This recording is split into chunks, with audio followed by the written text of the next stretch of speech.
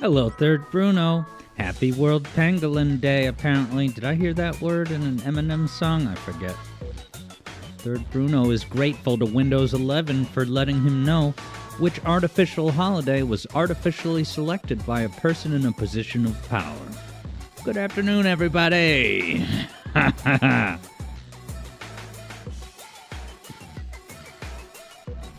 got the YouTube chat open. No issues there.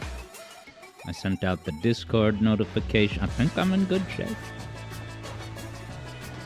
Bow, bow.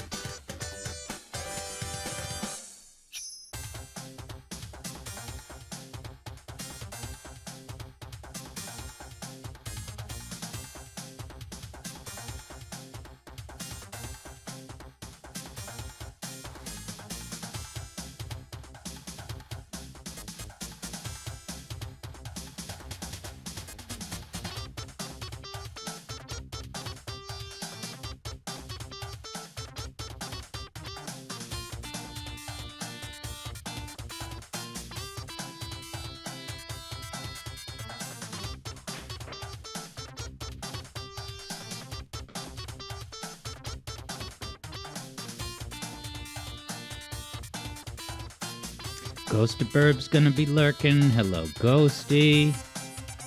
We got Serious Sam in the house.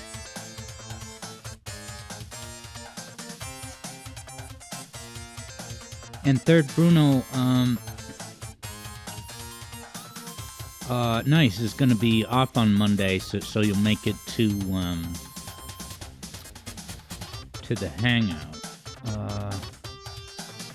Which hangout? You mean the discussion? I guess I haven't technically picked Monday's discussion. I could probably do the Charles Martinet one on Monday, but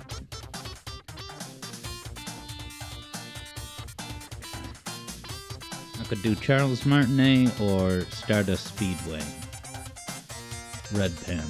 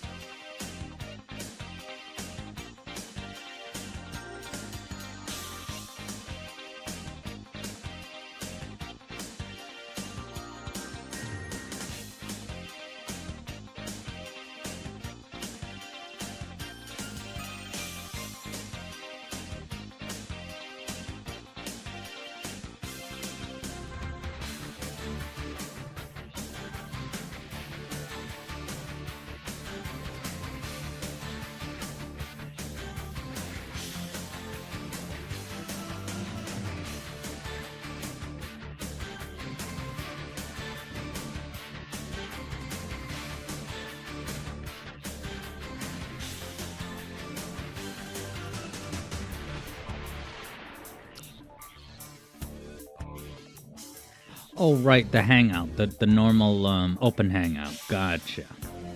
Cool.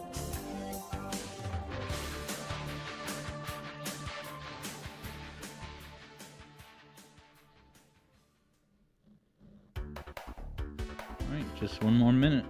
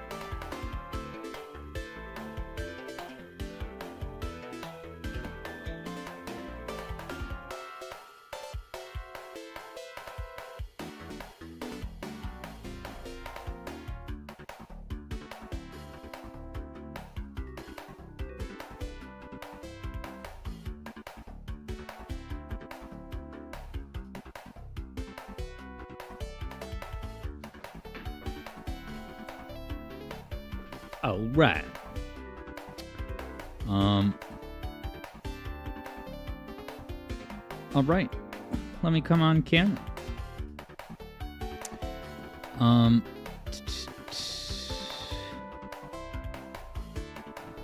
am I?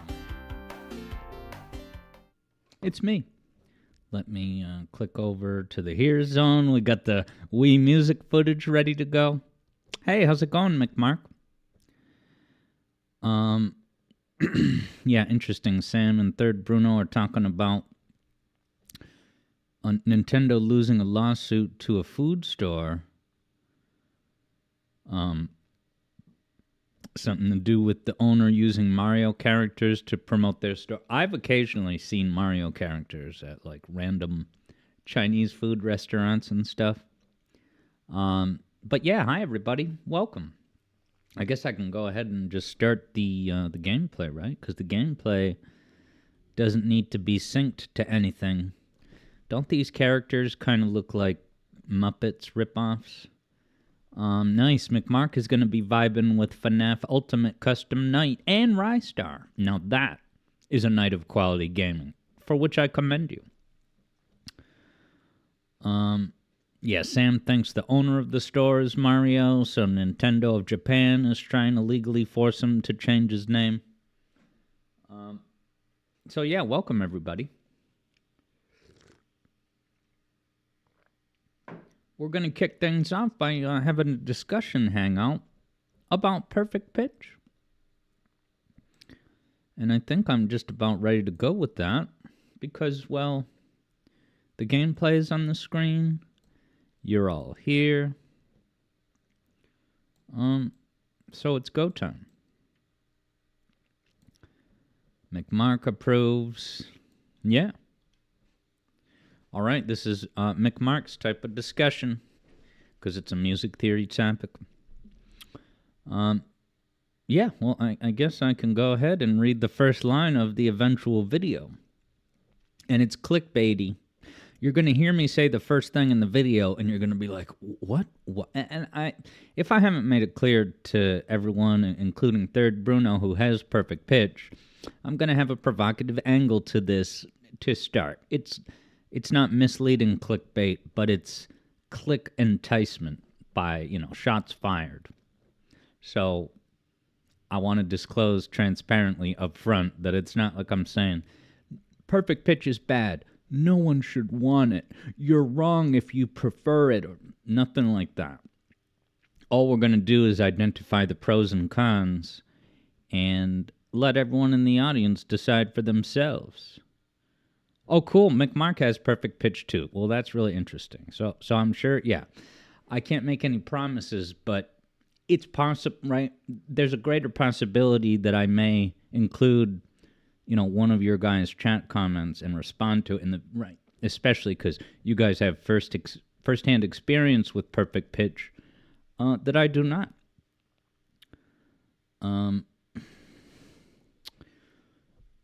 Third, Bruno doesn't know how one can prefer it unless one develops another skill and doesn't prefer it instead. Yeah, I guess it just means, like, for example, if you have perfect pitch, it's just answering the philosophical question of, are you happy that you have it? And in a hypothetical, if a magic fairy came and gave you the option to get rid of perfect pitch, would you? What choice would you? And I'm not literally asking you that right now, but it's just the similar side of the other coin is the other coin. Listen to me. Saying that if I don't have perfect pitch, but then a fairy came at night and offered me that opportunity, would I take it or not? Wow, cool. EB also has perfect pitch. Very cool. Hi, EB. So let's do it. The first thing you're going to hear...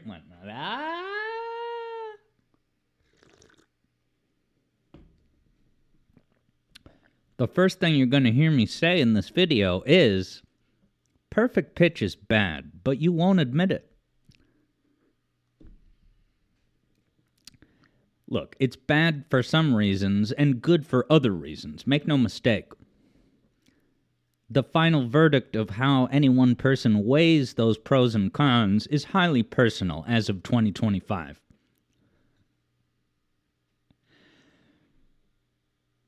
And so this video is not here to insist that everyone watching come away with the conclusion that you must think perfect pitch is an overall net bad. But if anything, what this video will do, as opposed to all the other perfect pitch videos that came before it, is that this video will identify some of the drawbacks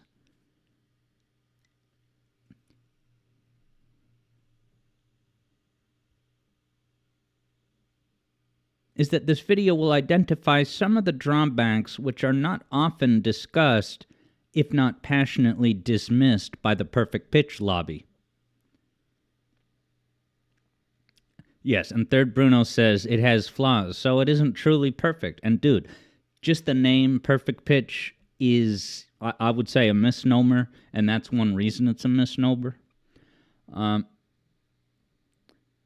So in part one of this video, we will quickly jump through the common benefit. So in part one of this video, we will quickly breeze through the commonly discussed benefits of perfect pitch,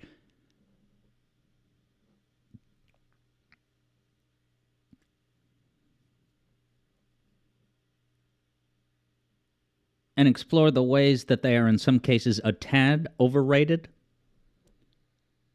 In part two of this video, we will dive into the drawbacks, which are at times downplayed by some.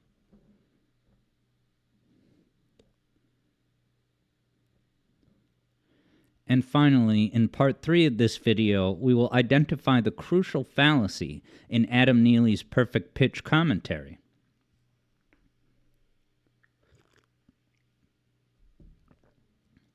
All right, so, hey,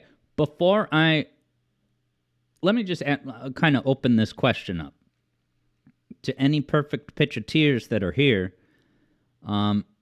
Actually, you know what? Let me say my bullet points about the pros, and then if there's anything on this list that I don't say, then that you can tell me, okay? All right, so let's start here in part one of the video with a breezy review of the benefits, the perks of perfect pitch.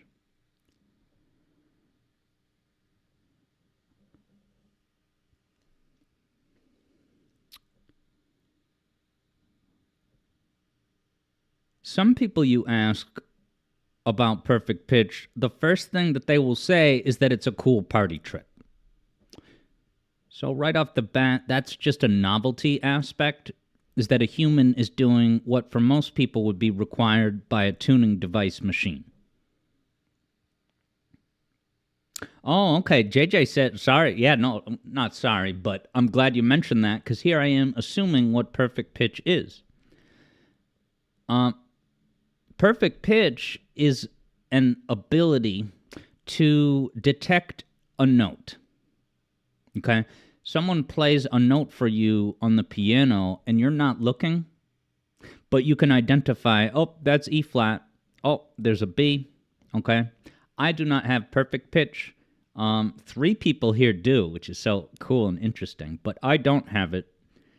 The ability that I have, which I learned through a college course, is ear training, where you could pick any two notes on the piano, and although I would not be able to tell you, oh, there's D and G, what I could do is identify intervals, like a minor third, or a perfect fifth, or a major seventh. Okay? Um, so to boil it down for JJ, people with perfect pitch can instantly recognize a note and identify it by name just by hearing it, whereas I lack that ability. So if I ever heard a note in a piece of music, I would have to go check that against my piano and try and find the note. Now, I can find the note just about instantly, okay? It's just that I have to do that extra step. I have to do one brief step of recon or race. I have to check it in a way. Um,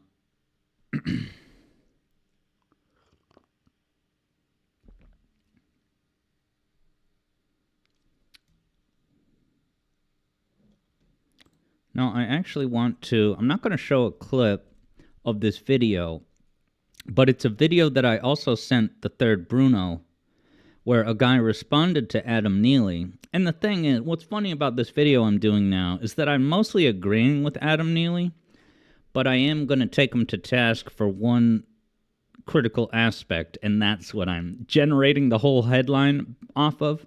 But I do agree with a lot of what he said. All right, so perfect pitch, Adam Neely, the hedgehog. Yeah, Michael Jesse, is that the guy? Starts his video saying, "Oh my God, I got a whole bunch of new subscribers lately. Oh, I'm nervous. Oh, non-tent amok." Come on now. Yeah, there he is.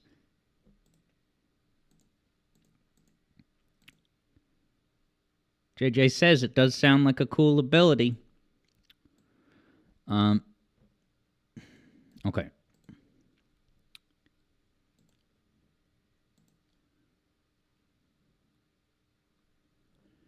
Now, there's a YouTube video by one Michael Jesse, which is called Why Adam Neely is Wrong About Perfect Pitch.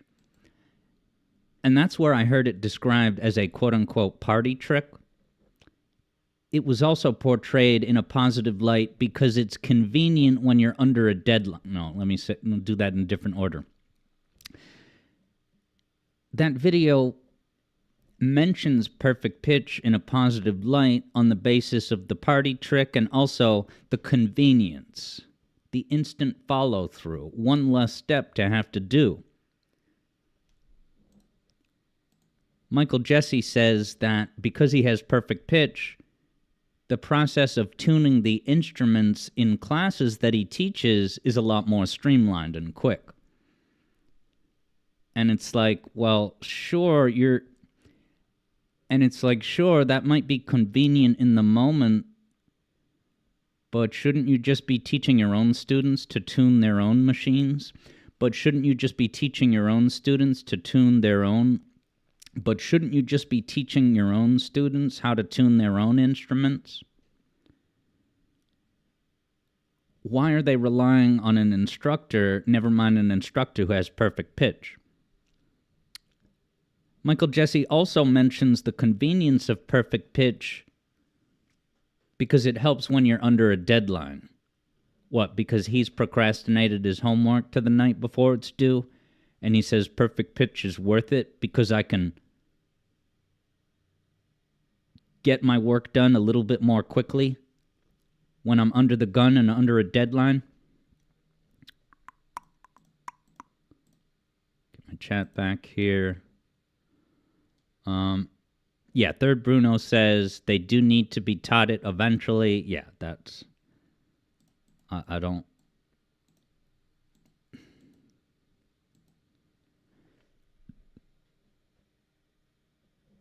And so with all of these as the examples of the benefits... So actually now I will ask, Third Bruno and everyone else here who has perfect pitch, McMark, EB, are there any benefits to perfect pitch that I have not mentioned? Now, as you're typing, I'm just going to say this one more thing about the goodness.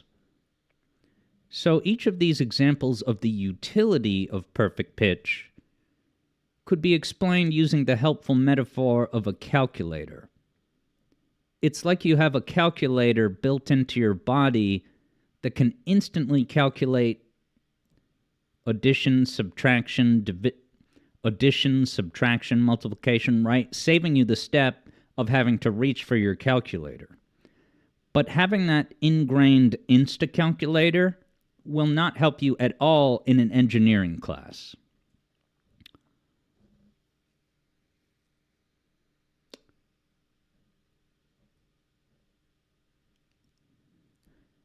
Or really any advanced mathematics class, because once you get to the college level, a calculator comes as standard aspect of every class. You have to know the formulas and the rules and the steps to solve some of this more complex algebra.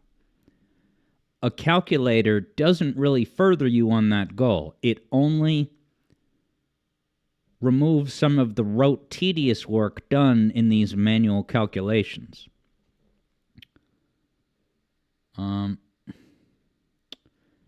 EB says, EB's understanding was that you can play back a note after hearing it, referring to the singing here.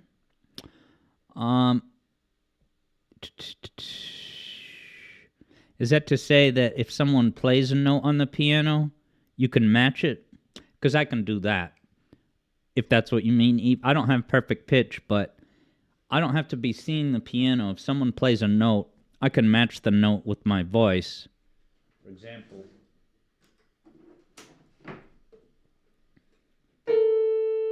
da, da. I don't know what note that is, but I can match the pitch exactly using my ability set. Da. Oh, was it A? Nice.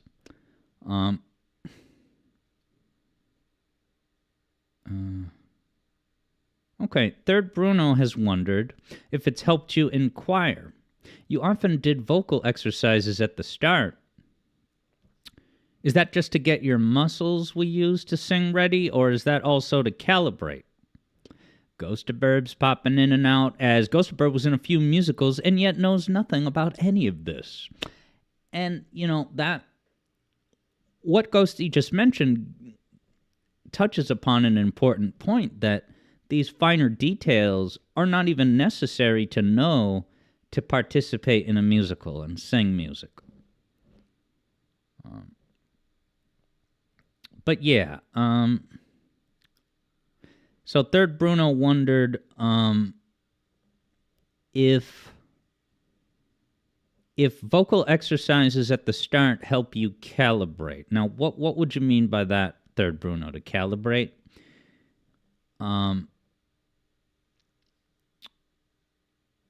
Yeah, EB agrees that, right, it's not going to help you understand how chords work any better, any more than a person that doesn't have perfect pitch and just needs to, like I always do,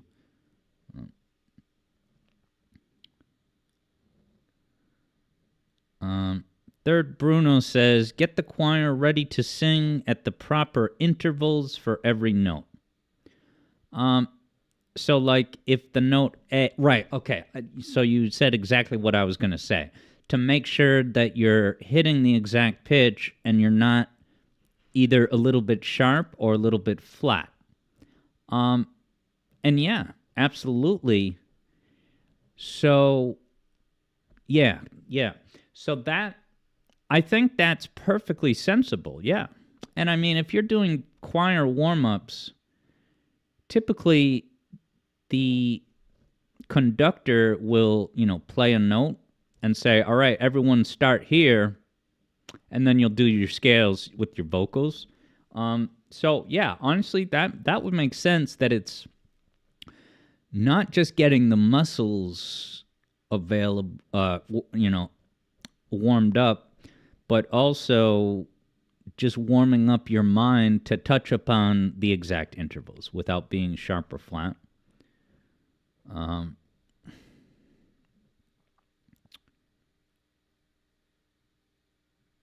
okay, yeah. So EB says there's yeah. This is, I don't know if continuum is the word, but there's all different situations. Perfect pitch, and then learned ear training for intervals like I have. But then some people just they can't even replicate the note by hearing it with their voice. And they can't notice, like, notes are higher or lower than each other in some cases. And they try to sing along to a song, and it's just they're like in a whole different key. They can't find the tonal center. So yeah, that's interesting that's yet another kind of category of having these abilities or not. Yeah, Third Bruno said that there was definitely one kid a grade below him who couldn't, replicate a note. Or he didn't care. Not sure which. Maybe a little of both. All right.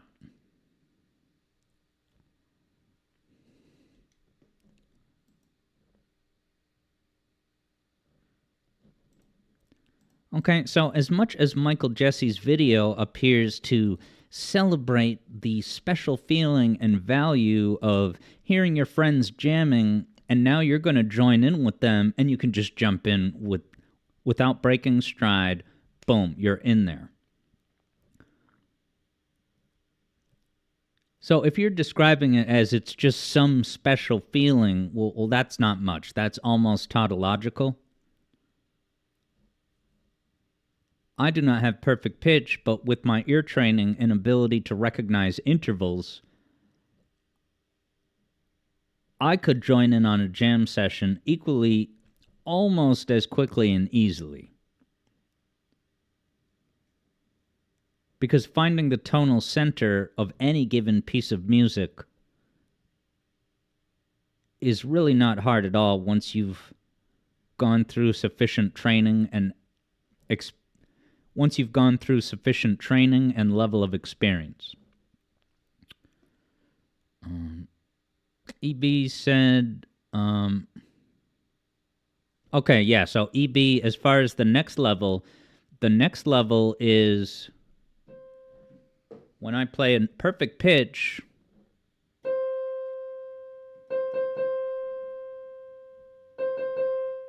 someone with perfect pitch, like some people in the audience, can tell me exactly what that note is. And Third Bruno and McMark hear it as C, and I looked at my piano and it was C. So they don't have to check that against a piano.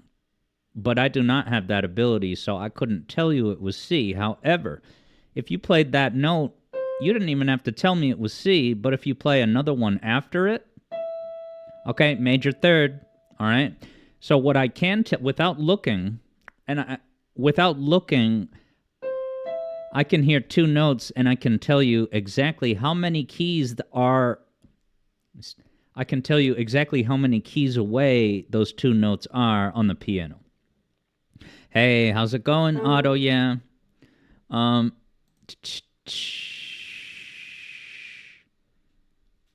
McMark can recognize tritones since they're your favorite note, and it would be more precise to say your favorite interval. But I know exactly what you mean.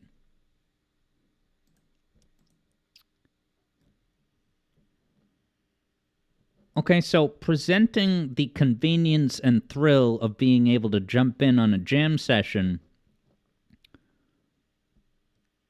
you could definitely say that that's a positive, but now we have to weigh it against the very different negative drawbacks.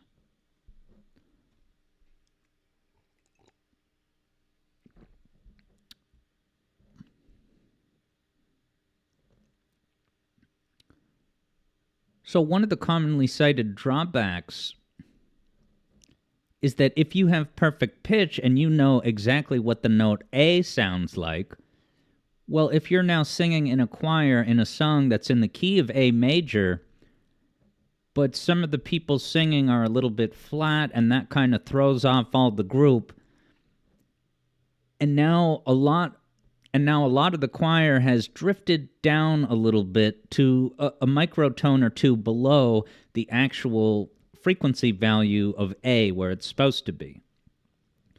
Now, someone with perfect pitch will notice the discrepancy, but many others in the choir might not necessarily notice that, because those people without perfect pitch are not aware of or processing exact values necessarily. They are only perceiving and feeling intervals, right? Ratios across values. Because a major third from A to E is going to sound functionally very similar to going from like 2 microtones below A to 2 microtones below E. I hope I said those letters right. I can always patch it in editing. So let me say all the letters in case I need to patch in A, B, C, D, E, F, G. And I had to do that once in the Reggie video. There's one point where I had to patch in the word Reggie, and I grabbed it from somewhere else in the video. And so it led to this very awkward cut where when I said the word Reggie, it like went up like a question. It was like, and so this is the thing that I was asking you to consider about Reggie? Anyway, interesting. Third Bruno. Now in the live studio, now while recording this here in the studio, I have the live audience on the other side of the plexiglass, and I can see their chats. The third Bruno says that phenomenon of a group of singers drifting slightly out of tune has happened to the third Bruno when singing the Happy Birthday song with family. Hello, Demropes. And so this drawback is not in itself something that would sway things one way or the other, but it is a burden. It is a burden in the sense that ignorance is bliss. And I don't mean that to say like everyone should not have perfect pitch. That's what true bliss is, but it's kind of like, you know Tim Rogers, the video game reviewer? He's like one of the most smartest, articulate dudes you could ever come across in the commentary arena. But due to his absurdly vast and encyclopedic knowledge of everything ever, you listen to him talk about stuff, and it's almost nearly impossible for him to just sit there and enjoy something. He's constantly involuntarily critiquing it, putting it in context with everything that came before it. I say that half in jest, but it's the kind of thing that the more you learn about your craft, losing the forest for the trees, losing the trees for the forest, the less immersed you can get in the here and now when consuming a piece of art, to put it in romantic terms. And so it's not a direct metaphor to perfect pitch, but the idea is having the involuntary recognition of specific values of notes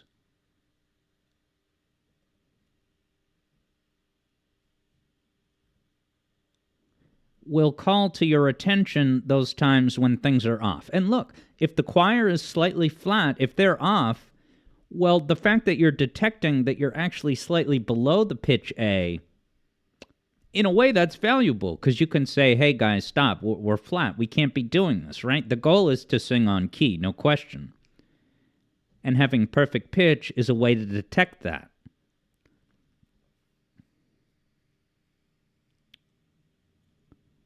But if you're singing happy birthday with your family, or you're participating in a choir where the choir director seems to not care about that kind of thing, well, now you are going to feel lonely in your discomfort, in your very justified unease.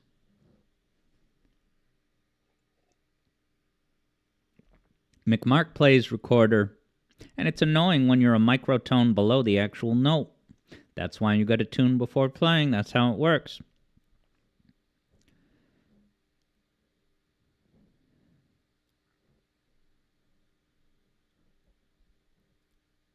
Okay, so the question then becomes, does this extra information that perfect pitch people can detect and perceive, does that enrich the musical experience? And when you use kind of an abstract philosophical term like enrich, things get tricky.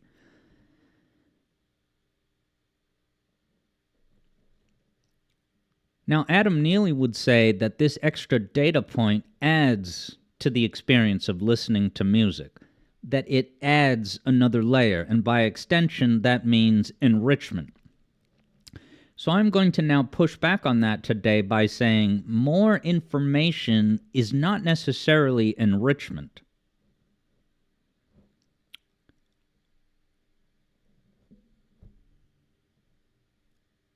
And that's because in the case of perfect pitch, being able to identify, oh, that note is G flat, that is information with zero utility. The only utility that will ever get you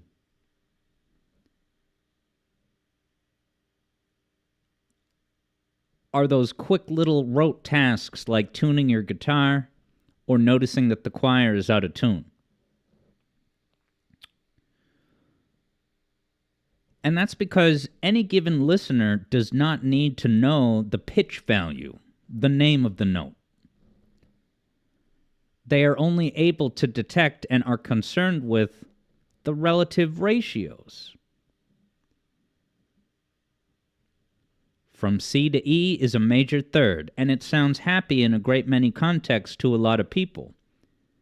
One does not need to identify the names or pitches of those notes as A and E in order to feel that major third relationship, which sounds distinctively upbeat, which sounds distinctively cheery to a great many people.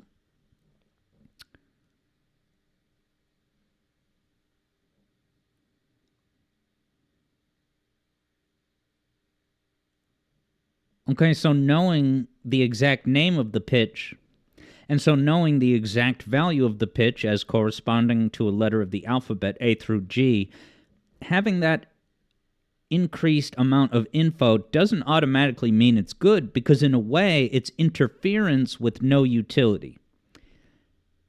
It is occupying processing power in your brain in the moment, and you're not getting anything for that processing power.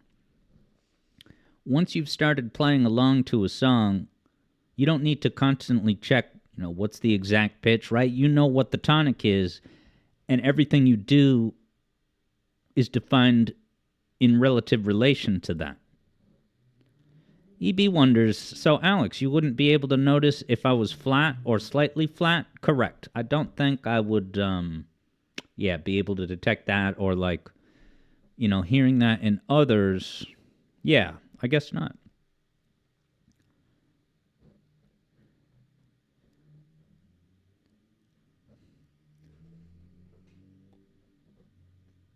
So if I play a singular note on the piano like this,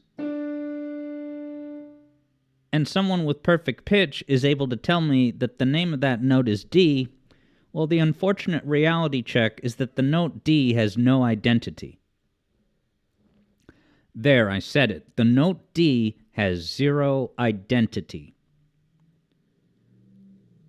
Because the way that you experience D will only ever be established by where that D stands in relation to the tonic of the song.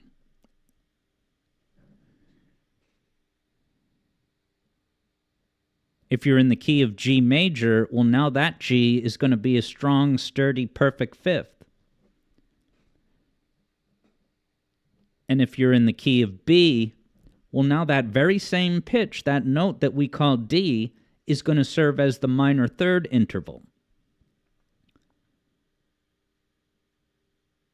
And so playing D, the note alone in a vacuum, has no inherent properties on an objective evaluation.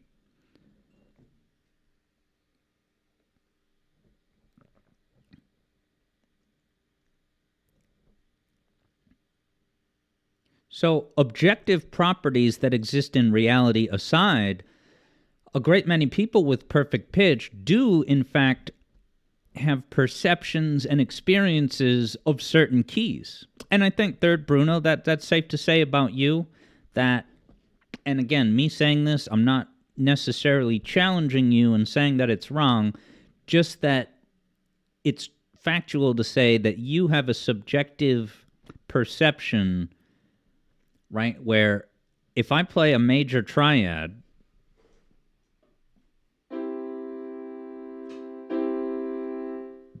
there's a major chord in C, okay, but now I'm going to play a major chord in E, right, and playing them back to back, they sound different, but they're both major triads. You could play a major chord anywhere on the piano, and as long as it's that major chord shape, it's going to feel the same, it's going to function the same within my ears. Whereas third Bruno, right, for third Bruno, and I think this is true for a lot of people with perfect pitch, not all major chords are built equally. Not all major chords have the same effect.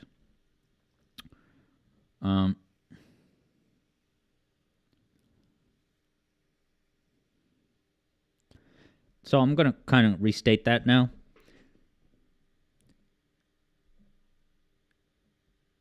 So, totally separate from objective properties of notes or intervals that exist in reality, a lot of people with perfect pitch nonetheless have subjective perceptions and experiences of specific pitches. Like for me, as someone who does not have perfect pitch, you could play a major chord anywhere on the piano, and for me, a major chord is just a major chord. There is no properties I can identify or distinguish between a major chord in C or one in E.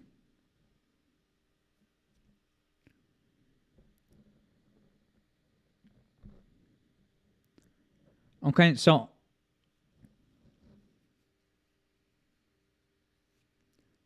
but for some people who do have perfect pitch, that situation will be different. Not all major triads sound the same, and maybe they have a preference making a major chord, making an F major chord, as opposed to an E major chord. They prefer the sound of F, and they can tell that it's different. And it may be difficult to describe or convey how they experience that differently, but they do nonetheless feel it and perceive it. And I totally believe that. I'm not discounting their subjective experience. But that's precisely what it is. It's subjective qualia, which is all well and good, but the fallacy that some perfect pitcheteers fall prey to is that they fixate on their own personal subjective perceptions of individual pitches, and they start to use that as an ingredient of the music that they're writing, thinking that that feeling or emotion is going to be conveyed to others, when any given person who has perfect pitch might have totally different preferences and perceptions about what specific pitches sound like. And then there's the 90% of the planet or so that doesn't even have perfect pitch, so it's all going to be a wash to them.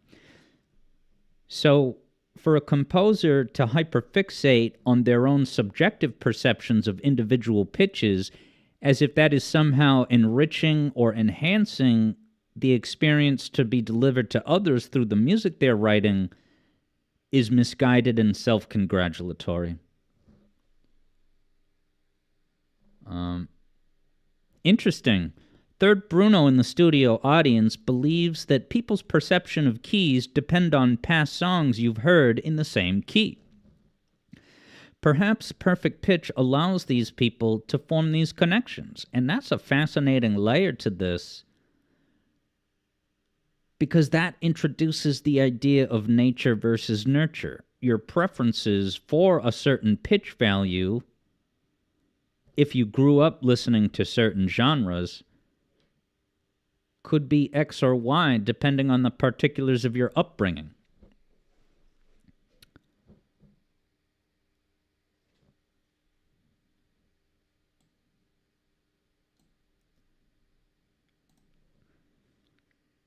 And dude, I took a music theory class a few years ago, and that music theory professor said all sorts of misguided things that I was quick to push back on. He's sitting there at his piano, and he plays a major chord in E flat major. And he plays a major chord in B flat major. And he's like, yeah, major chords, they just sound really good to me.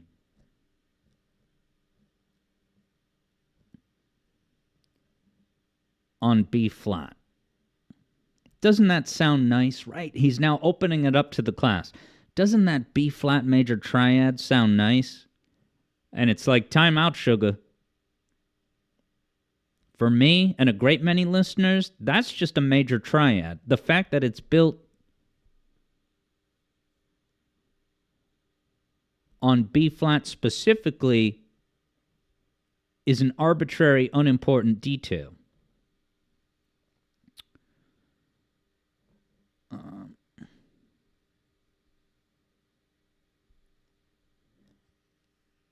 And when I called the professor out on this to say that, hey, any perceptions you have about this particular triad are totally going to be lost on the listening audience, he turns around and says, well, when I compose music, it's really just for me, so that's what matters. It's like, hold on, are we not taking a college class so we can enhance our education and participate with the economy, get a music job, working with others and creating pieces of music that others will listen to? If so, how is any of this arbitrary subjective information relevant at all? It's not.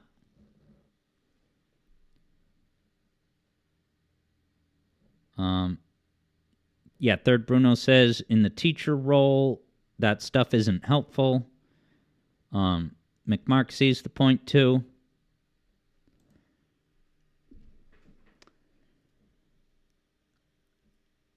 And so I would extend it to say that if that information has no practical utility, well, there's an opportunity cost. There's an opportunity cost in your brain because your brain is like a CPU quad core or whatever. It has a limited amount of processing power at any given moment. And so if your brain is having to do that extra layer of processing information and thinking to notice and recognize and be conscious of the specific value of a note as revealed by perfect pitch, well, that's giving your brain one extra thing to do. And I'm not saying that's going to slow you down and trip up your entire flow in a jam session, but it's info brought to your awareness that is not needed in the moment, and any amount of awareness that it takes detracts from the things that you should actually be focusing on your fretboard or whatever. And so I liken this to the fact that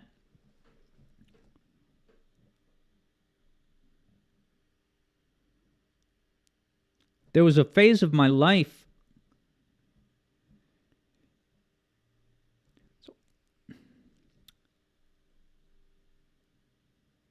So to liken this to another scenario about the opportunity cost of brain processing power,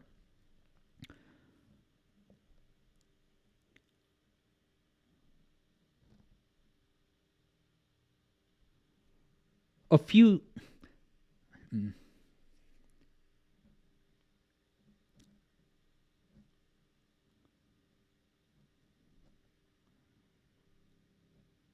Many years ago, I took a webinar about how to increase.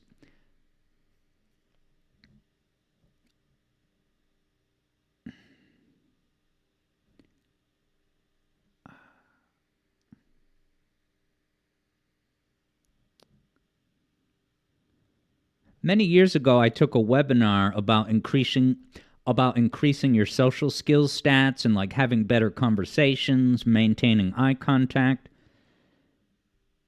Because I would have conversations in the past where I was constantly stumbling over my words, and it didn't instill any confidence.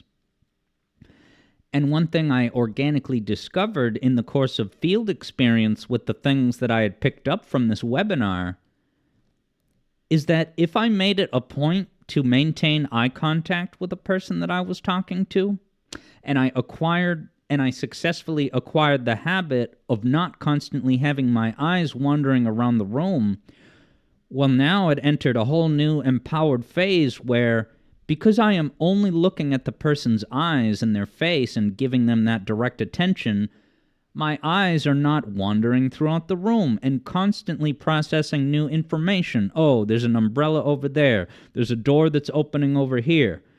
Because I am pushing that unnecessary data that has no utility out of my awareness, well, now I have even more brain processing power freed up to focus on delivering the words that I am trying to say without losing my place or stumbling over my words and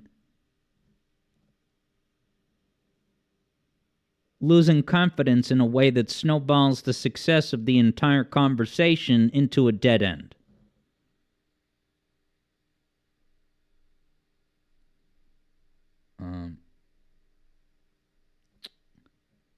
EB says, do you think it's wrong?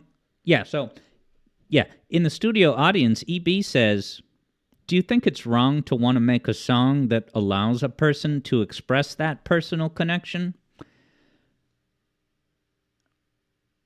Well, let me put it this way. If a person had a personal connection to the key, to the E major triad, anyone listening to the music would have no way of knowing that. So if that composer needs to like email you a pamphlet to say, when you listen to this song, understand that an E major triad is really important to me and I have a subjective experience with it that's unique, well, suddenly you're not talking about music anymore. You're talking about a mixed media project where you have to do all this reading and background to even make sense of the audio music that you're going to hear. For my money, everything should live in the audio. A piece of music should not require reading a prequel comic first.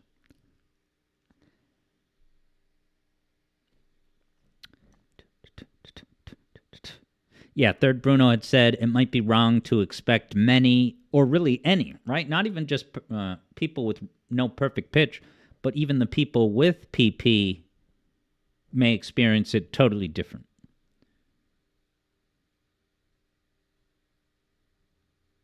And we are a little bit past 4. There's not much left. We're going to still do a full hour of Dark Souls regardless.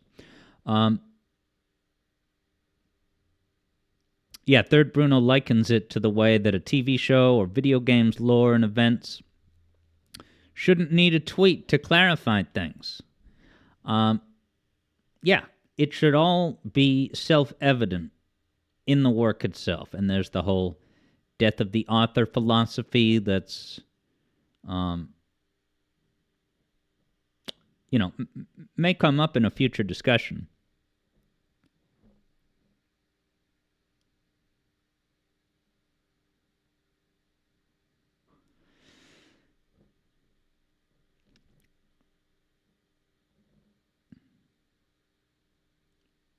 EB says, that's interesting because you feel like a song fine-tuned for a music video is kind of just that.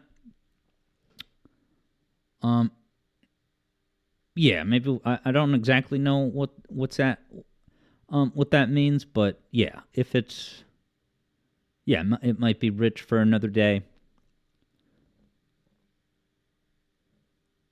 And I'm also curious for anyone with perfect pitch, let me know in the comments whether the letters that we have assigned to specific pitch values in any way alters your perception of them. Like when you look at the note A and then you walk up the scale A, B, C, D, E, F, G, right? When you think about the note G, are you experiencing or perceiving at all as, oh, G, that's the last note of the alphabet set of numbers? Because that information is arbitrary and misleading. The Council of Music Theoreticians one year decided, okay, we're picking this exact pitch to be A, and all the other notes that we use are going to be defined in relation to that. But a G is no more 7 than A is, depending on what the tonic of the song is. If the song is in the key of G major, well, now G is 1, and they could have just as easily selected the note that we refer to as A to be G instead. And so when I think of people importing all of their associations with specific letters into their composition and music listening process, that's bizarre and concerning, because that is importing totally irrelevant, artificial, man-made created data into the very basic and straightforward concept of hearing music. Yeah. So EB says, so you guys are starting to get at synesthesia, and I am going to do a whole nother discussion video about that. And that has to do, and I'm kind of alluding to it here with the letters thing, but I'm going to dive into that. That'll be really interesting to dive into, because I have a take that I do not see represented out in the discussions about synesthesia. So I'm looking forward to that one. That's going to go a lot more directly challenging Adam.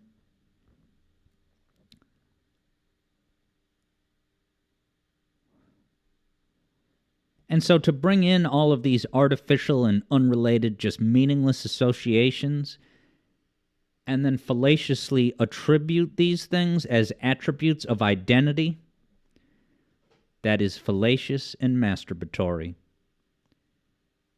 And it's a fool's errand to think that you are communicating these feelings to anyone else, never mind mistakenly perceive them to be inherent properties of the notes themselves.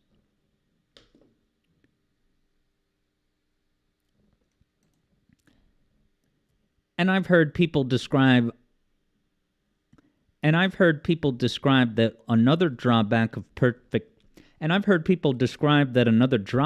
perfect pitch is that you will inevitably lose it.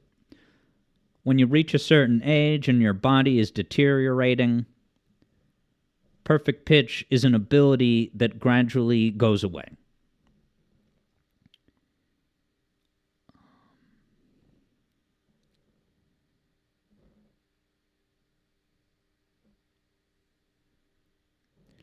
And so I know a lot of people are preoccupied with that, and there was the example of the one guy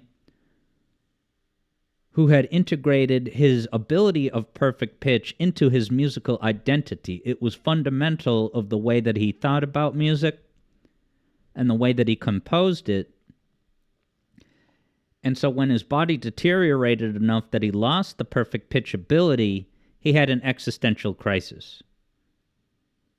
And I'm going to say right now that that person deserved that existential crisis,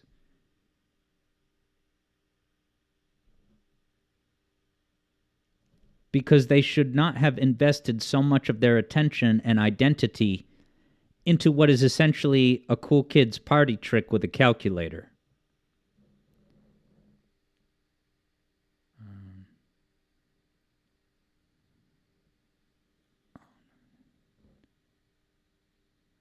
EB would still argue there's nothing too wrong with doing what I'm saying.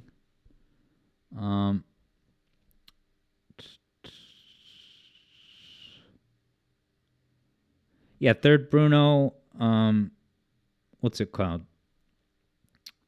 Never really tied it too much to your identity.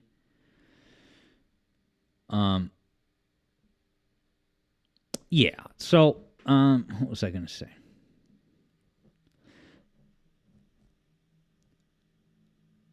So I think the idea that people that have or learned perfect pitch will one day lose the ability raises the philosophical question of, oh, what is it supposed to be? What is the natural order of things? And we can remove any mystery around that starting right now, which is the fact that the average human lifespan for millennia was about 25 to 35 years old. That was the default length of a human life. And then we had the abrupt revolution in scientific medicine, and it was just a few hundred years ago that, wow, and suddenly everyone's lifespan is doubled. Like living to 70 is kind of the new default. So those latter 35 years where your body is deteriorating, everything you used to do easily is now a laborious effort. That is all highly emergent, unplanned gameplay. And so the idea that you would lose your perfect pitch in those emergent, unplanned bonus years, I would just say, don't fret about that, guys. Don't read into it. We're all living out a highly unnatural human experiment in our time. So just let some pressure off of yourself. You're off the hook. Don't worry about losing perfect pitch. Those are all emergent gameplay bonus years.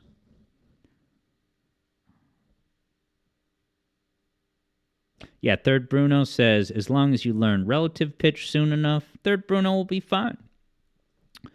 And the fact that you haven't probably has held back your... So that's interesting. The third Bruno has perfect pitch, but not relative pitch, which is, what I learned.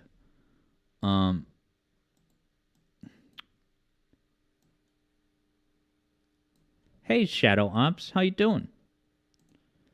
No short stream today, though. I wonder where you got that idea, Shadow Ops. Shadow Ops has a Hillary Duff treatise.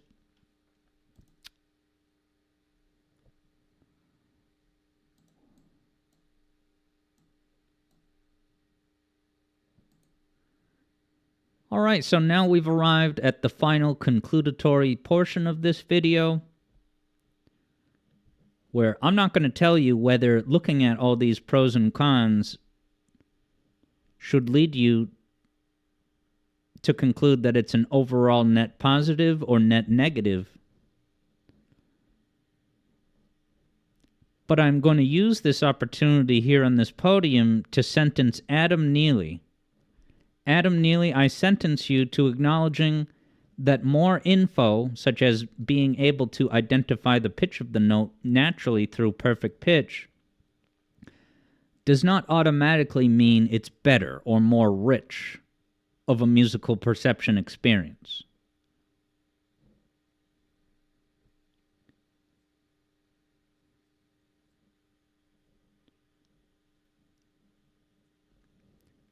More information does not at all mean better or more enriched. There's so much data about everything we look at and smell.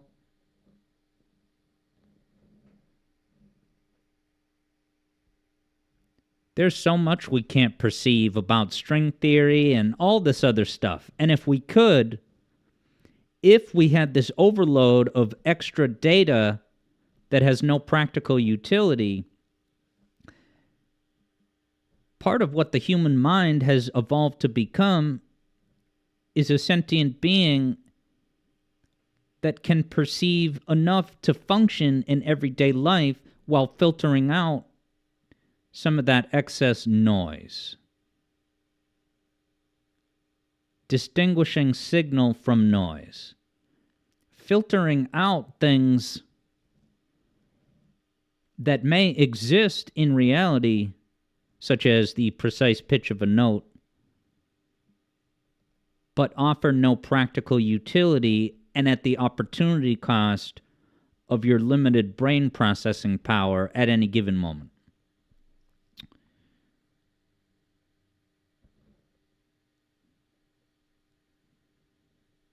Okay, now this entire video is essentially just a mild warm-up to a video debunking Adam Neely's commentary on synesthesia.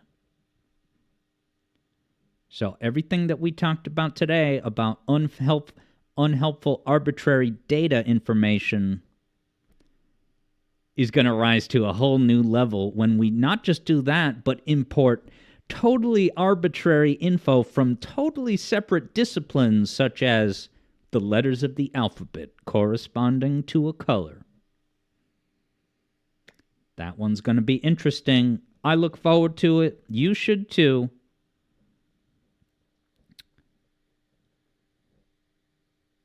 And so does Third Bruno.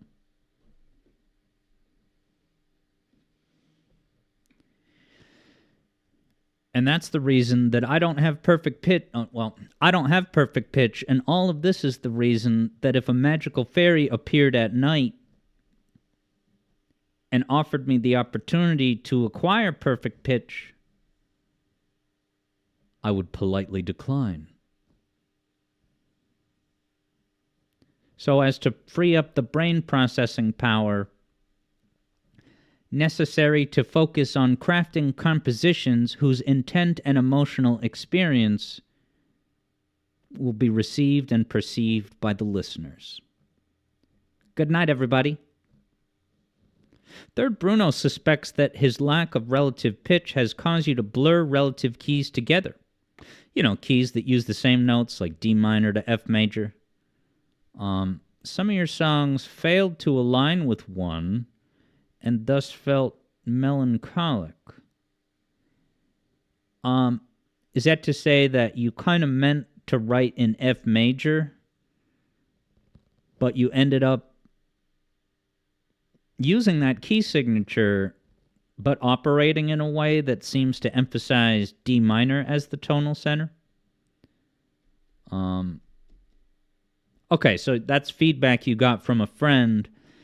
And was that feedback that, hey, I listened to your composition, Third Bruno, and I can't tell if this is necessarily in D minor or F major?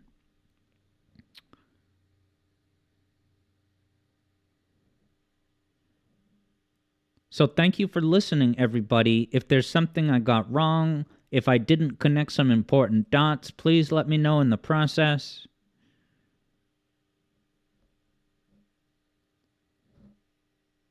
While the guy on the right in the Wii music footage looks like a Penny's Break character.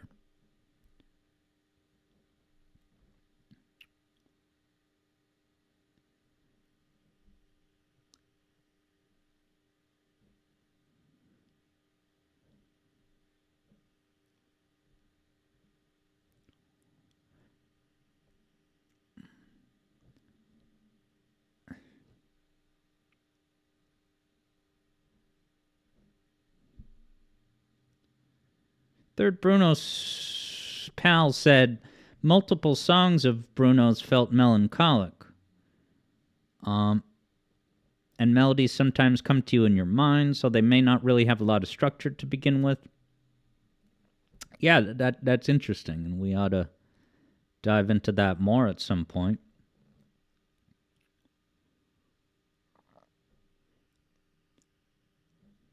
If you think some or all of what I discussed today makes sense and it's validating and cathartic, also let me know in the comments.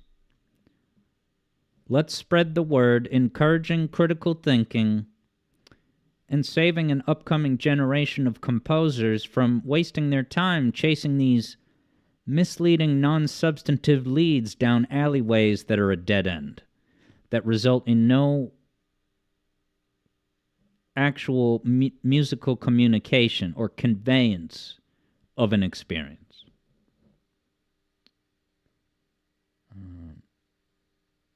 Yeah, Third Bruno had a goal with the Fort Morrow Day theme. Make it F major, but avoid D minor. and then make a D minor version that isn't too F major. You know, it's so interesting because, and I got to set up for Dark Souls now, but everyone who was here for the chat, thank you so much. We're going to get going with the gameplay soon. We're going to get a full hour of Souls, don't you worry. So I'm now vaguely remembering Third Bruno. When I listened to that first example of your Tour of Elements composition, you know, thinking back to that now, I had the same thought. I had the exact same thought. So I think your pal is onto something where I'm like, yeah, is this supposed to be a happy song or not? Yeah, so that's so fascinating. Now that Third Bruno kind of mentioned that again, I'm going to have to go back and, you know, if you're interested in my feedback. Because now that you say it, yeah, I think that was something I felt when I listened to that first Tour of Elements example. And honestly, I guess it's all about intent. I'm like, did Bruno intend to do this? If so, that's pretty awesome, but maybe that wasn't his intent. And now I'm kind of hearing that seems to be the case. And that is, right, even just that reason in itself is enough for me to want to, you know, voice my concern, push back against the people that say, oh, what's the harm of having this additional layer of cognition? I mean, you take the example of Third Bruno in the audience.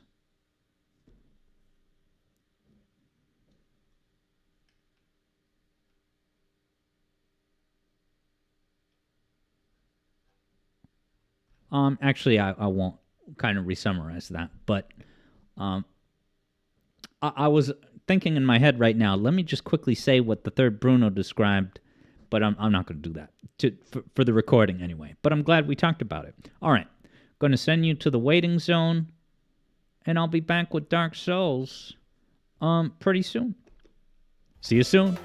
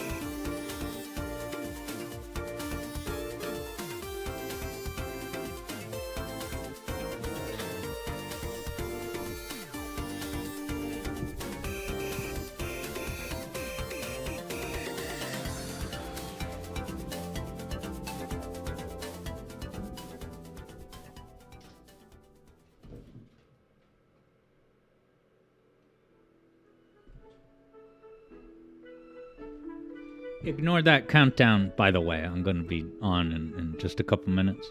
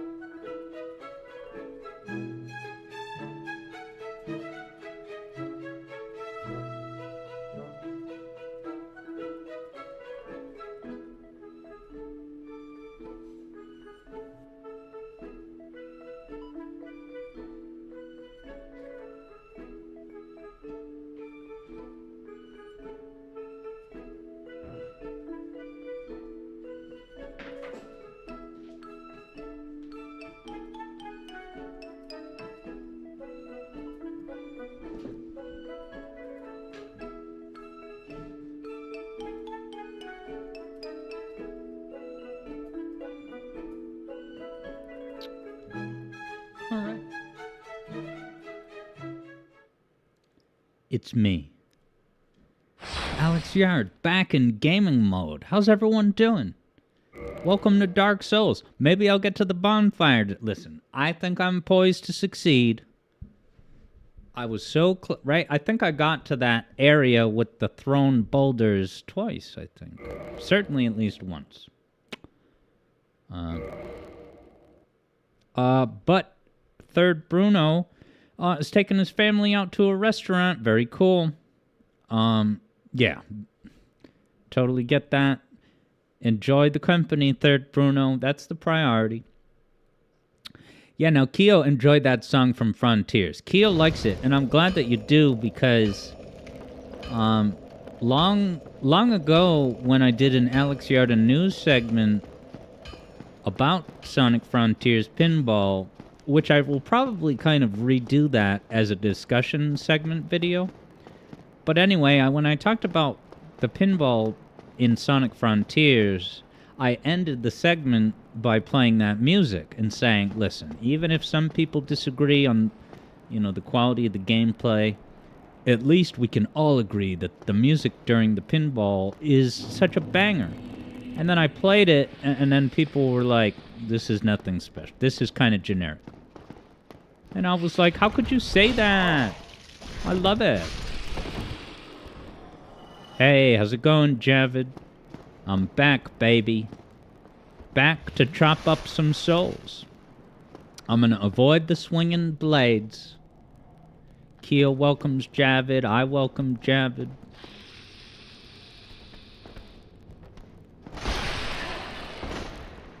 Why, you little...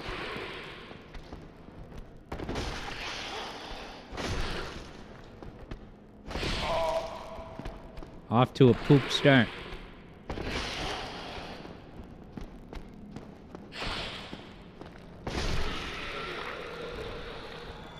Gotta get through this domain somehow. Pound your energy drinks to recover hit points. Javid can't stay for too long, but he's gonna try to see as much souls as he can. I aim to progress today, right? If I do not get... No, I'm gonna get to the bonfire. Right? In some hypothetical where I didn't, that would be bad. I don't even know how to describe it, but I'm gonna get to the bonfire, so don't worry.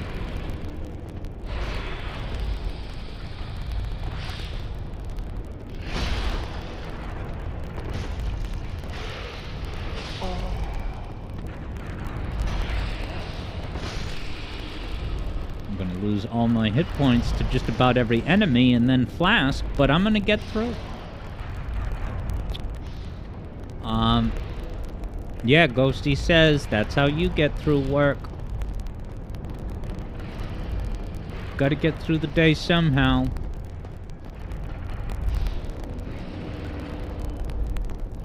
Hey, so far so good. I've only drank 3 drinks.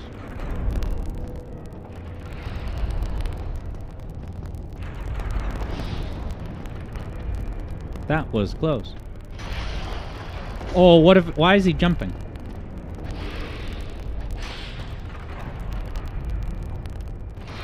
Oh, there's a trap in there. I gotta be careful.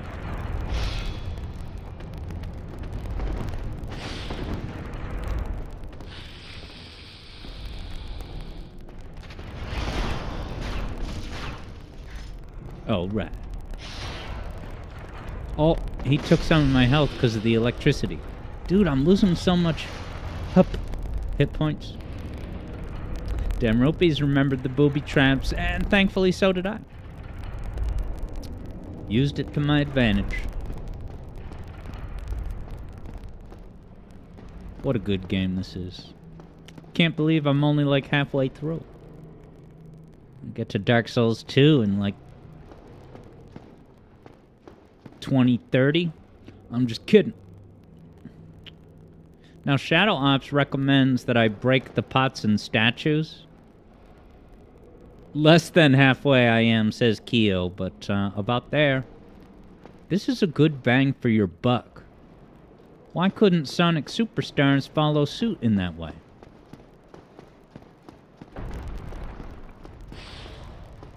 There's a trap in here.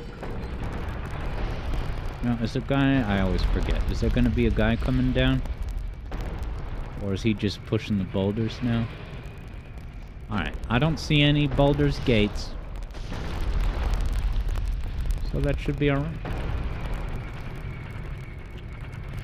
Where do these... Oh, what's that?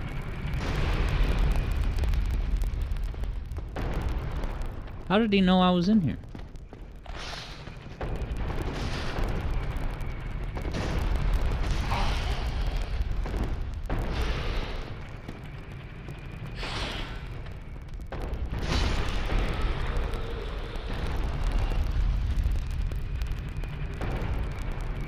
If I break these, is it like dishonoring the dead? Hey!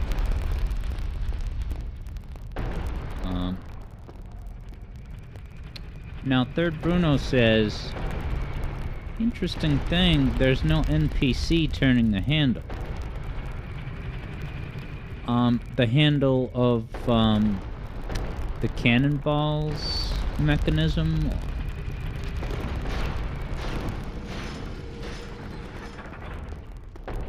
Expert dodge.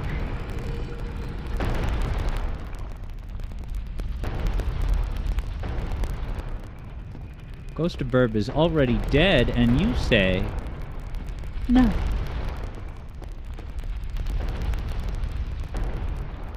Oh, watch out. Go, gut.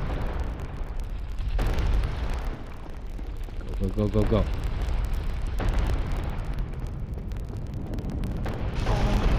I survived.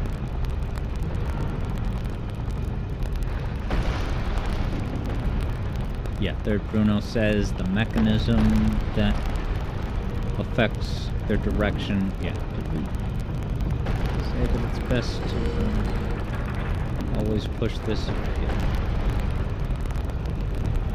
Shadow Ops says, never mind about breaking the pots.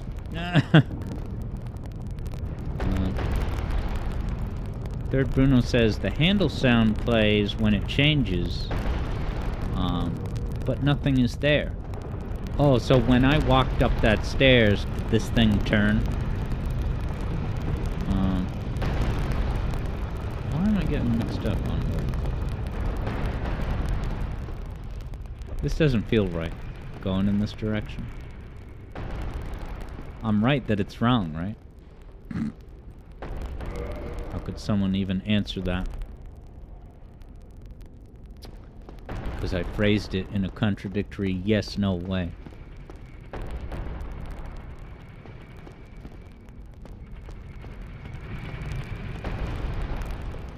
don't know, maybe this is the way to go. Oh wait, that's not where to go. Something feels wrong. I was supposed to go Oh, is it down here? Oh, no. So, I think up there is where it came from.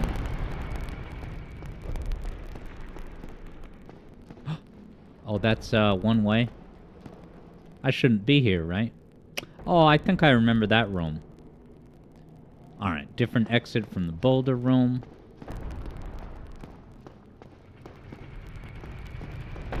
Demrupi says up is the general direction.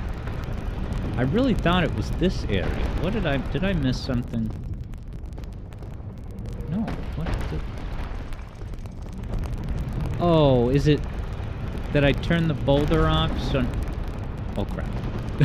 Oh yeah, right here. I always forget about this little way.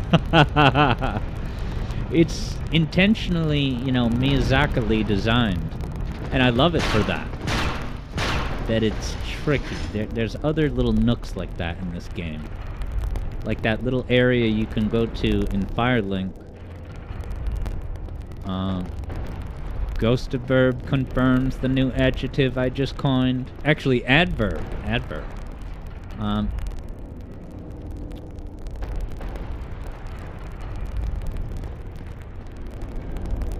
Alright, now it's this. No, that's not an enemy over there. Is there any hazard here? And then with this, I'm gonna try to use JJ's pro tip of making it so that when I run, I actually bump into the side of this axe, you know, without getting chopped, just hitting the side of it, so that the instant it gets out of the way, I'm moving forward. Let's see, where is this?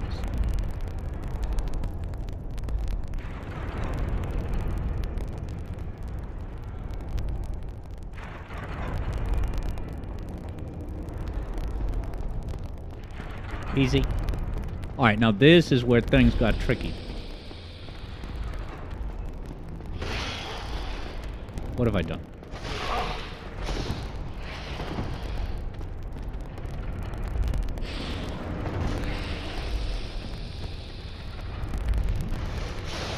You got me through the wall around the corner. Alright. If I keep my cool...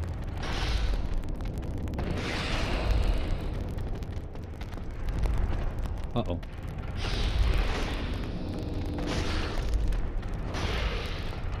I mustn't back up too far. Hey! Okay, what? There's my souls.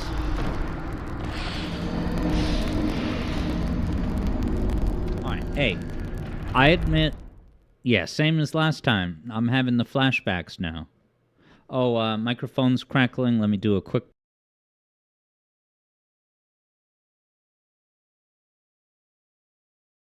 Testing 1, 2, 3. That should have fixed it. Yeah, I'm embarrassed because that is the exact way that I died last time. And I know, right? Obviously, I've gotten through that room before. I don't know what the hell is wrong with me that I keep choking in that way. So Javid says, don't go down that side hall. So I wonder, like, should I lure him out to the bridge? That almost seems like the safest place to fight them. Because it's just a narrow way that no one else can get in on.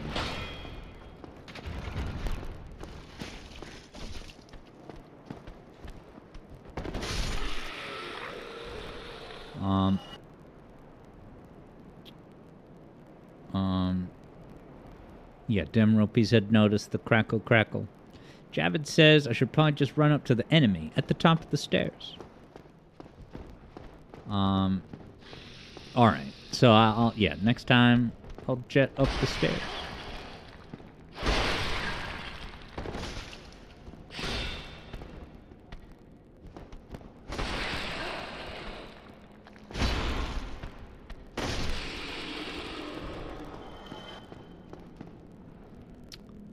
That enemy is the lightning thrower and has less health earned. That should be the easiest to deal with. There's a pickup.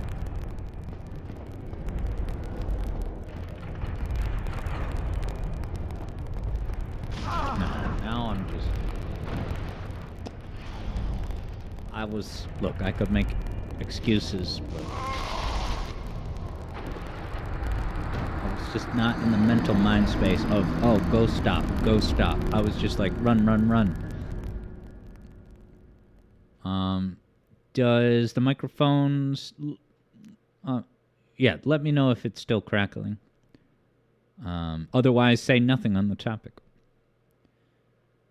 Only say it if it is still crackling. But in the meantime... Alright, cool. Thanks, Javid.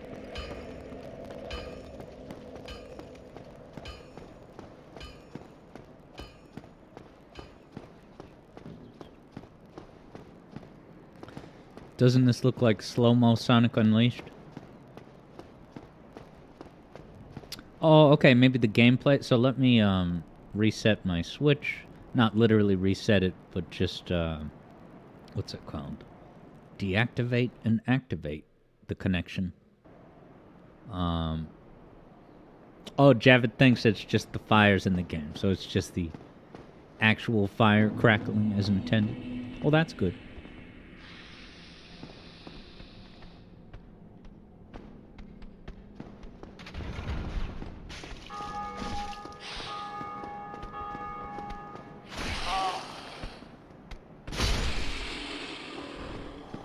How about beating one of these lizard dancers without taking a damn hit? It's not complicated. Third Bruno says that pickup that I saw requires taking the way back up from the bottom. Oh yeah, falling down there and then climbing up. Gotcha. Now let me be a good gamer by sidestepping around this punk and then slicing him.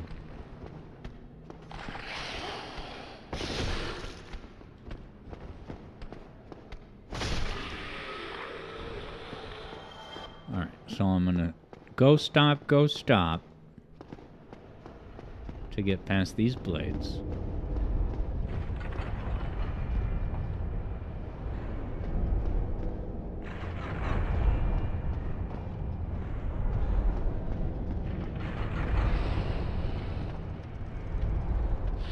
Alright, Holman got hit by a swinging saw, I guess.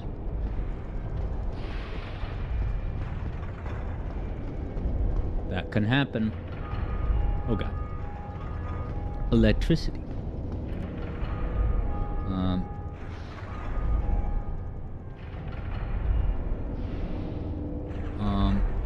Haven't hit in the pots yet. I guess I just don't want to mess up my weapon's durability by hitting the wall. Demrupy says rather than two-handing once behind an enemy, one-handing does a backstab. Alright, yeah, I know I should be doing the backstab more often.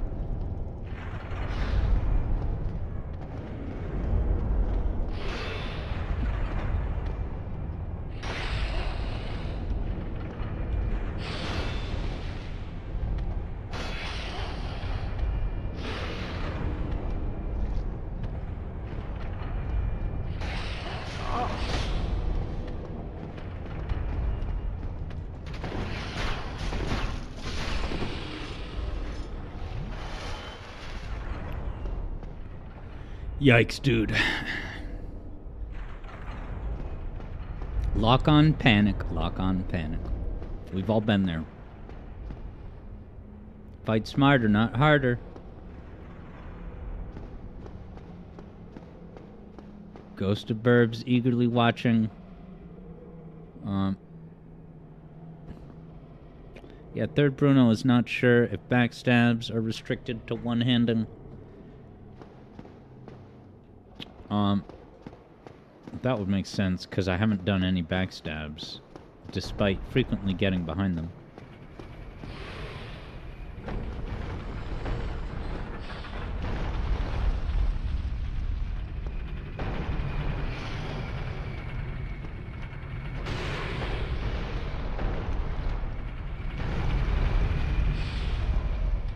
I'll lure him into the trap.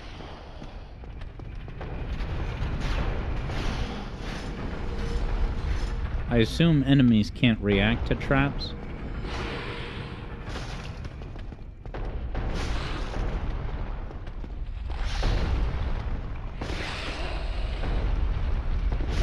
Do I have to be, like, directly behind him to do a backstab?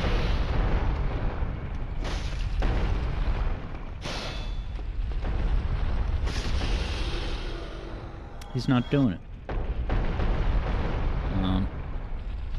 Alright, Kyo says you can backstab with a two-hander. So is it a two-handed light, perhaps? Two-handed light attack. Oh my god, I forgot.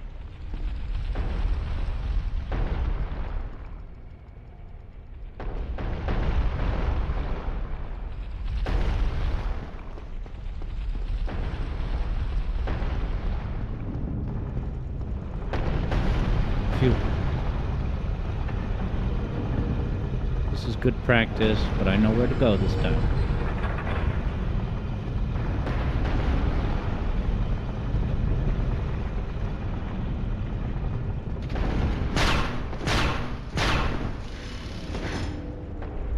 Who's there?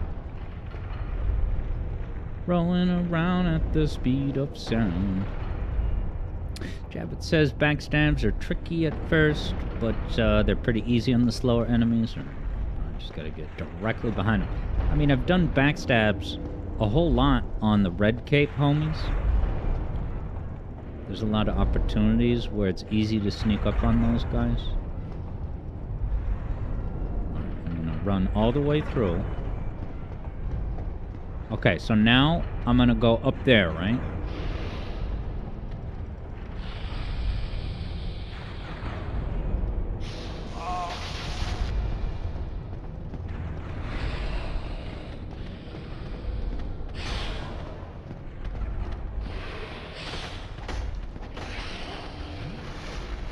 Alright, there better not be a danger behind me.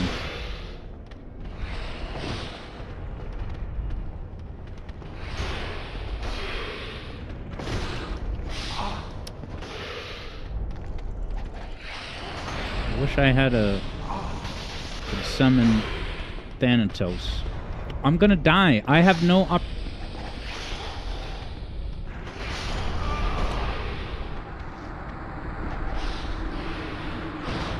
Here's what my instinct is saying. Because I went up the stairs, right? That was what I was supposed to do, but there was no... I had nowhere to kind of stand my ground. I kind of feel like I should take a right. I think that's what I did in the past. Isn't that what I used to do? Now, Kyo is not sure why I went up there. Well, everyone said, go to the stairs, right? So if I misunderstood that,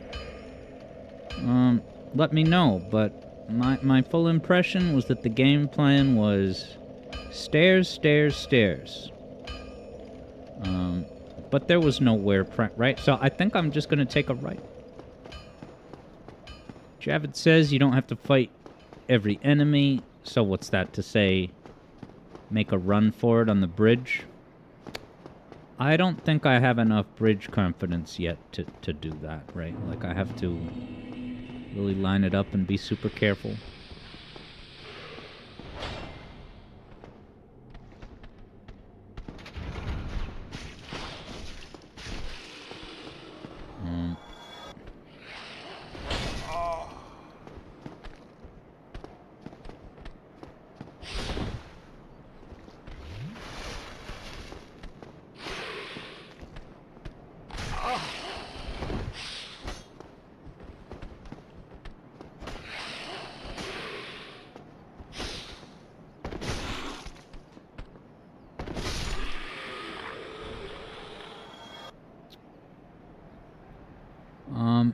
Now, Javid says, weren't we going to upgrade my weapon? Could I... Because I'm near Andre, right? Can I do that?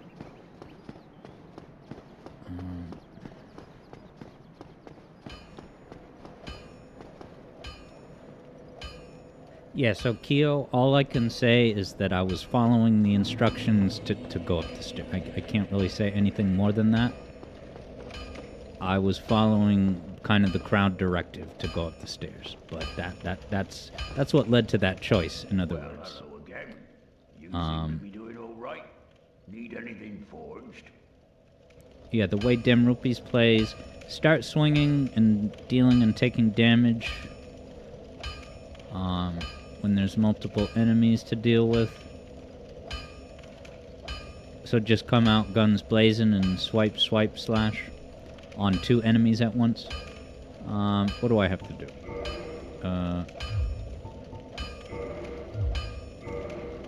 This? No, not longsword. Don't click the wrong button.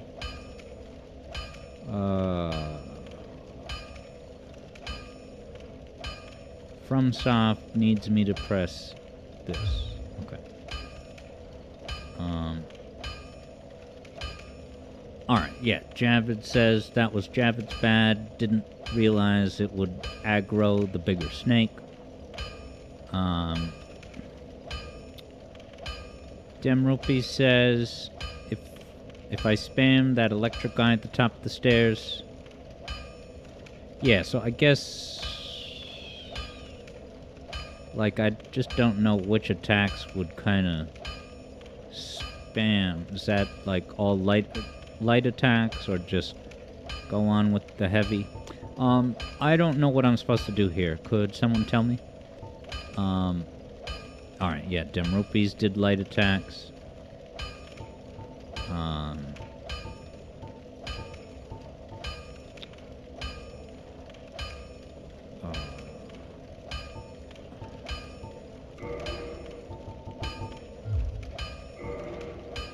So, oh, it's different categories?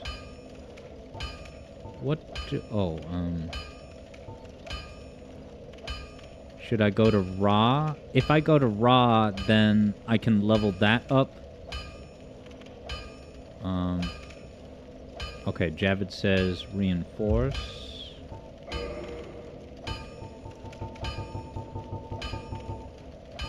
Ah. Okay, because somehow I got these large titanite shards. Maybe because I got farther enough into the fortress. Let's do it. Serious Sam is lurking. Hello, Sam. We'll get another knot. I might as well just keep going up, right?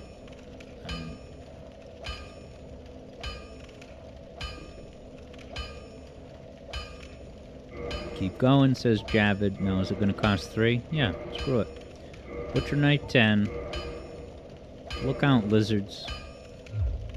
Because I got an even sharper knife now. Sam's lurking until later.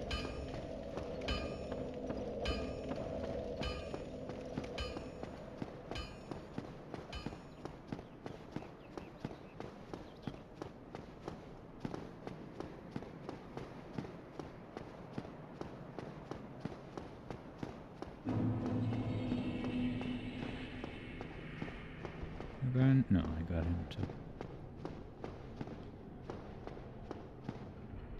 Yeah, Javid says I should be able to get through the enemies quicker now. I wonder...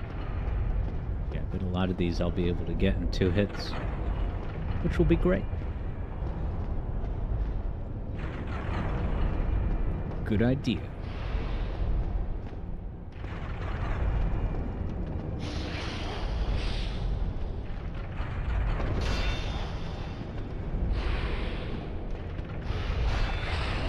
No.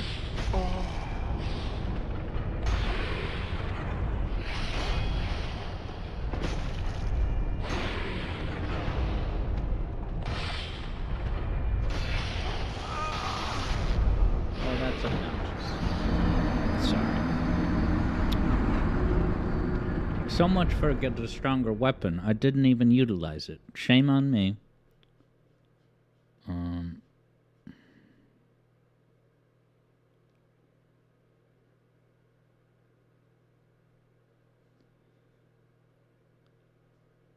Kyo doesn't think I'll get them in 2 hits instead of 3. We'll see about that.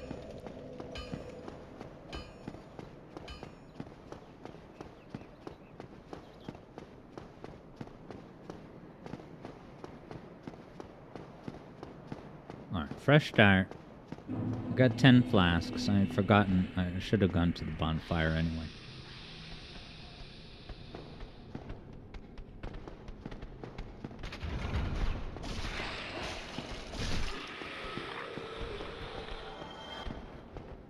Let me get behind him.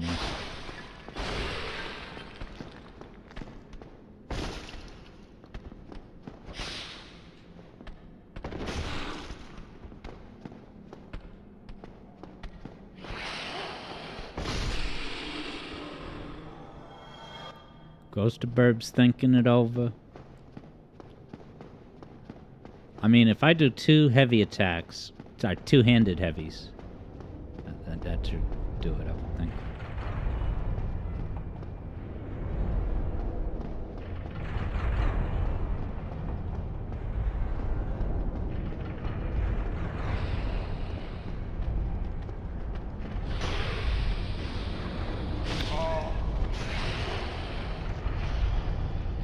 I don't know what's the matter with me with this, but I'm struggling. I don't know what's happened. I don't what am I doing wrong? What is happening?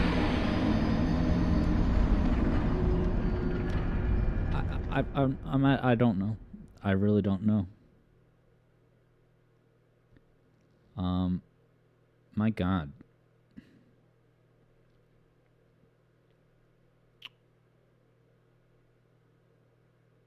Big hat. Hey, it's the sorting hat.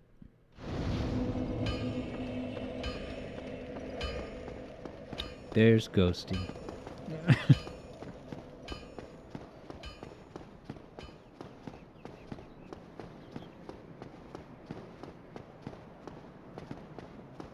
Yeah, Javid thinks perhaps I'm taking too long to decide light or heavy.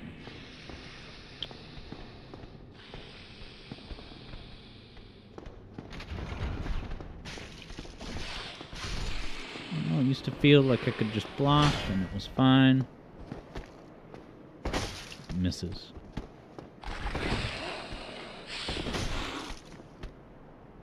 Oh, no stamina. Okay, and you know what? I have not even been using the running attack. I guess I kind of forgot that there's, you know, running attacks with this weapon, just like every weapon. That's significant.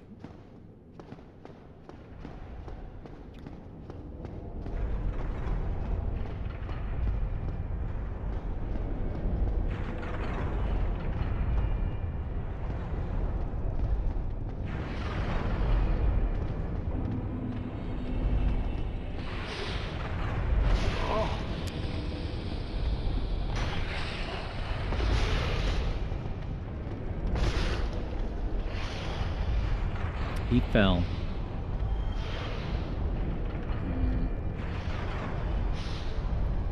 And yeah, Shadow Ops wonders if there's a way of increasing stamina recovery. Not to my knowledge. Like the stamina recovery speed, the rate at which the meter refills, not to my knowledge. I bet that's a thing in Dark Souls 2. I'm just kidding. Oh no, this doesn't feel right. This one will hit the blades.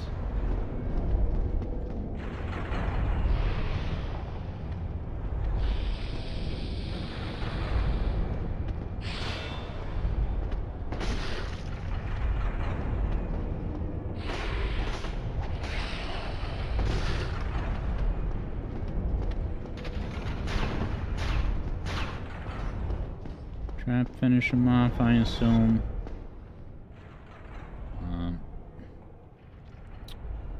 Okay, Keo says there is a way, but yeah, that would be a whole process, I gather.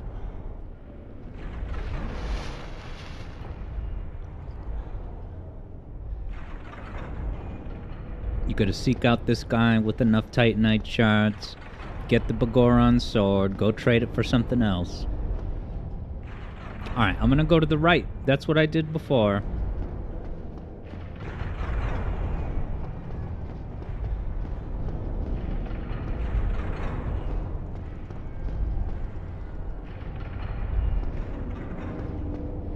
I don't think I am where I thought I was.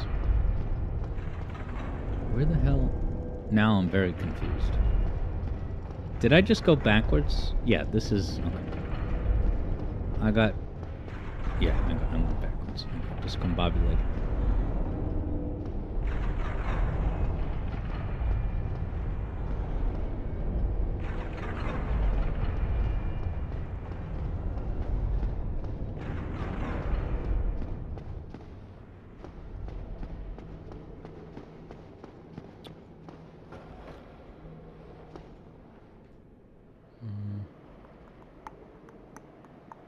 Shadow Ops saw that snake falling off the bridge. He is no more. Alright, that guy's coming.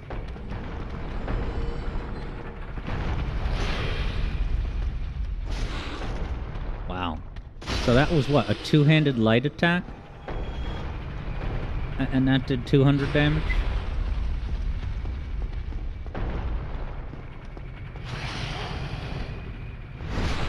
Look at that. Wait, 33?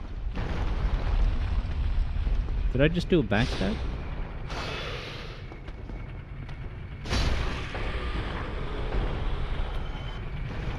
Am I turning the tide of combat? Alright, Javid and Kios on my backstab. I did it. Okay. It's a dead end. Another Boulder's Gate.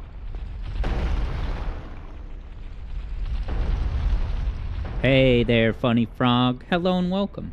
How you doing?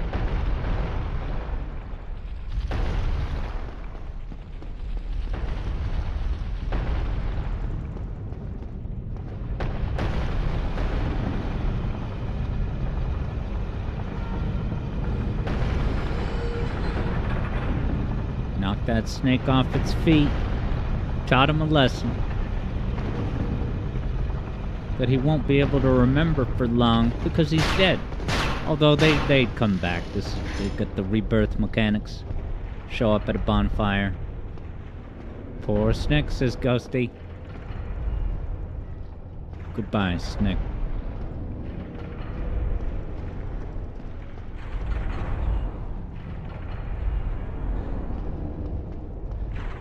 Alright, going right this time.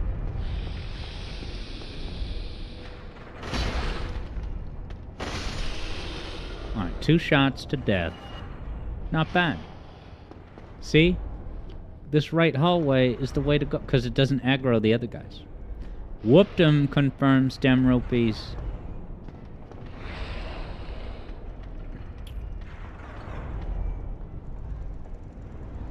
Shadow laments the way they respawn. Shadow Ops. Keo says, excellent. Now I can clear the area.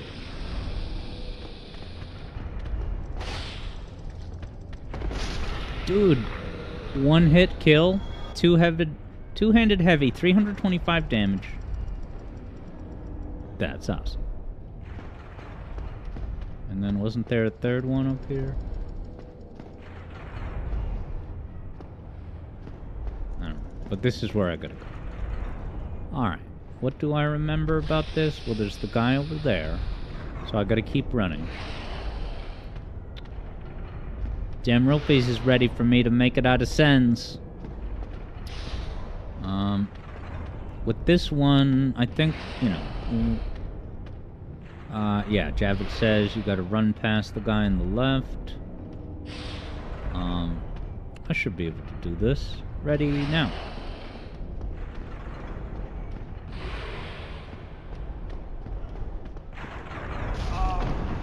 Alright.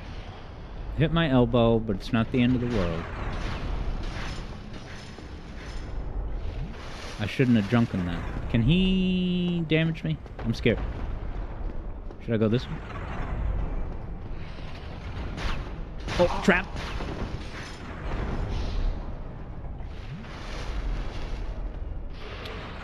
Jim Rupee says... yes. That's dangerous. Not this way?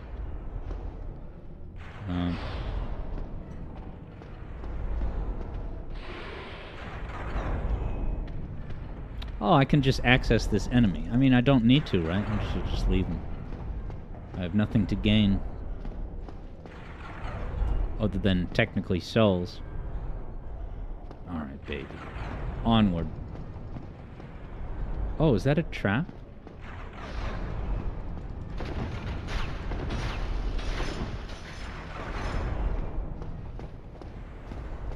Where the hell is this? This doesn't look familiar.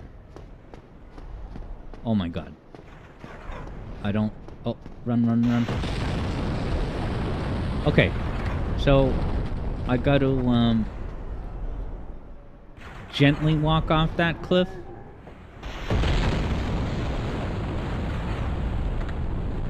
Is it? Or should I do a rolling dive jump? Javid says, go to the edge gently. Keo says, walk off. Now, is there any way I can, like... Because it's not a big window you have to run through. And if he's just gonna keep throwing those... I don't know, I don't feel confident about it. Can I, like, distract him? To make him throw stuff somewhere else? It's all coming so fast. I don't know. Javid says it's worth it. So I'm gonna run, but then let go of the run close to the edge. Here we go.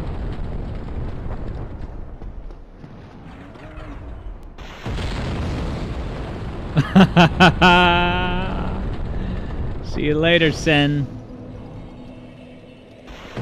Don't forget to sit down also. I did it, everyone. You were here. Living history. I know it's Who Gives a Crap Theater for Obama, but for me it's a big deal. Alright. 5,000, probably not enough to level up. No way.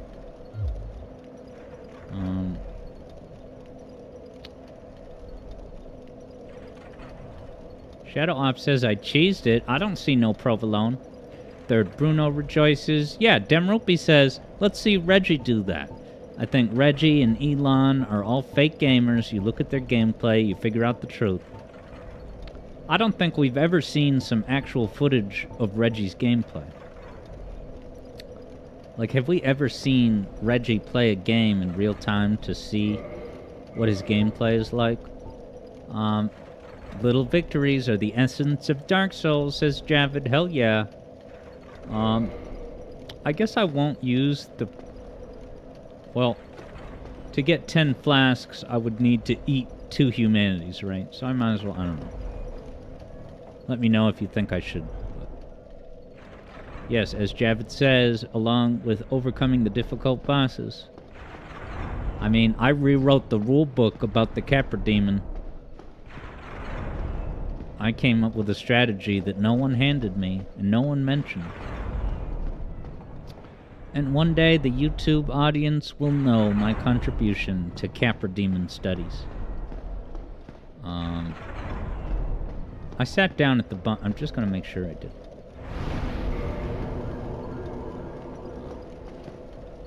I did. And that's one of the preset messages, right? I did it. Thought it was a fake wall. It was just an instinct. Does it want me to just hop down here? Oh, it's just a stick. Oh, I'm back here.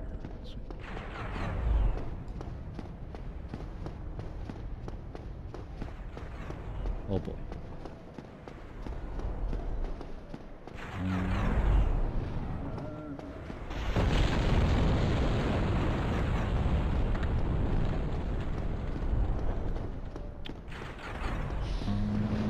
Alright. And the next exploration phase begins.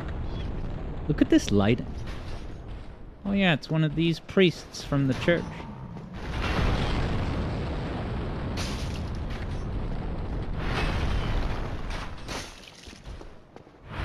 Three hits for the priest. Go back to the seminary.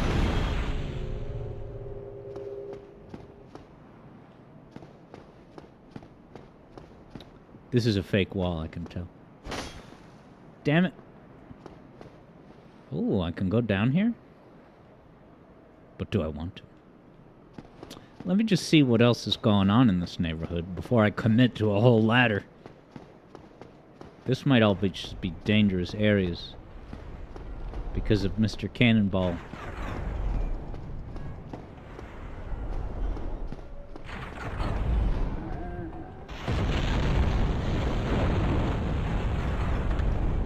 Am I in danger. Oh, he's down there. Oh, he's dropping the cannonballs? That's awesome. So that's where they were coming from the whole time? With that machine that I diverted? That's cool. Alright, is that a red cape dude over there? Is there any traps in this hallway?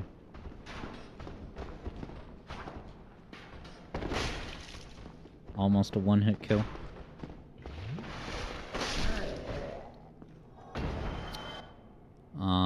Keo confirms everything here is giant operated. So if you're a giant, you have job security for the long haul.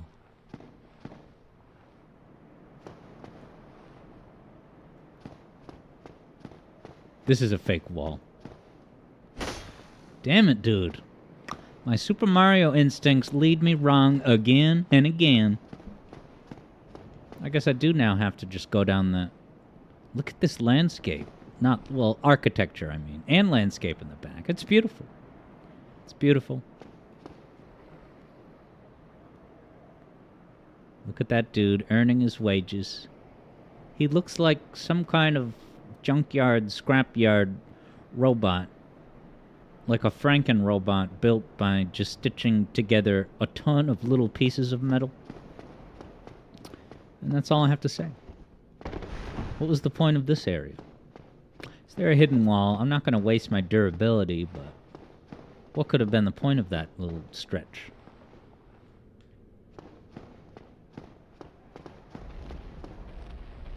Uh-oh. It's one of these Luigi cages. For Luigi to get stuck in for most of the movie.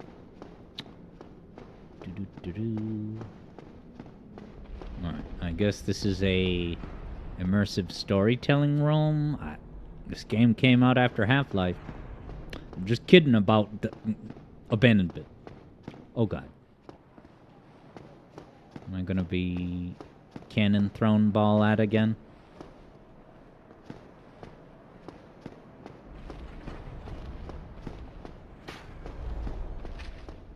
These poison darts. Oh! Have I fought one of these guys? Doesn't look familiar.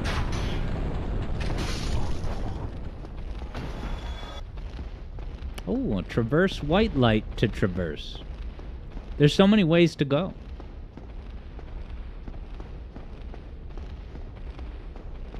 Is the entire place shaking? I wonder why.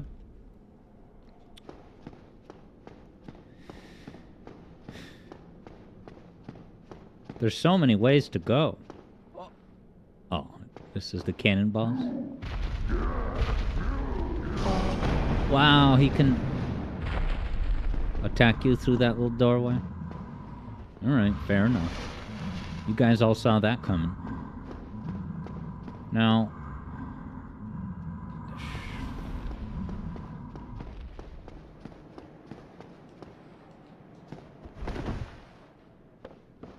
Is this just a break room for the employees?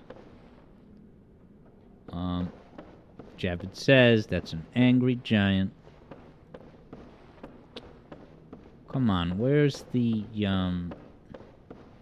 showpiece to collect? What's the purpose of this room? Give me the showpieces. Penny's Big Breakaway on Steam now.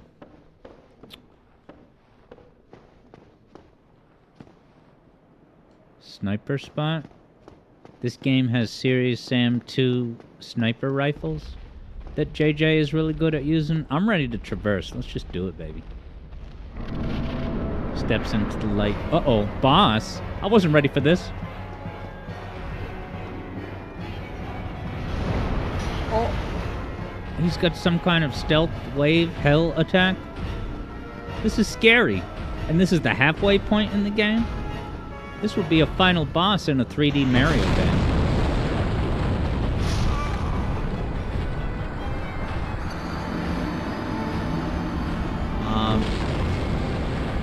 Okay, Third Bruno says there might be a summon. So yeah, I should probably just pound the two humanities. Yeah, Demrupi says, imagine fighting this without knowing about the bonfire. Dude, this game is more based than any that I can think of. That's how Dem Rupees did it. No courtesy bonfire. Plowing through all those swinging blades every time you try to fight the Iron Golem. That is nuts. I want to extend my sympathies and express gratitude for you guys telling me what's up. Keo was told after banging your head for a good while. JJ confirms. I made it. I made it.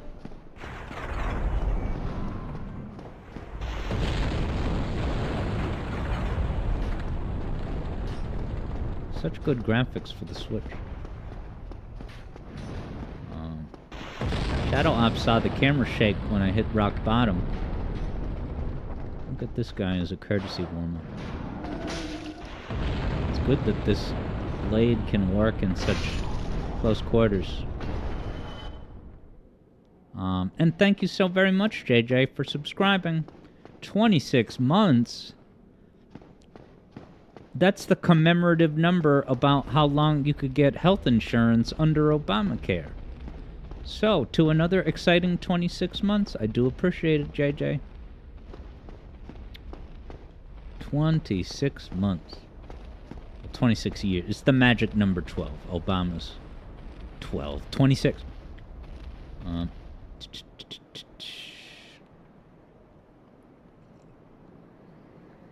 Me getting to that bonfire was such a big deal that JJ subscribed.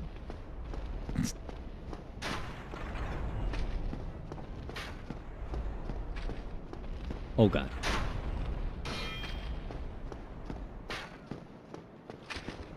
Expert camera management on my part. Praise the sun. Little baby Titanite shard. Alright, I guess I just go in and keep trying things, experimenting with this guy. Dem Rupees, yeah, we all remember our Blue Cross Silver plans. Indefinite childhood. 26 is the new 18. Oh yeah, I forgot to eat my humanity. That's right. So I guess I'll try the boss again. And I won't win, but I will learn things along... Wow, you can see the boss inside. That's cool.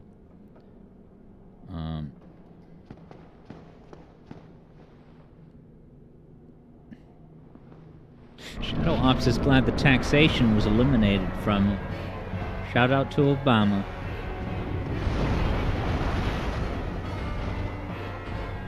Can't even lock on from this distance. There's got to be a trick to this boss, like Dragon in Super Metroid, right? Now, I'm having to fight this guy while cannonballs are raining down? Do I need to become supersonic? He threw me? I'm not going to survive that. This game is legendarily just, you know... Oh, I have to kill the cannon giant. See, I wouldn't have made that connection. I would have just thought that big cannon giant is a homie to avoid. I didn't think that I was... Am I equipped to kill him? The cannon dude?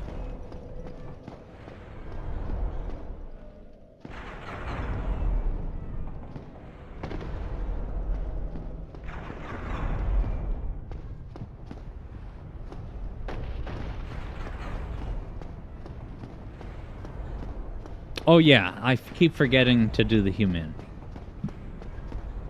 And now I'm already lost. Is it in here?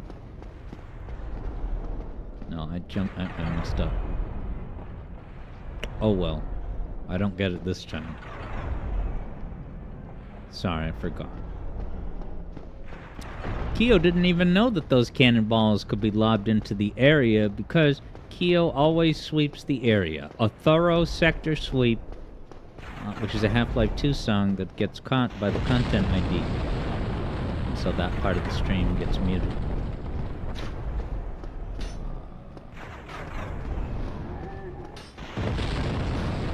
How in the hell am I supposed to attack that thing?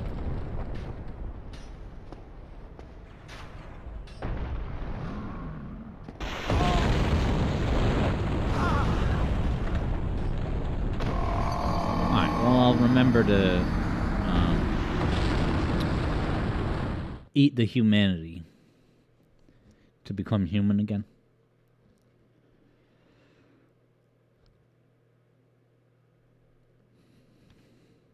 Chain armor. A commemorative Game of Thrones skin. Alright, eat the humanity. Yeah, alright, so I was going after the wrong giant. I gotta get the one at the top of the spiral staircase.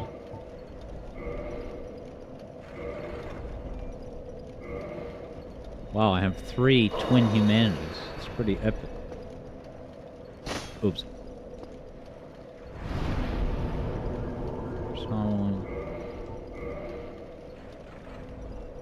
Shadow Ops likens that thing to like a kaiju in Frontiers. Is that one of the Titans? Get my Amazon Kindle here.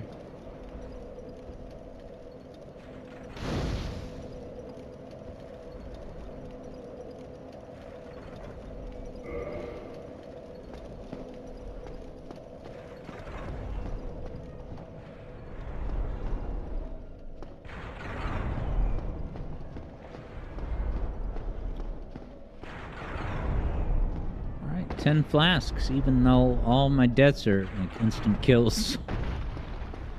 So it might not matter that much, but JJ says Iron Knight Takis will help me.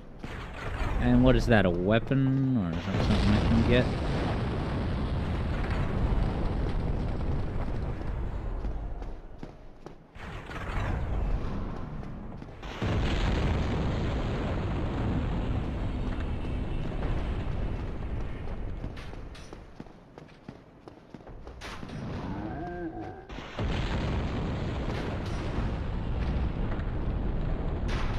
He didn't get aggro. Alright, it's in the room to the right of the boss. Isn't that convenient? It's like Miyazaki put it there for me. What a Miyazaki-ly thing to do. I'm sorry, can't resist. Da da da da da. Watch out for the sniper.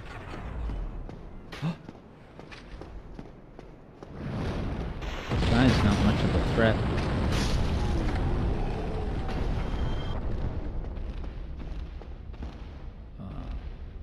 Okay, to the right of the boss.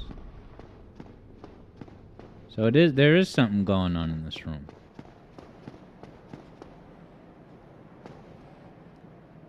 Am I supposed to kill the boss from here? With a sniper rifle?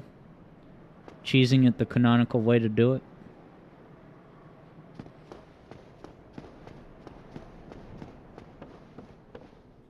Oh.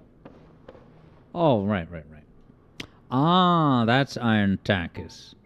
So it's not a Phantom Slayer.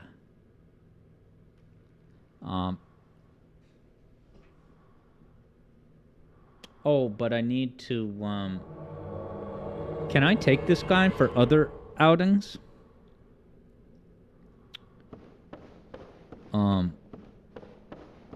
Oh, is that the priest? He's got the priest shield. That's cool. Maybe not the same build and stats as the priest, but... Alright, I gotta kill the giant up the stairs. So let's go up.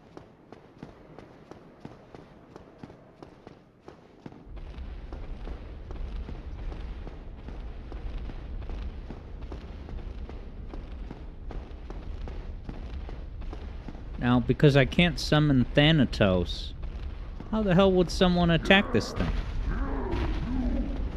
He saw me?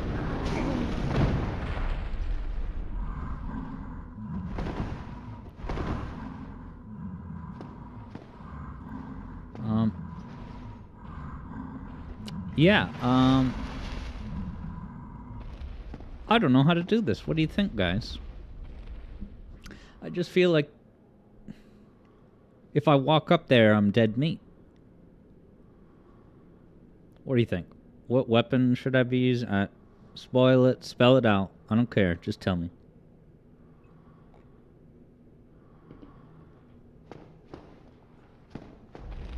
This guy has collision. No, I can't get up the stairs. Didn't we cover this in the interview process? Don't block the stairs.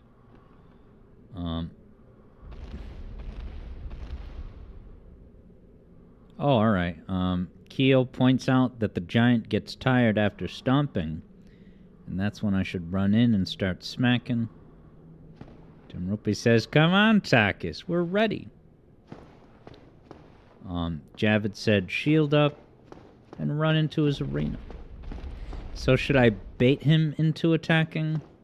Like this? Oh my god, you stupid phantom sweetheart. This is...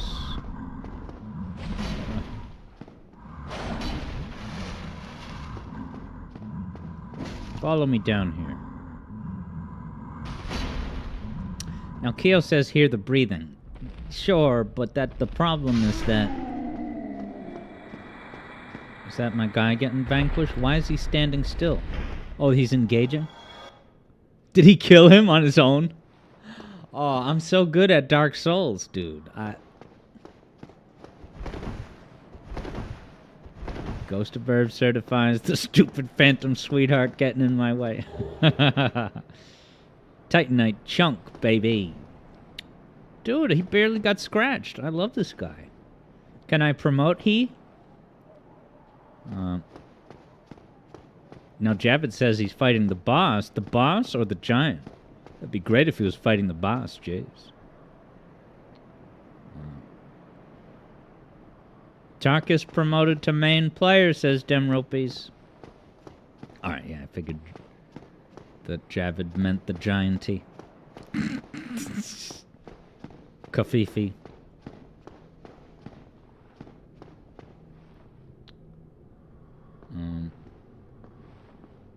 And I wonder if the giant up there perma-dies or if he respawns each time. Well, I don't know how this is going to go any different, but I kind of want to ask for a tip. Alright, it's good that he dies forever. I don't have to kill him each time. I feel like I'm just going to get wrecked if I don't have a game plan. Even with Iron Tarkus. Any pro tips? Shadow Ops confirms that the Paladin did kill him on his own volition. Alright, interesting. JJ says don't use the target cam. Instead, roll behind him by rolling under his legs. And whack away if he looks wobbly. Ghost of Burb's taken off. I'll see you next time, Ghost of Burb. Take care.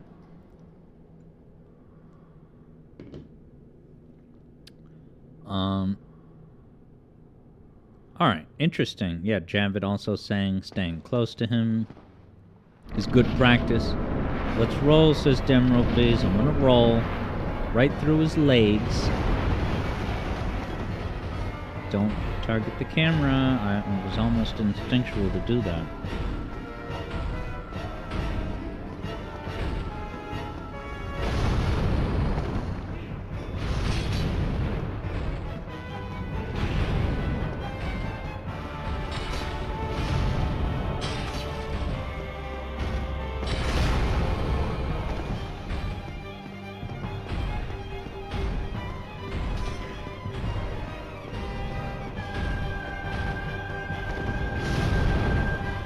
So big I can get underneath the Zays.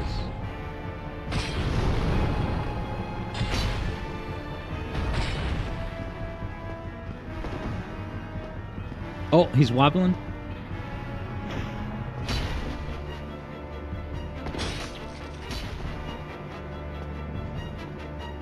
He's a sitting duck for a good while, huh?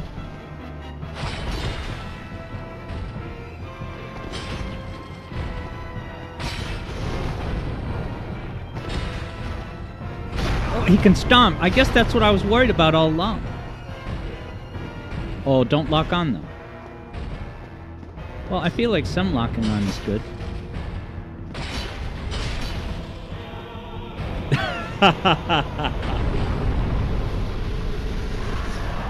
Gets the bonfire, kills the next boss. Is that boss not that bad? That was a critical pro tip. My God, 40,000 souls in the bank. Ooh, look at this. Examine Ring of Light. Is this a new mechanic? Am I gonna peer into the past? Oh, this looks important. Looking around, got my baby face, Neutrogena skin. Oh boy. What have I done? Game over. I look so calm. Me, chosen undead, hitching a ride on these friendly gargoyles, taking me somewhere peaceful and happy.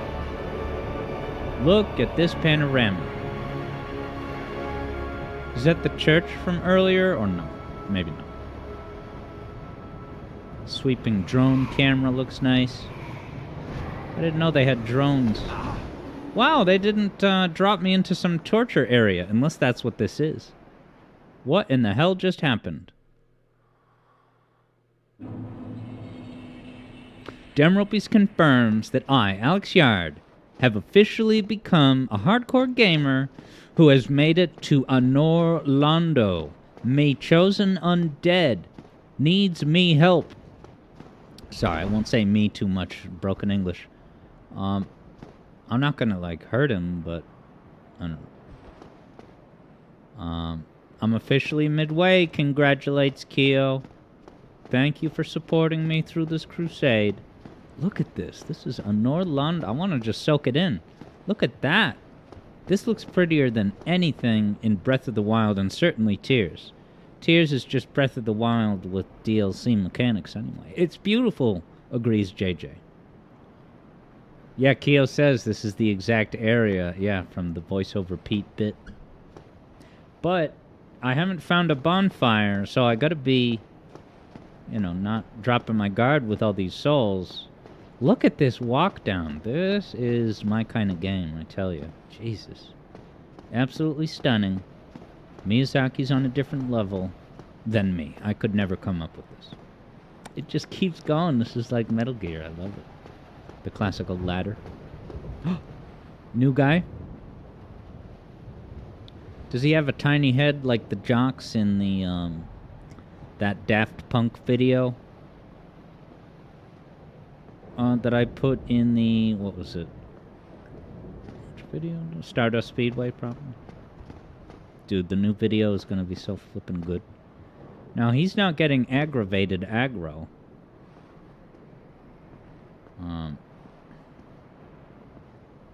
Shadow Ops is calling it like he sees it, saying that Tears is Breath of the Wild too. The chosen undead needs your help. JJ says stay away from them, use them for target practice. JJ says you can practice them on, but there's a bonfire nearby. Here, oh my god. It's like a chessboard. This is wild, they're not, JJ says City of the God, is that what it, like, translates to? Anor Londo is like the word Lord.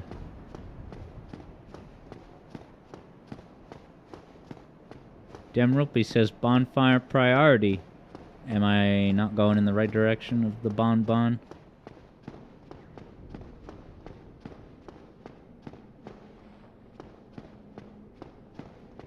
They're guards, says Keo. Alright, Demropy says I'm close, just keep going. Alright, JJ says that I'm gonna have to fight those kind of enemies eventually.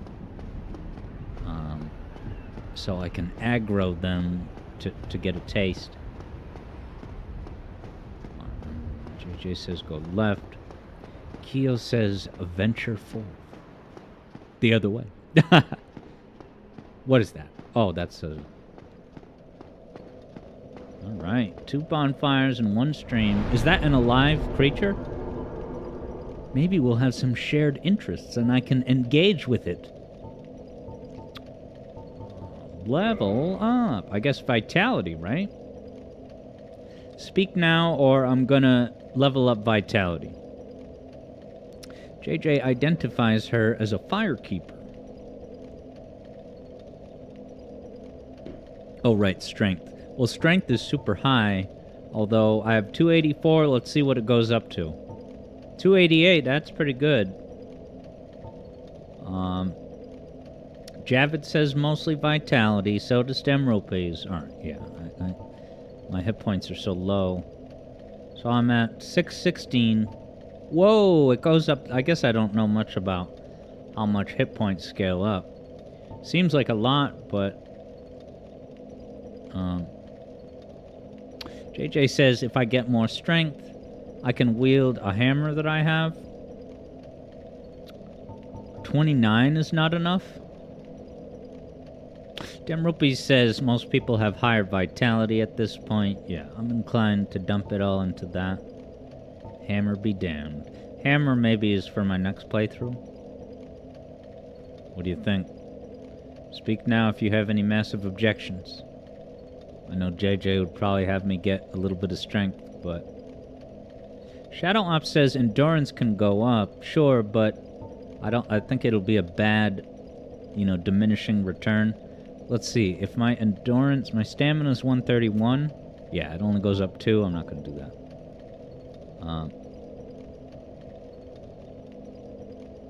Now, so what JJ is saying is kind of my thought process, where, like, I don't upgrade vitality a lot because I would rather just not take damage and use flasks wisely. But to spend all of these souls on, hit points to account for errors that I make, I don't know.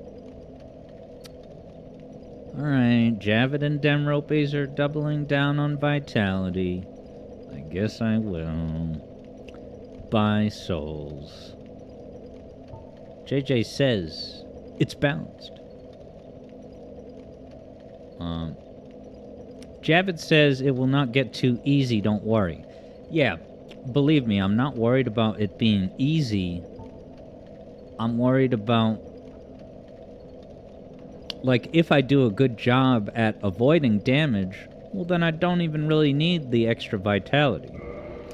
Vitality, if you stop and think about it, look, I'll get the vitality. If you stop and think about it, what vitality does is it allows you to take, like, a bigger hit all at once. You can withstand a bigger hit, right? But the point is, you're going to scurry away and drink your flask. Well, you are a rare visitor. And so the only thing those hit points get you is the ability to withstand individual massive hits. Exit here and head straight yonder. If you are the chosen one, a revelation shall visit thee. What follows thereafter depends upon you. I like her style. Can I even reinforce it? Should I? I like her style, I'm gonna say.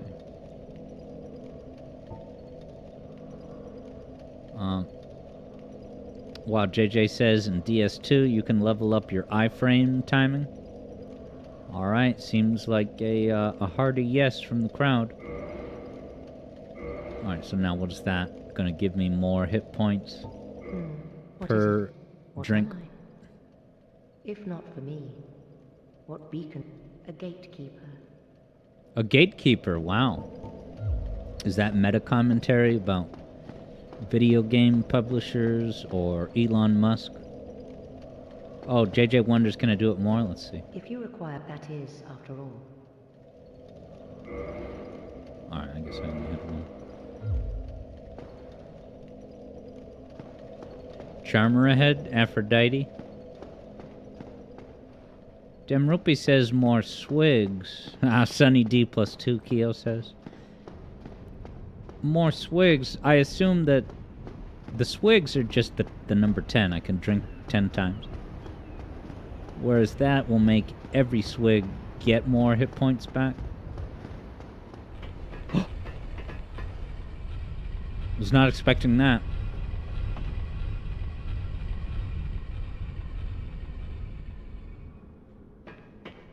Dude, this game is so... What's the word? Look at that! Oh my god, that's so cool.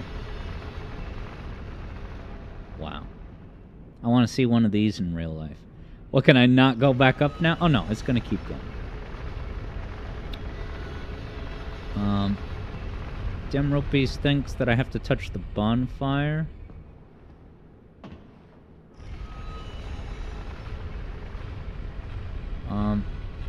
Javid says that, you know, keeping in mind that I'm streaming for 1 hour at a time, so constantly dying in one shot may not be good for the audience. Well, I mean, when all these times that I've died, it's usually because I fall off right in Sen's Fortress anyway. It's because I was falling off edges and really just being a knucklehead in combat. I don't know. I don't think I died to many one-shot attacks, but maybe I'm wrong. But I can't... Is there a bonfire? To die is to entertain, says Demropes. Alright, yeah, Javid's talking about for bosses. Good thing I beat that one boss just now, Iron Golem, on the first well, not first try, but first try with a phantom NPC assistance. Alright, I'm assuming I don't know, because Demropes thinks that I have to touch the bonfire to get more flasks. Is that what the +2, though, is? I thought it was getting more hit points back.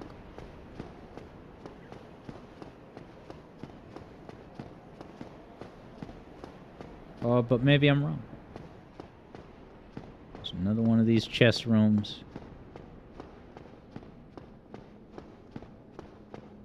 Alright, and it is 5:43. Walk close enough they wake up. And then what's out here?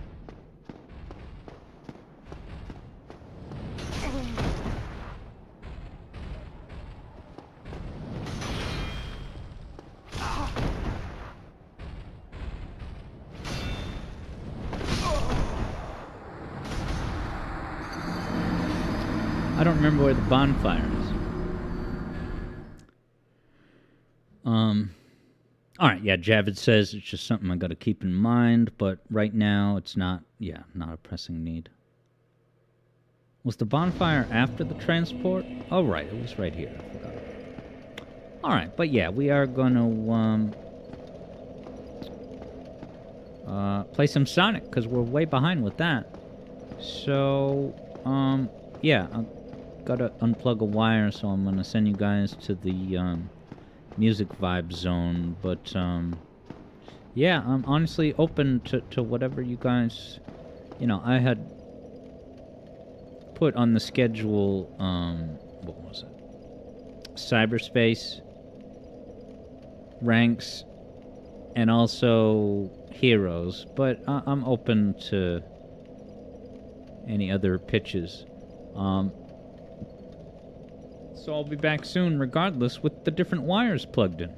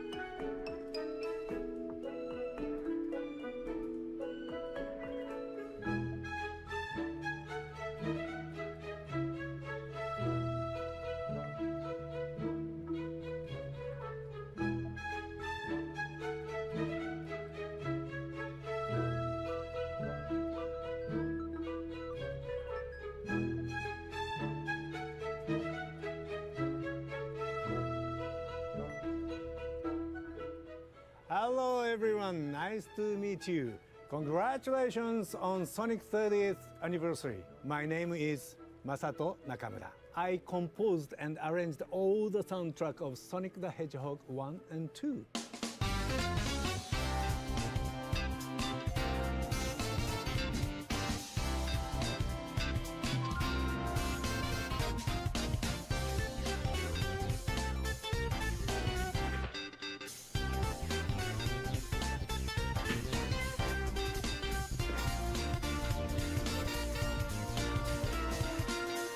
All right.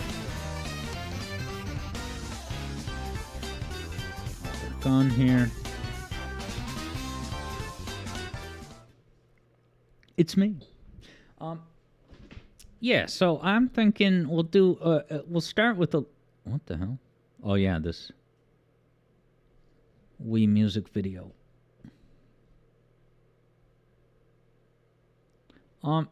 I'm kind of feeling to start with a little bit of cyberspace. Not much, but, give the current level that I'm on a run. This is just kind of a chill stream. Not even, edge of your seat gameplay. And we can certainly wagerize it, but there's only 9 people here. But, we can talk about whatever. It's that type of vibe. And yeah, we're just chilling here at Alex Yard Next. Alex Yard Next. We're in the present. So yeah, I have the before the sequel button mapping on. / after the sequel. Was there something I was going to tell you, but it might be a spoiler for the Sonic Mania music theory video, which I'll just say as I click a couple buttons here, is coming along great in that I've finally, I don't want to say finally, but I am now at the phase where it's like everything is gathered, all the voiceover, the music playbacks, the footage. So now it's the magical phase of boom, stitching it together, finally seeing what the scene literally looks like and plays back. I have the plan in my head all along, but Serious Sam 64 is back. But yeah, this is going to be a tremendous video, but I'm sorry that I mentioned it without anything substantive to say, except that I worked on it today and it was great. But it's coming along very nicely. I projected the date of March 11 for the video because it's such a big video. Not to jinx it, but with the way things are going, it does feel like I might be able to finish ahead of that projected date. But, we'll get to that when we get to it.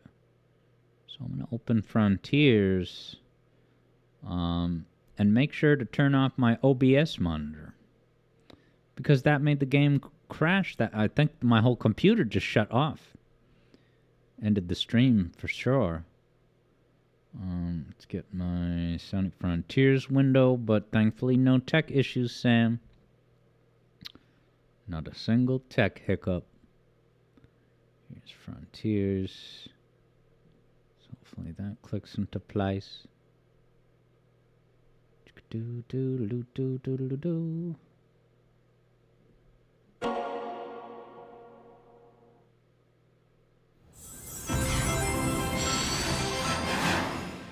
Sonic Team. And if any moderator can update the stream category, that'd be great, but no rush.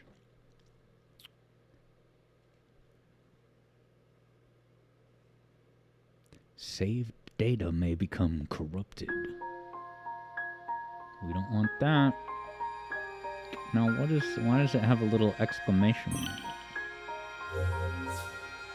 I'm not doing this.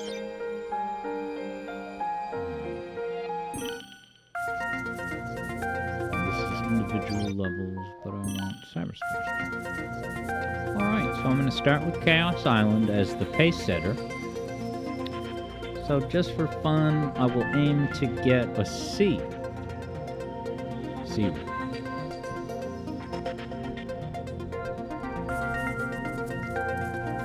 Yes. Or no. 5 minutes. Alright, betting is technically open. So let's do it. Chill Saturday night, making our way through this. See these buttons are correct.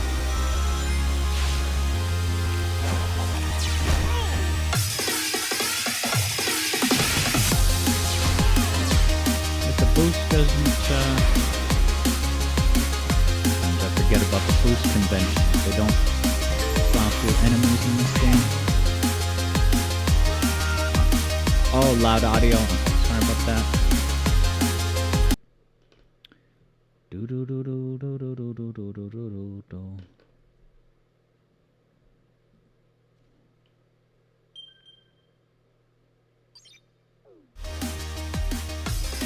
Could be a little lower. Hear that there, amen break? Alright, I think I just gotta update the Steam controller settings. I'll have that done very soon. I gotta turn off Nintendo button layout. Alright, let's try this.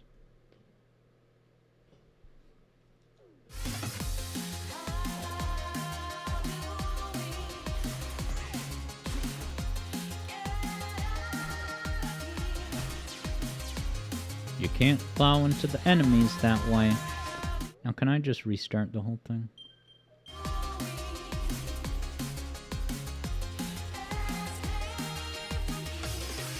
Oh, and see what Shadow Ops said. Gotta move this window out of the way, sorry. Shadow Ops finds the music style annoying in this game. Really? The cyberspace techno tracks or the open zone kind of melancholy music. Those triplets, though, those triplets don't float your boat, because it's fine if they don't. I just feel bad for you. You can't plow through enemies. Which game was I playing where you can do that?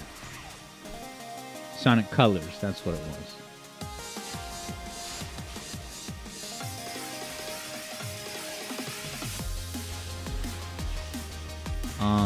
And also Shadow the Hedgehog. Shadow Generations, I mean. So I guess you can plow through enemies as Sonic in Generations 11.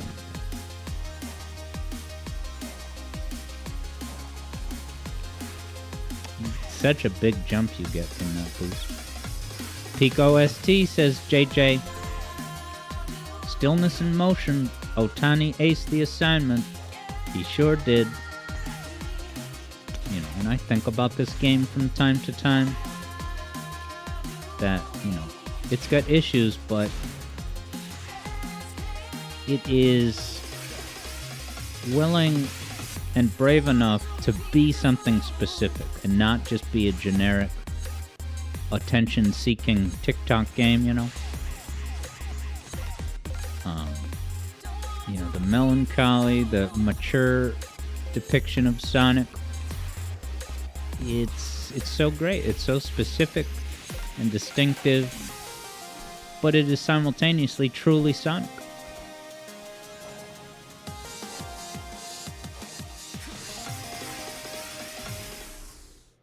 Javid's taken off. I'll see you later, my man.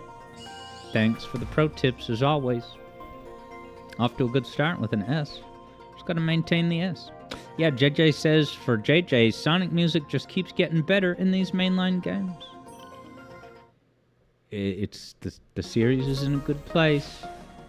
Musically, at least. Force's soundtrack has its fans.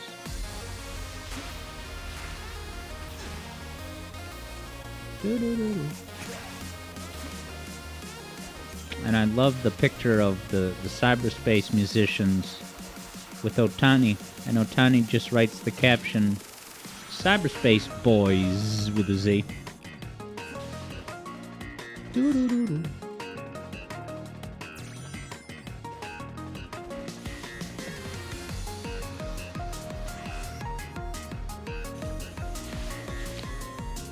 Static camera angle. You know I'm all about static camera angles in my music theory videos. Whether it's 2D, 3D, or 4D.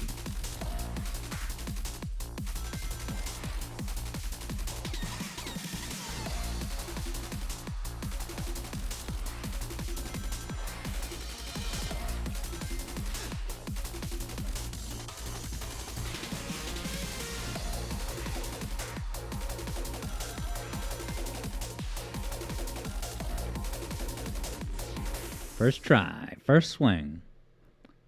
Do I keep the S rank? Still got an S. And I'm 2 seconds ahead of the pace. Shadow Ops identifies each game where Sonic can boost through enemies. And don't forget forces. Running through enemies is the main mechanical forces. I'm sorry, I'm just kidding, kinda. Onward. Ah, this sad music. I love this one. This is like, look what you've done. Not you, but like, look what society has done. In an attempt to make everything, you know, more technologically advanced and allegedly more connected. No, it's just, the soul is gone, the humanity is gone.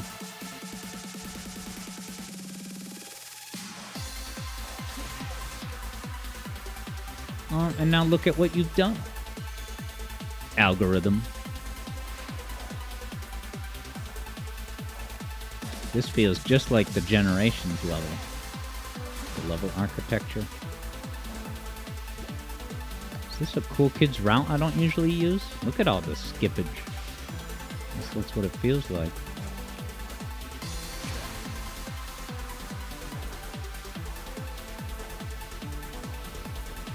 Dude, that boost jump gets you so damn far, it's cray.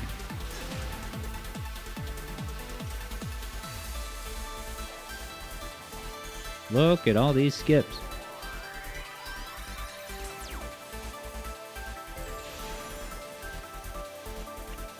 So yeah, I'll do some heroes after this. Do a couple of wagers. Emblems. Maybe I'll try a Knuckles Chaotix challenge mission. Actually, I probably shouldn't. I haven't done enough of the regular missions.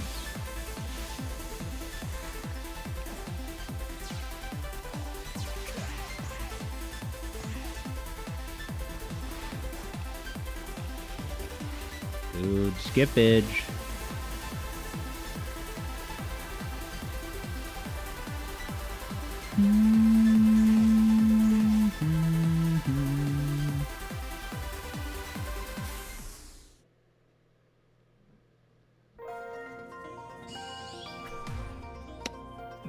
All the way down to a B. All those skips, and I'm now 17 seconds behind the pace. Shadow Ops is just thankful that there's mods to change Sonic's appearance, as well as the spin attack animation and other things. Gotta love the modding community. They put Super Mario in Sonic Generations.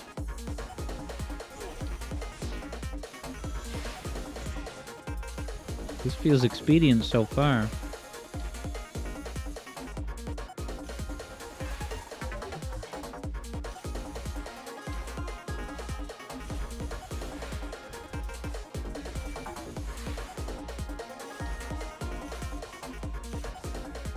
So a whole bunch of rail skipping here.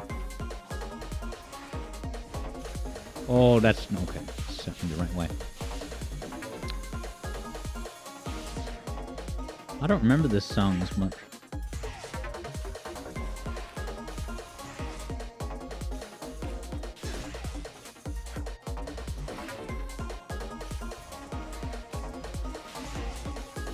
Da, da, da, da.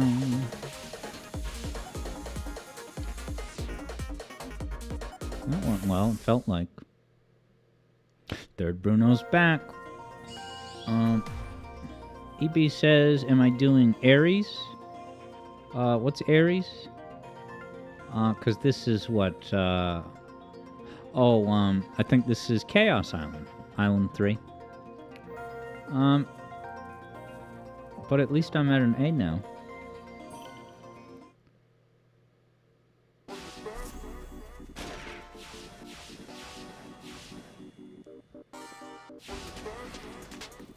Is this the awkward micro drifting?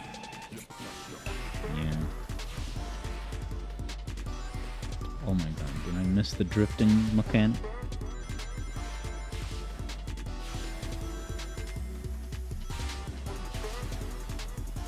Oh my god. How clumsy.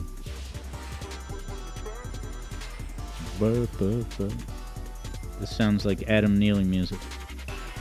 It's got the fat voice effect.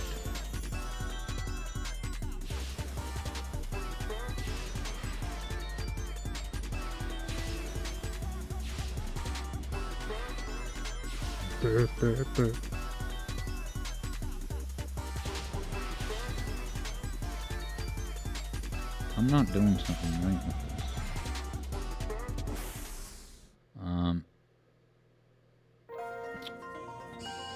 JJ just jumps over the drift pads. And you're also saying to light speed dash the rings. Yeah, I'm just barely at an A rank currently.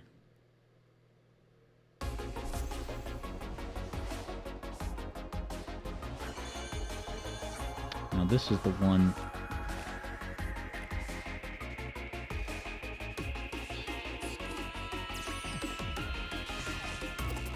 It's got the thing I gotta skip over, I think.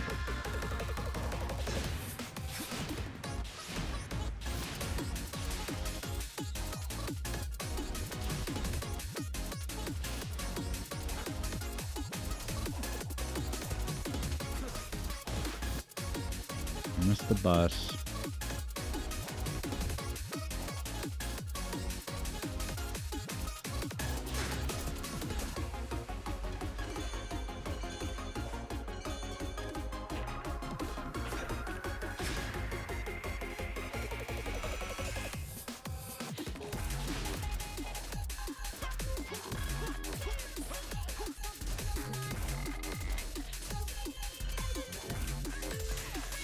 Maybe it wasn't the level I was thinking of.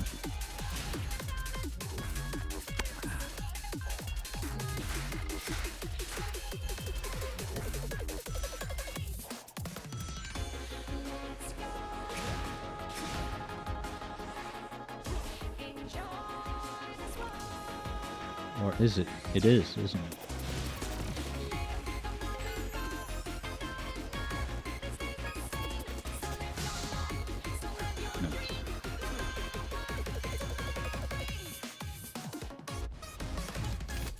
And just like that, it's all in the shitter.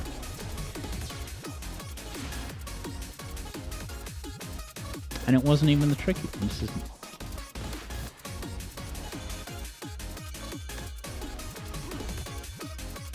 Oh, you don't get your mid-air thing back when you hit a ring.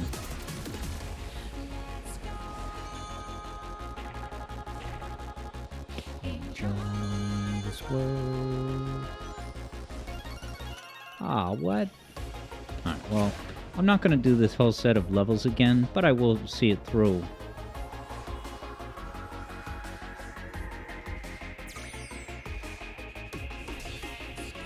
Yeah, this might just be a quick check-in.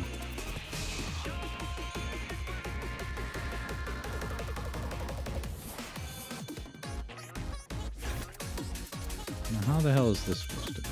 You fall down. That's devious. I guess the rings are what's supposed to give it away. It's telling you, go on this trajectory.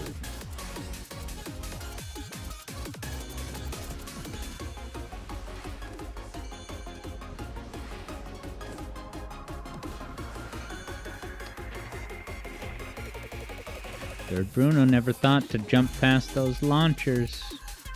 It's like Sonic CD, if you can see it, you can do it.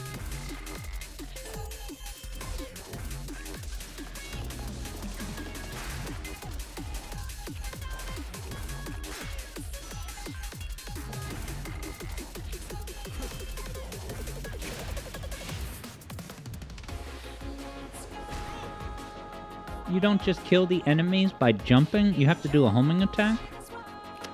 Come on, jumping is the basic attack in Sun.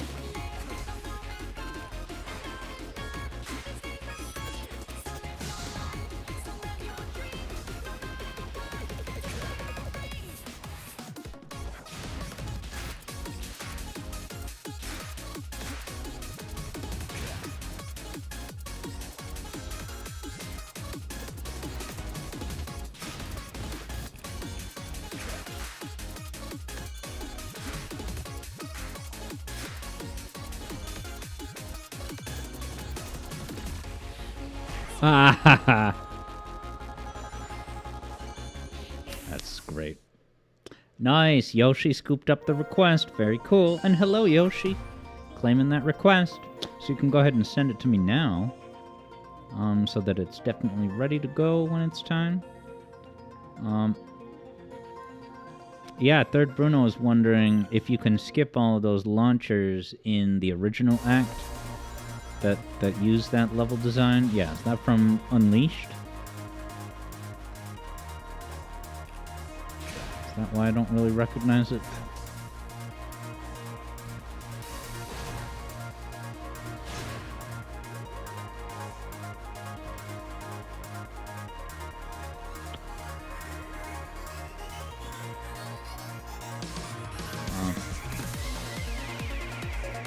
Sonic Colors, you just...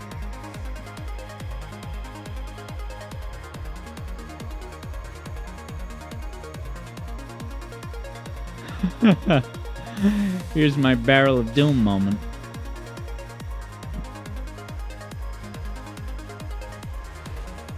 What, do you have to have a running start is all?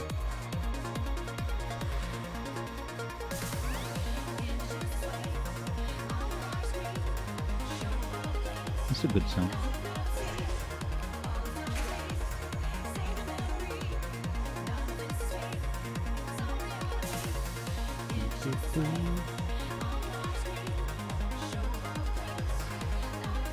Chemical plant.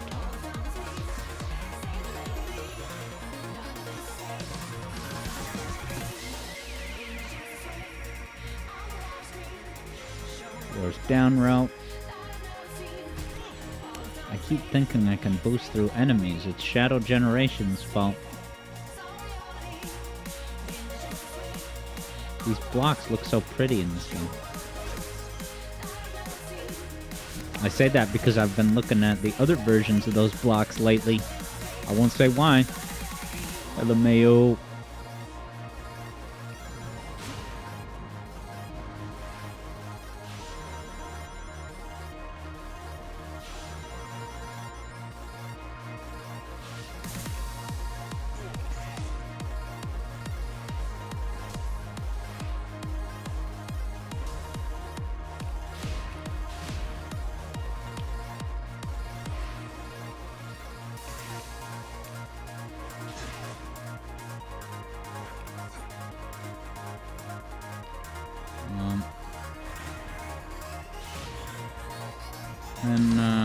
Yeah, Yoshi sent it on Whispers, but it keeps deleting.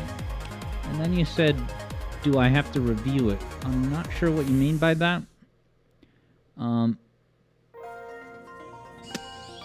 Yeah, you just have to send, and I guess I thought, Yoshi, that maybe you typically comment on a YouTube video instead of a Whisper.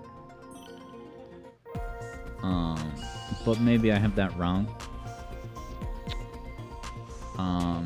Alright, I got a D. I failed. I think I'm ready for some Sonic Heroes.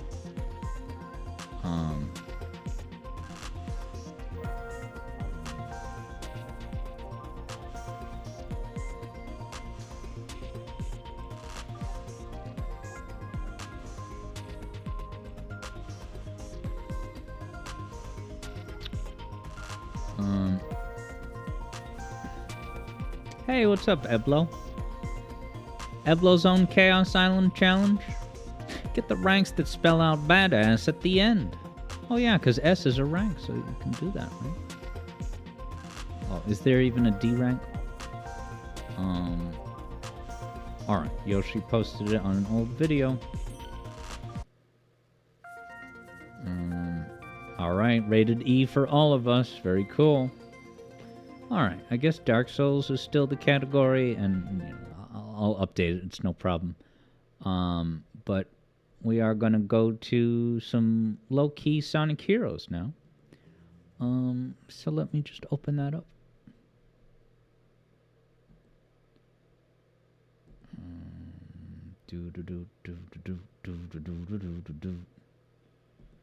Close Steam here. Do do do do do do do do do.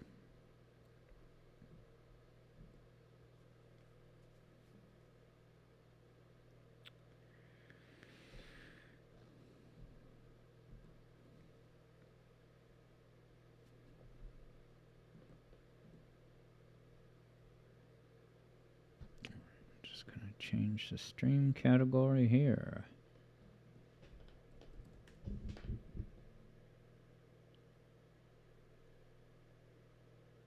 Is PlayStation really starting to coast? That's the Spawn Wave headline for this week's live stream. I don't know. I saw an hour-long video of state of play discussions. EB confirms they've been coasting. They think Sonic Cross Worlds is going to ride them through the holiday season. I'm just kidding about that. Oh, and also, Captain America Brave New World has entered the world. And every time it's brought to my attention, I just feel bad about it. I feel bad that, it's just... I feel bad that, it's just... They seem to be struggling, and I just feel bad for Anthony Mackie. I hope that he's not that he's being hard on himself, but I'm sure he's in, it's just not... There's plenty of hate for the movie, and it's not Anthony's fault.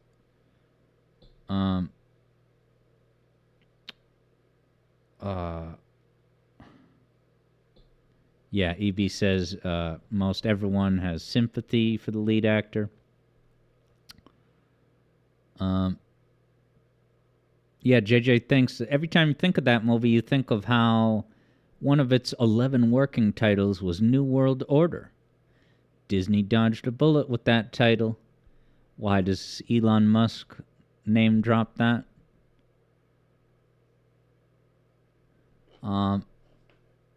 And it is true, JJ's pointing out that Anthony helped doom the project by, before the movie, saying, like, America not being something Captain America stands for. And I've listened to that clip at least 2 or 3 times, and I don't fully get... I guess he was just saying that the real Captain America wouldn't support 2025 America.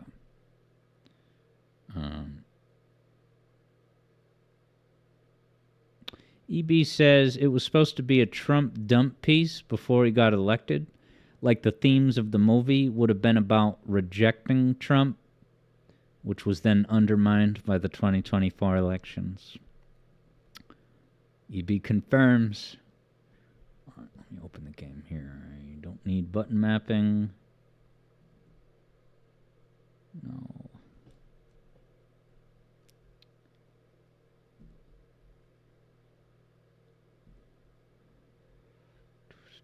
Too many clicks.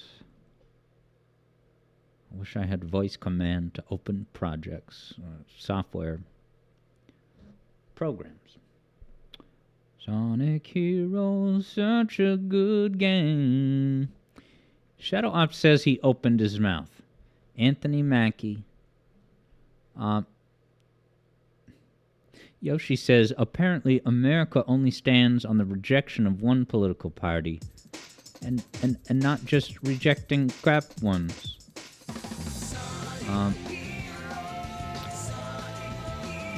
What's it called? I won't get political, but I've been listening to the tell-alls of now that Biden is out. People are openly discussing, how mentally unfit he was and how much it was all hidden.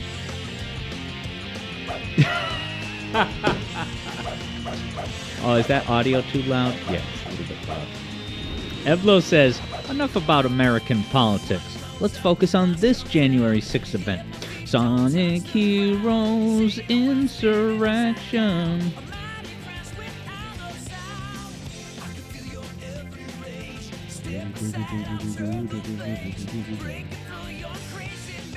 Why isn't this picking up? Is something covering it? Probably the switch, right? That explains that. Save the day. Okay. Sorry.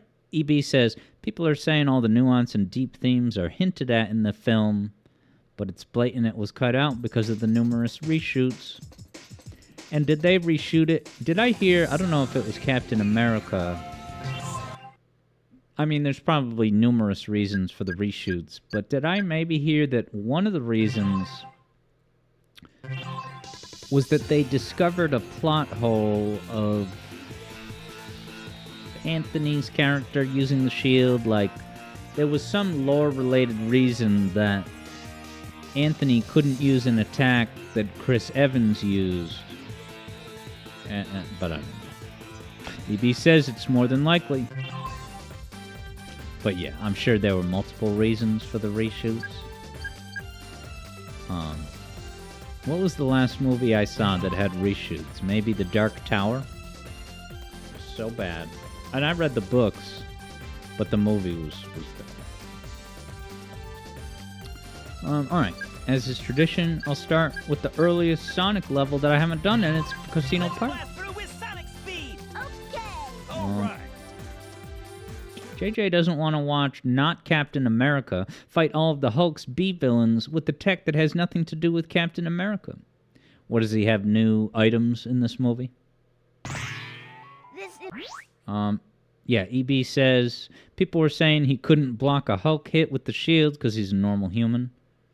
The impact would turn him to jelly realistically. The implications of deep lore. Demropes wonders if there will ever be an end to these superhero movies, or are we going to the grave? I mean, could this Captain America movie turn a tide? Pretty cool. I'm probably going to restart this, because you have to do this first part perfect.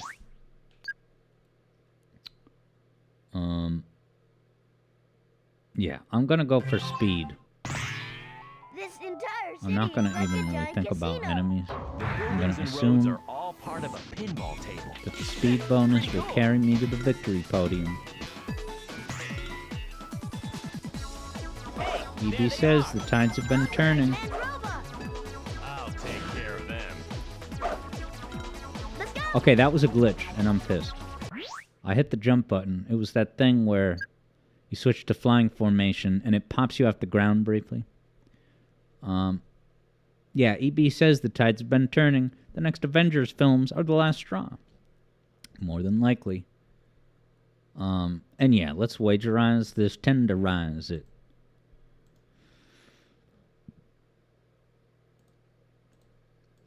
So I'm going for, of course, an A rank.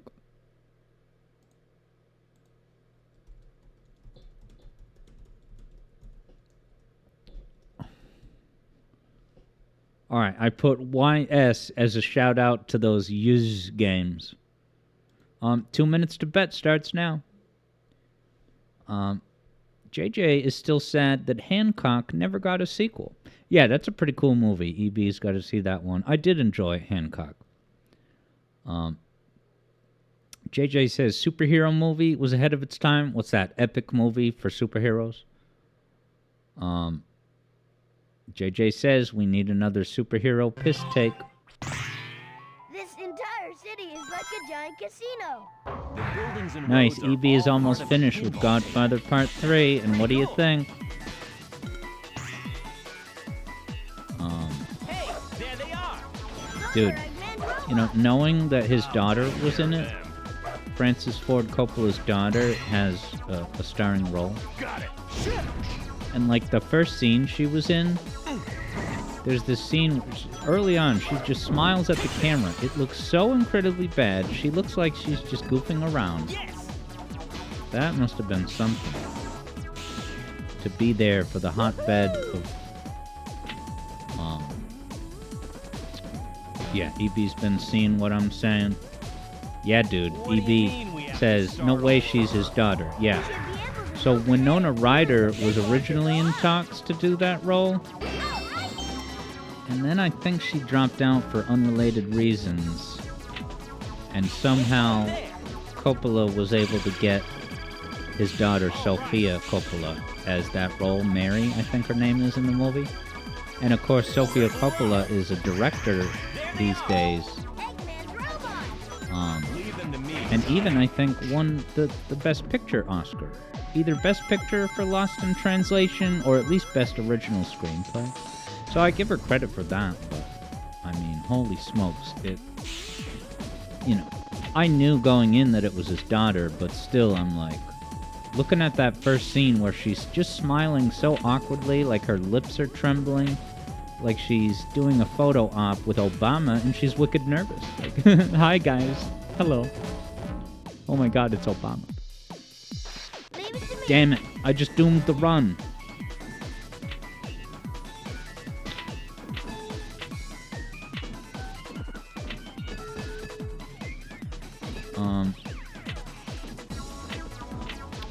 Yeah, and then the fact that that character involves an incestuous relationship, it's like, really?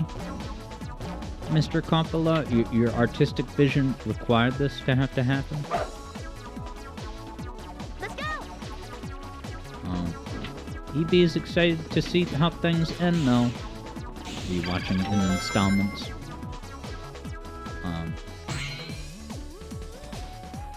Got it. Shift. We gotta take this. Okay. Leave it to me. Got it. Leave it to me. Got it. If captured by that robot, you won't be able to escape. Gotta destroy him. before EB anyone wonders, stops. do I know how much of this was based on real life? Like, as far as the whole Vatican thing, that I don't know. Here we go. Yeah, the stuff with the church. And I wonder which cut of the movie you saw. Is it Coda? Because there's OG Godfather 3 and then Godfather Coda. And it's not drastically different, but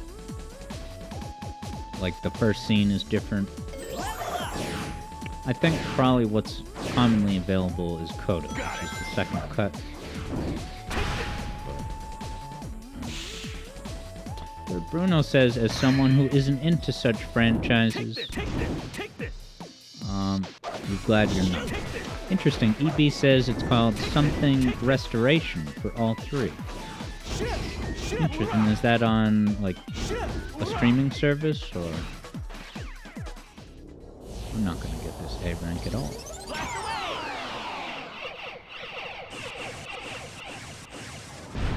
Leave it to me. Let's go. Yay. Whee! Okay. Oh, nice. DVD from the library. Hell yeah. Take this. Federally funded mafia films.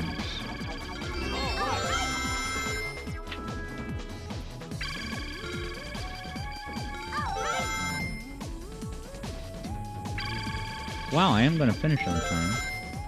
So at least I had a good time. I mean, that was really all I was gunning for. But there's no way it's enough. Coppola Restoration. He pored over the film negatives and removed all the bad pixels. And then looked at the camera and gave a thumbs up.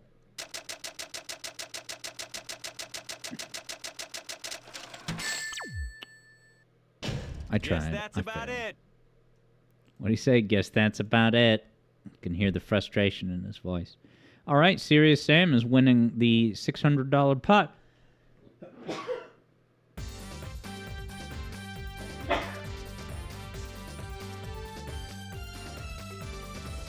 I lived.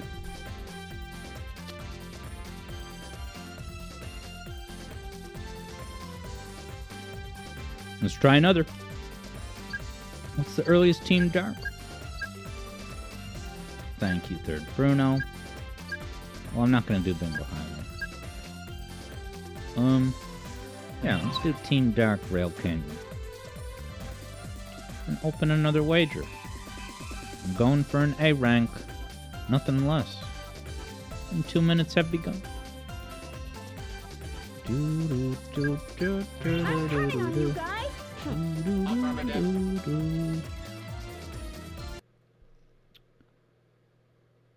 Shout out to Only Just Light.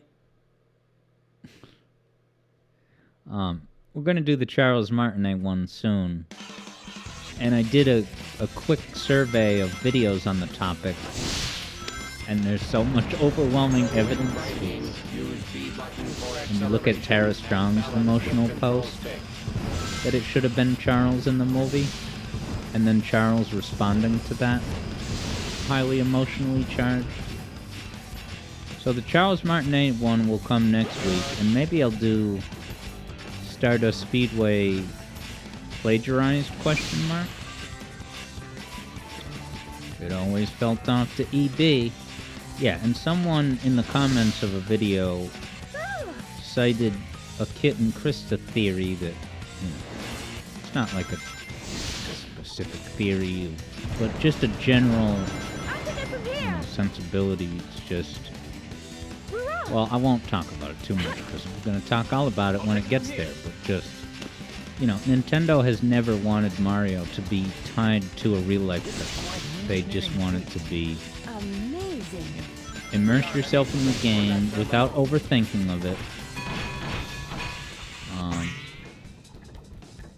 And the fact that, Charles probably wasn't cheap that deep into the series.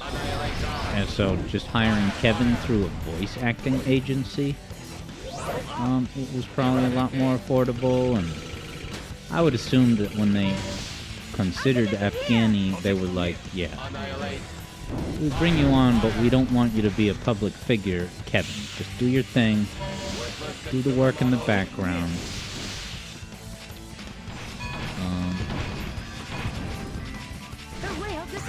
Yeah, EB says, interesting when that Nintendo Life duo speaks out.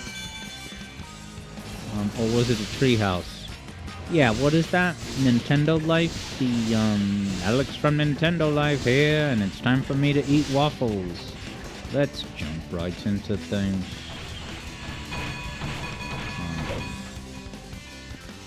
Annihilate. I'll take it from here. Take this.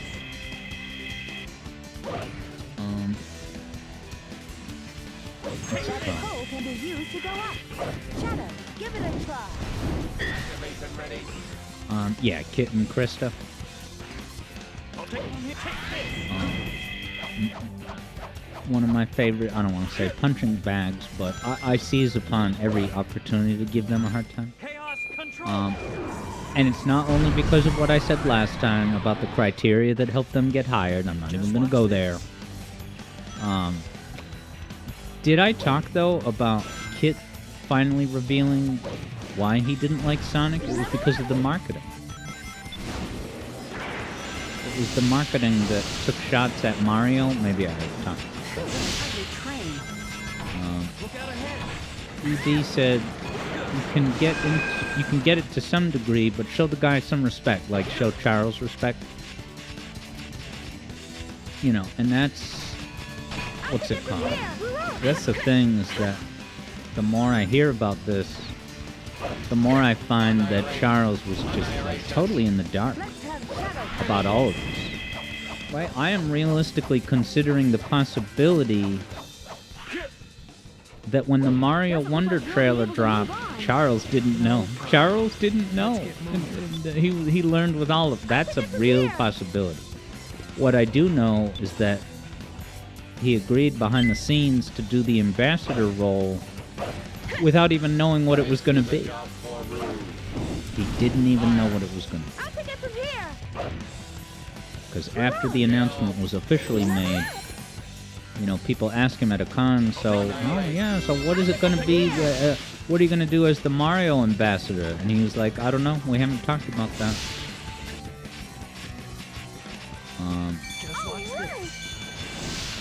Yeah, EB says, when the trailer dropped and everyone was questioning, and then they announced he was done. Yeah, and it was several weeks during which Cybershell's Netlore podcast figured all that out. But, I mean, I will continually applaud the Netlore podcast for figuring out all this stuff before it was officially announced.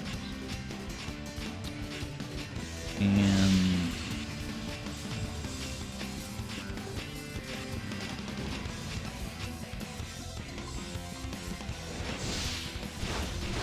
The rail disappeared.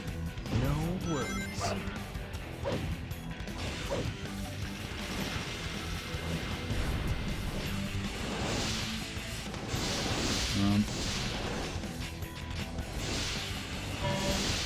Yeah.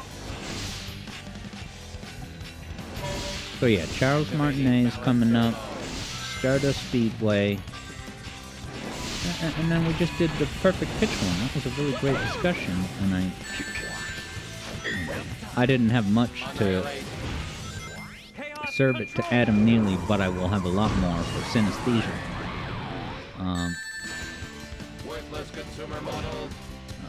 Yeah, EB thought it was different, but people were so defensive at the notion of Nintendo dropping. I'm like, I don't know.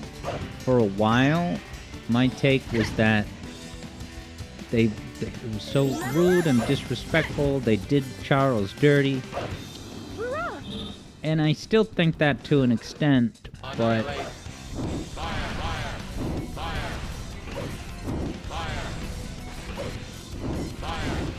Nintendo is a Japanese company.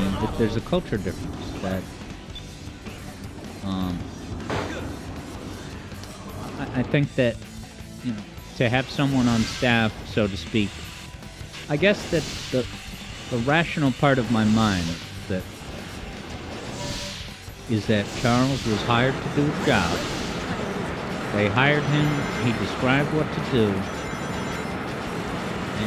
and then eventually they were done with him. And they have every right to fire him at any time for any reason. Right? I say the right, it doesn't make you feel good about them on a people level at all.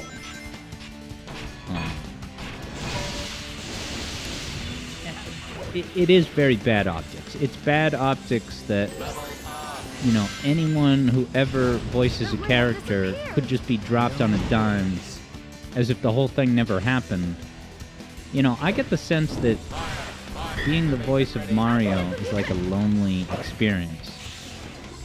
Like when I was young, I would think, oh, Charles Martinet would like go to Nintendo, mingle with all the epic developers like Miyamoto and stuff, but maybe he's only been to Japan once, and maybe he's just recording lines from his house, and I don't know, it's like that demystification where there's no like celebrity lifestyle to it all, other than going to conventions, and that's all well and good, but yeah, as EB says, like the credit and composer stuff, it's like Nintendo, I wouldn't say that they are indecent for doing that. That is their prerogative, but it is disappointing. It's the kind of thing that, you know, you look at that, you look at the way they treated Charles. Satisfactory level. You know, what I would disagree with Tara Strong about is Tara Strong, who's a voice actress. And, you know, as I hear Tara Strong soapbox about this, I think, okay,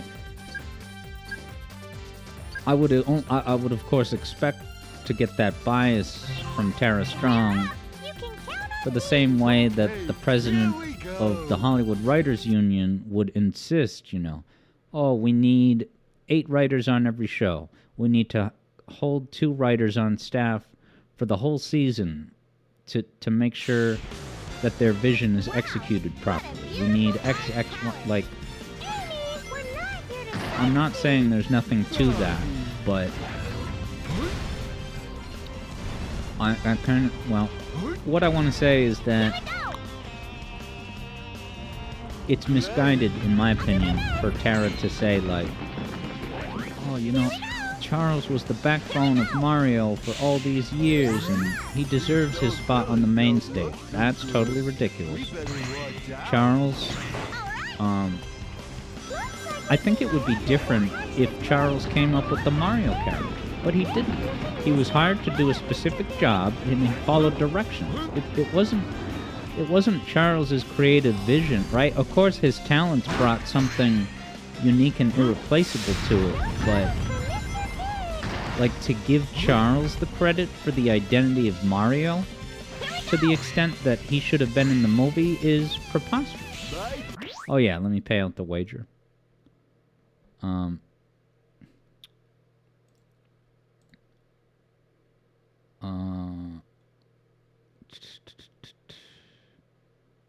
Alright, so third Bruno had bet 4K. And those are going to Sam. Nice job, Sam. Start another wager here.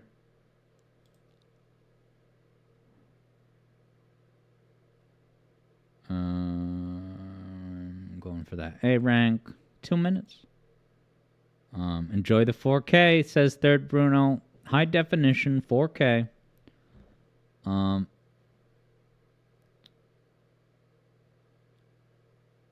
Yeah, EB says you're not sure with stuff like that. You can understand the culture but not agree with it. And that just brings up the overarching point where it's a distinguishing between what is like morally correct versus what kinds of behaviors you'd like to welcome into your house. Like, if I saw Nintendo do what they did to Charles, I would be like, yeah, they are not invited to my Thanksgiving. But I have no real basis. What I will do is call it to the attention of people and say, look how, cutthroat and impersonal Nintendo can be. Just don't give Nintendo too much credit when you're hyped about Tears of the Kingdom. Don't forget that they are kind of cutthroat in that way. And then Sam says the BGM is still there. Oh, that's probably because there's 2 units. I forgot about that. Let me see here. Fewer rewards. And then, not to get conspiracy-minded, but there's also the Japan-USA dynamic. That's a uniquely sensitive... You look at the past 100 years, they speak for themselves. It's like, we'll do business, sure, but when it comes down to it, at the end of the day, it's the kind of thing where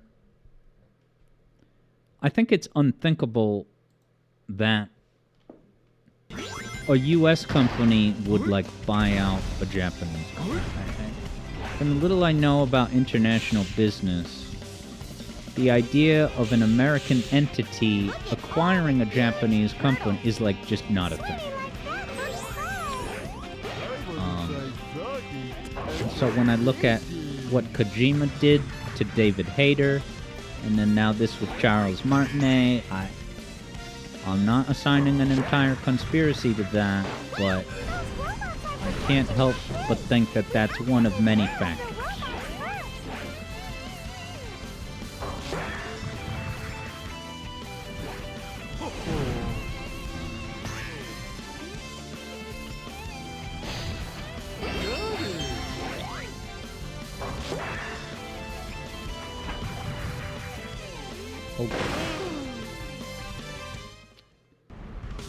Yeah, I'm really tanking on this gameplay, huh?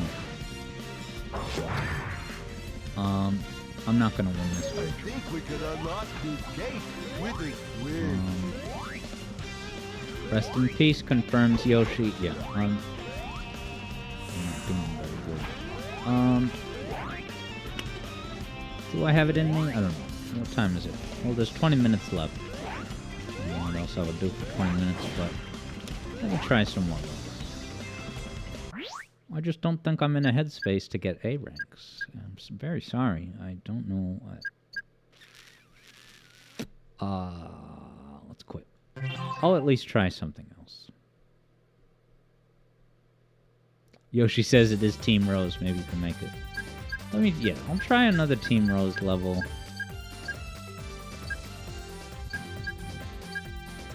Lost jump. Team. We're up. You can count on me. Okay, here we go. Pay out the lost wager.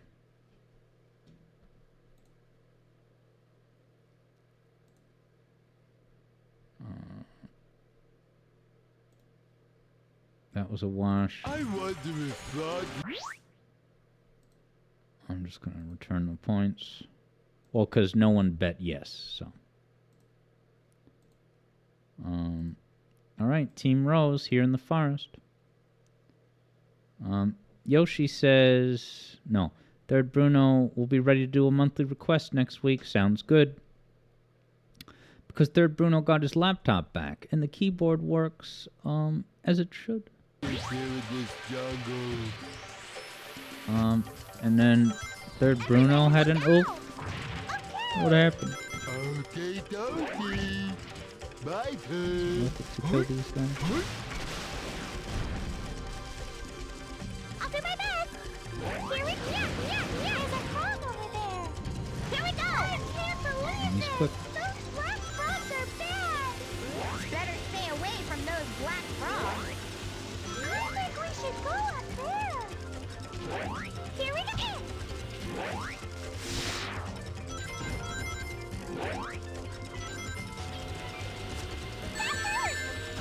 Bye, turn. I'll do my best. Here we go.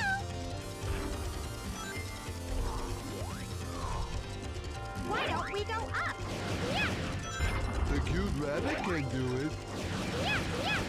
Okay, yeah. Third Bruno Got it. had won that wager by skin in the game.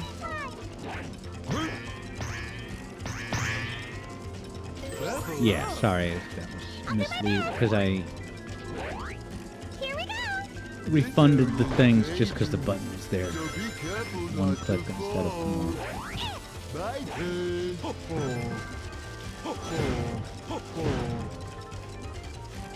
Here we go. Ooh.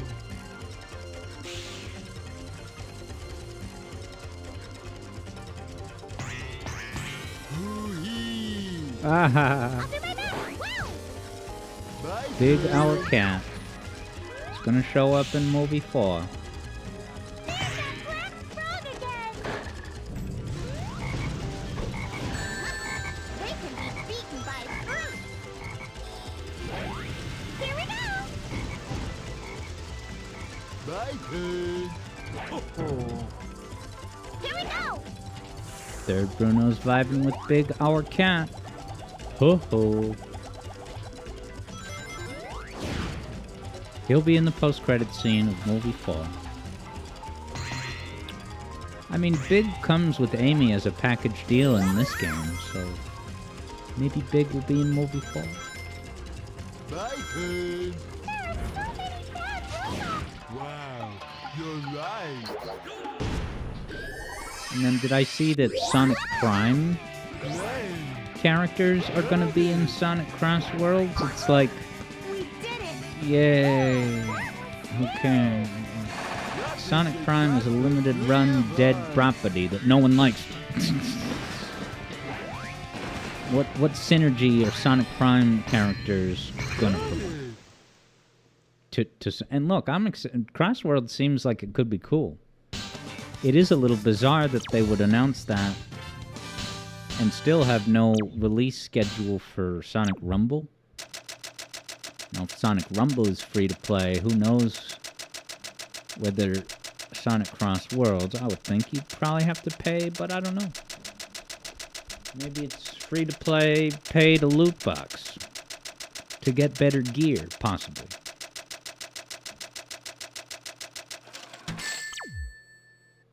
All right. You're super A rank, duper baby. Happy. Third Bruno says both entries are about different dimensions, so you guess it makes sense. That does make sense, but if they have the ability to you know, I guess the question would be, what other dimensions do they access? Is it all Sonic? I can't remember if it, you know, widens the umbrella to, like, Samba de Amigo or anything. Like, what are some... Do we know any other things where the dimensions go to outside of, like, you know, regular Sonic gameplay? Thank you for the well done, Third Bruno. Let's do a low-stakes chaotics level. These are all so long. I don't have a long level in me. I don't have it in me. Here. I won't even do a wager. I'm just going to get the emblem for pride. By using SBO's spin attack. Because the spin attack tends to work.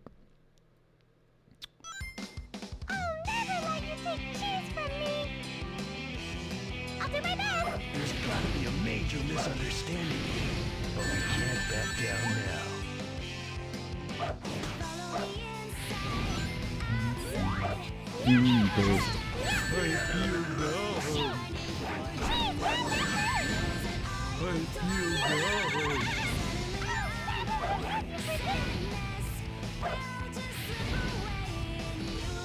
Where's the straggler? Two left. I don't see him anywhere. Where the hell are they? Nowhere to be found. Oh, that's right. Third Bruno points out that one map appeared to be from Secret Rings, and that's a different world. Can that be all? I still only got a B rank. Sam almost got the second BGM request. Good thing you didn't click it, because it's not a thing. Alright, maybe I'll wrap up with a haunted level as Team Sonic. Alright, let's go for Mystic. Let's blast through with Sonic speed. Hey, All right. I gotta use my Team Blast smartly. 2 minutes have begun. Place your bets. Okay, yeah, Third Bruno figures maybe Cream was trying to fly Amy back up. What a castle. Poor little creatures. Wonder what's next. Feels like Halloween with all these ghosts. Got it. All right, here we go. Got it. Here we go. Hey, you surprised me. Got it. Here we go. Got it. Take this. Here we go. There they are. Eggman's robots. Leave them to me, Sonic. Shit. Take this. Here we go. Got it. Watch out. Step on that shadow, and that weight crashes down. Step on that shadow. Call forward. Let's go. Yeah, and yeah, Evie remembers that They never when I give saw up. that pirate world, I was like, hey, it's Sonic Prime, and yeah, now that you say it, that may very well have been what it was, because I think the whole deal with the Sonic Prime was that, yeah, was there some kind of big squid monster that was like Pirate Knuckles' big character arc? He had to overcome his failure. Leave it to me. Dave. Dave. Got it. Shit. Hoorah! Shit! Hoorah! Shit! Hoorah! Shit! Hoorah! Shit! Hoorah! Shit! Shit! Hoorah! Shit! Hoorah! Shit! Hoorah! Shit! Hoorah! Shit! Here we go! Now that we know that they did make it sound like shit on purpose. Leave A it whole to new me. layer of enjoyment. And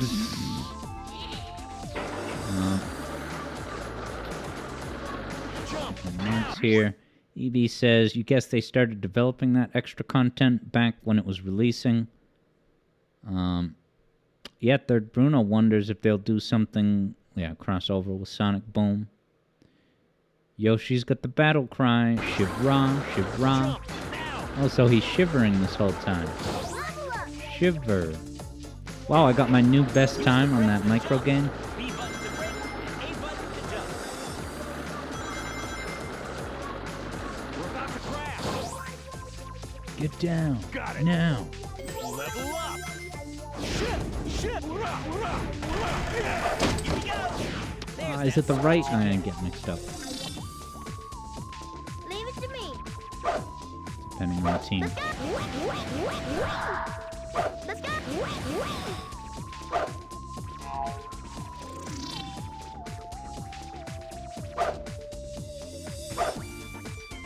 Let's go. Yo. Got it. Here we go.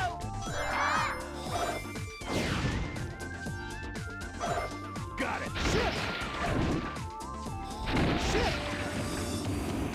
Evie has wonderments about JJ. Here we go. Shout out to JJ.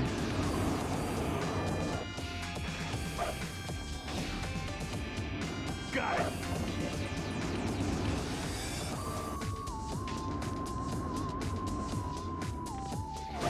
Take this. Here we go. Got it. I'm falling. I hope JJ had a nice Valentine's Day. Although I think he said he wasn't doing anything day of. Let's go. Nice. JJ is developing as we speak. Something may happen if this switch is triggered. Something may happen. Shit.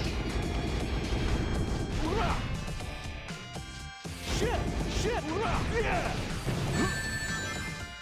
Shit. Here we go. Yeah. Shit. Yeah. Here we go. Blast away. Hey there, Lore Stream. It's going good.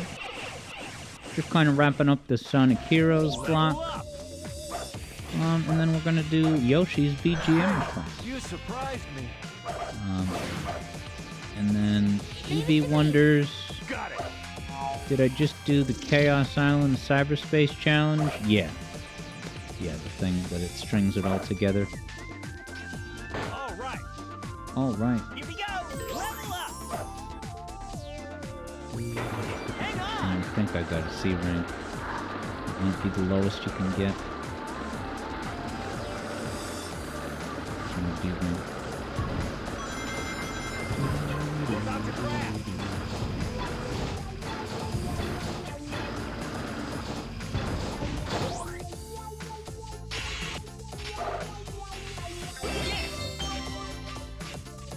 Lore Stream wonders how we're feeling about Crossworlds. I think it looks really cool. There's another trolley. Let's catch it. You know, it's gonna have the transforming vehicles, it would seem. Jump. And the idea that, you know, one of the laps Jump.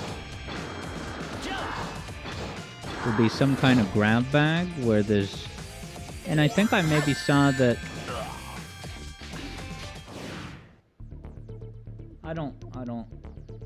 let me just do... I gotta tap out. I gotta tap out with this.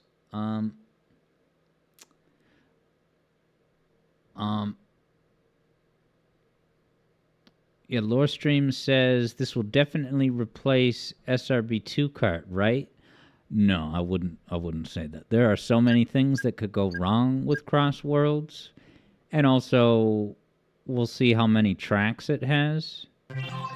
You know, because SRB2 cart has an infinite fountain of tracks.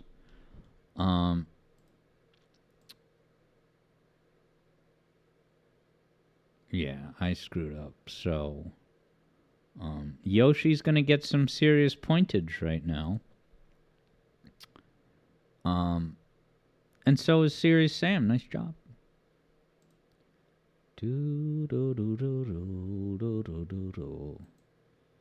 I didn't get an A rank. I'm sorry I have so little steam in me. I'm running on fumes. It's not that I'm like tired or not alert. I just mentally I'm not in my prime.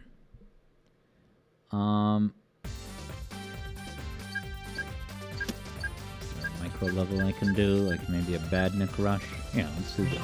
Let's blast Alright, through with final some wager. speed. Going for an A rank. 2 minutes have begun. I love these Badnik Rushes. Third Bruno gives the winners their GG due. So yeah, I don't think it's gonna replace SRB2 especially if it costs money. Take care of him myself. Restart this. Because SRB2 card is free, so that's minimal barrier to entry. Come on, Eggman. Wanna play? Be careful, Sonic! I'll take care of him myself. Level up. JJ says, how's the next music theory going? It's going really great, JJ. I did mention a little bit before, maybe you were away, but I admit it wasn't a very substantive update. I'm trying to think of something I can tell you guys. But I can at least confirm that I've, hit the benchmark of like 99.9% of the footage is captured. And certainly all of the music playbacks, like all the piano and sheet music playbacks, they're all on the timeline in order. So now I'm in the exciting phase where I'm finally getting to assemble a scene and watch what it looks like playback. And yeah, I think, this video, as you guys know, it's a big video and a very important one. After this video is done, let's just say that patrons are aware of what the big ticket Sonic video is going to be later this year. But in the lead up to that, I'm going to do 2 non-Sonic ones. I really want them to be 10 minutes. And one of them might be a slightly different format, where instead of the typical format that you guys know, it would be a focused case study on Streets of Rage music and whether it's plagiarized, whether it counts as a red pan. I would like to be able to do some interesting yet informational videos that, don't have as much of an emphasis on, the visual experience. And look, every time I put together a nice visual experience, which there's gonna be those in this Sonic Mania video, just like there was in Metallic Madness, make no mistake about that. But it's not like I get carried away with the special effects, but I do know, I know I should be able to make a video that doesn't have graphics needed for every individual scene, an emphasis on the music itself, simple indicators, and just focus, I gotta say, doing the second channel videos has been very energizing, and it hasn't really affected the way that I make the music theory stuff, certainly for the Mania video. But yeah, I guess it won't have an effect on future music theory videos. But, All right. JJ says you can't argue that Streets of Rage music is inspired. You've seen at least 2 other channels, so the similarities. Oh, isn't. What a waste. Yeah, so there's no doubt that Koshiro absolutely heard and referenced, all of these very specific songs. If I had to guess, right, from what I listened to in, compilations on YouTube of playing a Streets of Rage series song and then pairing that against this or that song, and you find the similarities, but I remember, listening to that compilation reel, and on every single one,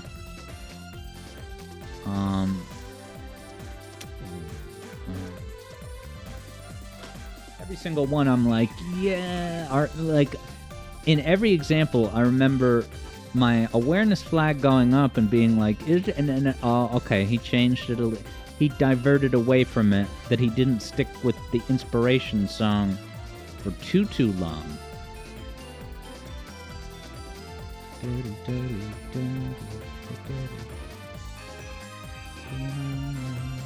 Garrula 64.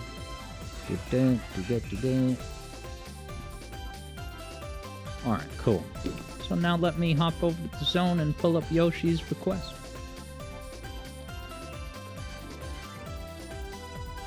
Yeah, so, you know, as I've alluded to here and there,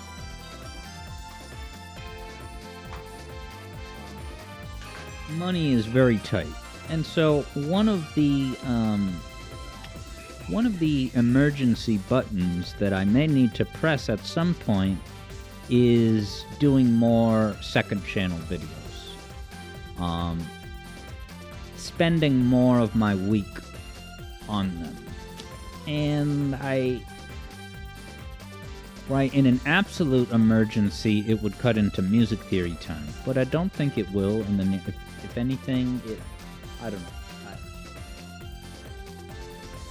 You know, the second channel. So the Reggie video got some algorithm love. Not love from commenters, though, as you can imagine. But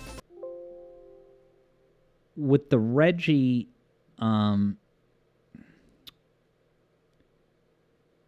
yeah, JJ says just start an AI slop channel, watch the bucks roll in. So the Reggie I honestly think that, you know, posting these videos more often on the second channel, like I'm getting more of an insight into, you know, the algorithm. And it's not like I figured it out exactly how it works, but let me pay out the wager, because wow, third Bruno bet no. That was a close one. And now you're going to get Lore Streams Grand. Wow.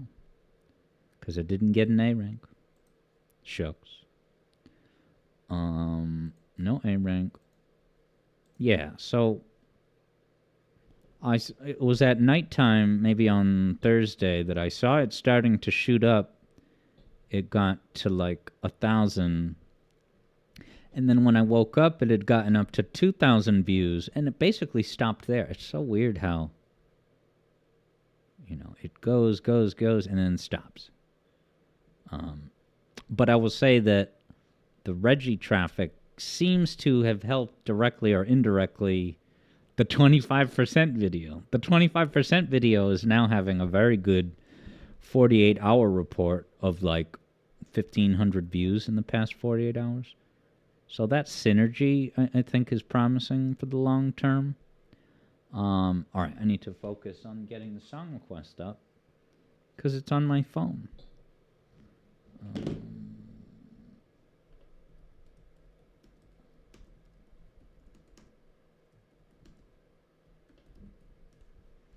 And so I don't have any plan about what topics to do if I have to increase the second channel volume.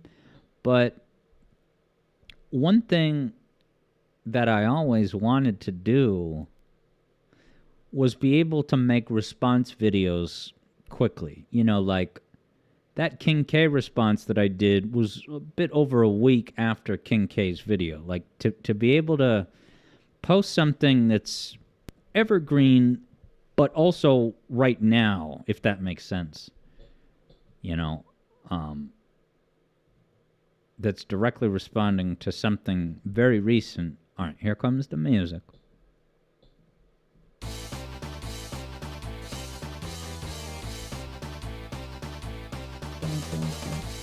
This is distinctive sounding, isn't it? I'll give it some more volume, though.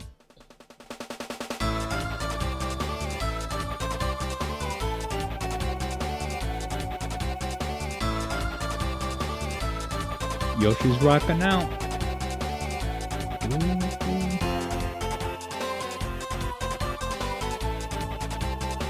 EV Wonders DS, Pokemon. Yoshi says if no one can get this, Yoshi is leaving. Well, scout your route to the doorway, Yoshi.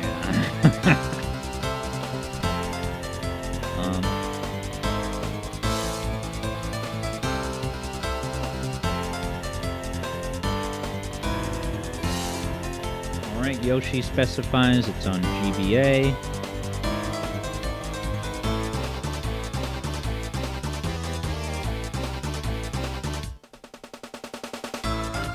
So Eevee says Cannonball, which Yoshi confirms. Nicely done. I would assume that means Eevee knows the game if he knows something that specific. One play here.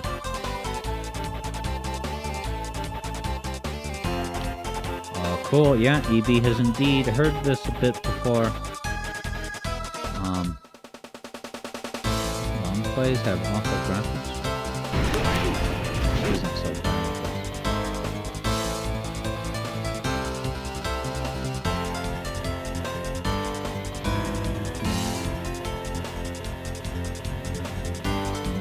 Long plays.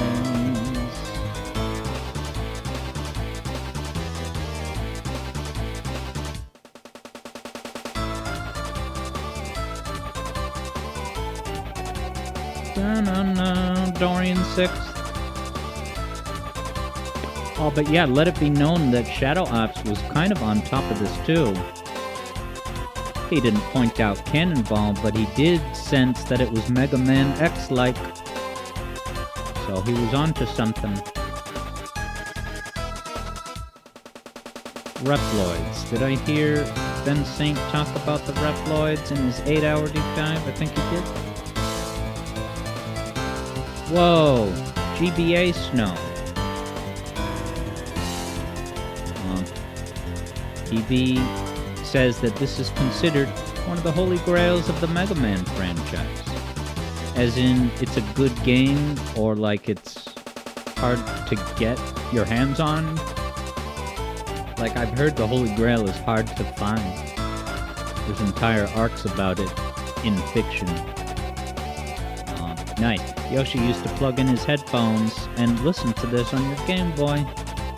Hell yeah, I used headphones with my GBA. Yeah, EB says this fight, this music, and moment is considered one of the absolute peaks. Hop ahead to more active gameplay here. This looks so Metroid Fusion. Ciao!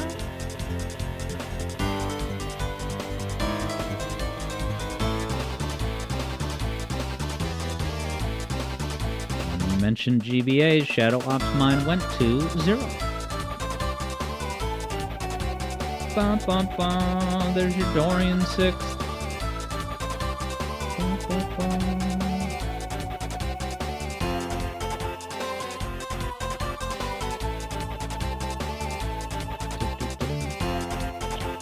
And Yoshi still has his copy of the game.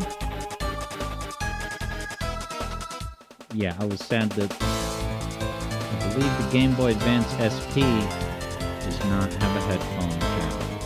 It's unforgivable.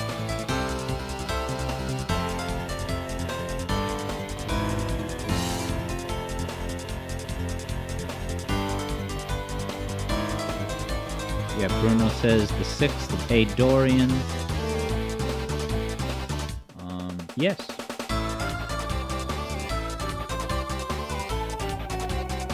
There it is. Would that be F sharp? Not G flat. Now, third Bruno so wants to learn relative pitch, and I will be happy to kind of help you with that, because that's something that I've talked about doing here and there, but never followed through on. I'm sorry. Helping you to learn relative pitch the same way that I did, which is just for each of the 12 intervals, it requires some memorization, but it's not hard after a while. For each of the 12 intervals, you memorize an example, like start with minor 2, Jaws, do-do, do-do. So when you hear two notes, and you're wondering if it's a minor second as a strong possibility, then you sing the Jaws song with those two notes you just heard, and after a while you can tell if it fits or not.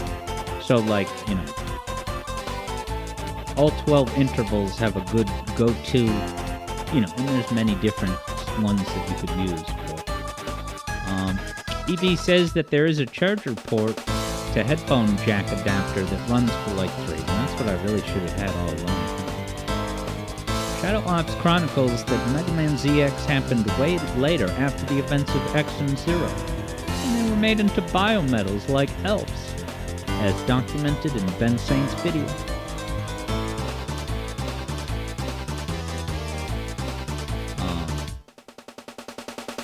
But yeah, like minor third, one of many options is Seven Nation Army. Do, do, do, do, do. Those first two notes. So yeah.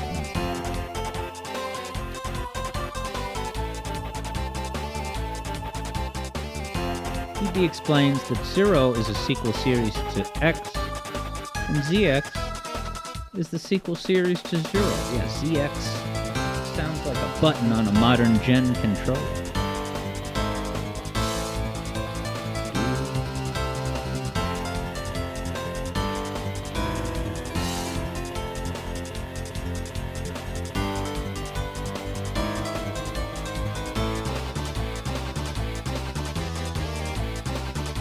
That's a nice stats readout. Dun, dun, dun. He says one of the directors of the original games was a huge Zero fan.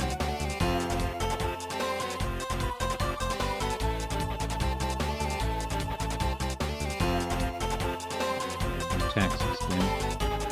I've got a couple months. Should get on there.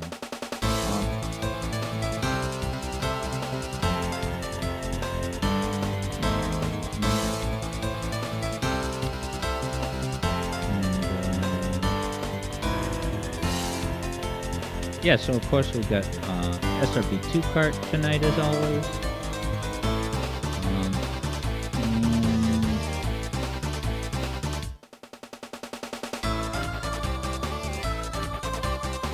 Yeah, Third Bruno finds it interesting that the minor second is called as such when it's more like 1.5. Yeah, so both major and minor keys have the same second. It is an oddity that even the minor scale has a major second. Yeah, that is kind of the only exception. Yeah, and there's so many fundamental exceptions that it reminds a person why it's called music theory and not music science. We're all just doing our best. That's a simple way to say it, but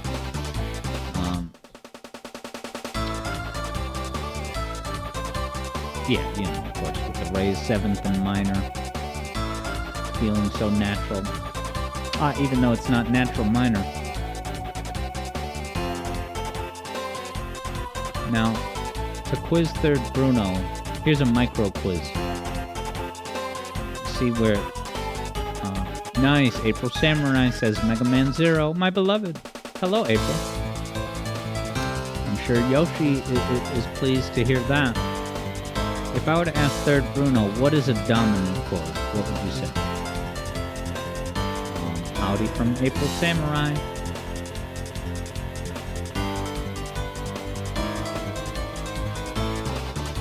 Yoshi's rocking out, hell yeah.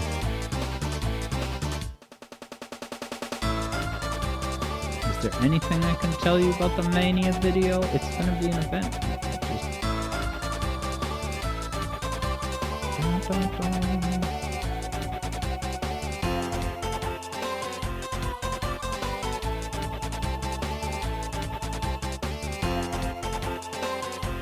Third Bruno taking a stab, saying a chord that overlaps with the dominant key. No, so the way the word is used, and this is a word that I strongly object to because it's a misnomer. And I promise everyone else I won't ramble about music here for too long, but You know how every note in the scale has a name? Tonic, supertonic, median, and so on. So the 5 is the dominant. So when people, right, in music theory classrooms, if they say the dominant chord, really what they mean is a chord built on the 5th that's shaped like it's a major triad with a 7th. Sorry, this is all just details. I'll talk about it another time, but it's a major triad with a minor 7 built on the 5th. But to call that the dominant, and then people use the word dominant to describe that type of chord, even when it's somewhere else on the scale. I'm sorry, I know I'm tripping myself over the details. But that's one of the misnomers that I aspire to superannuate in the course of my music theory career. But anyway, I promise I won't ramble about music theory specifics. Thank you for humoring me as I quiz the 3rd Bruno. No, I promised I wouldn't say anything. But look at this boss. It's target practice. Samurai target practice. This person playing the game is really on top of things. Is this a task? Shadow Op says I should watch Mega Man X and Zero lore. Well, that's all in Ben Saint's video, right? So he's got me covered. This looks like Freedom Planet a little. Thermal base.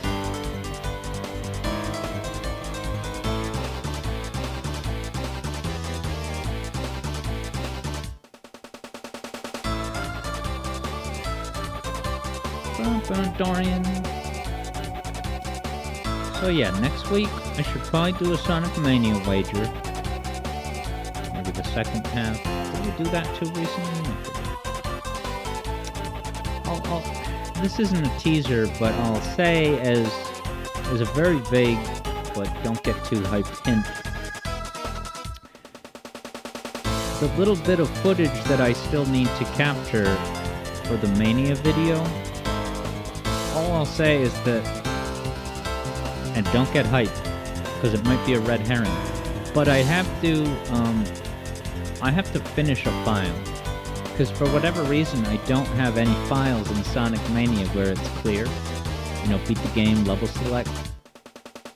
And I need that. I won't say why.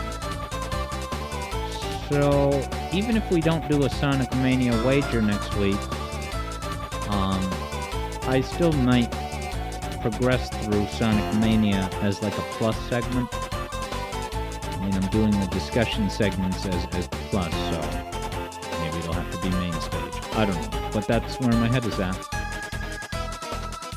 I might as well wagerize it at that point, because it would just be to play the second half of the game.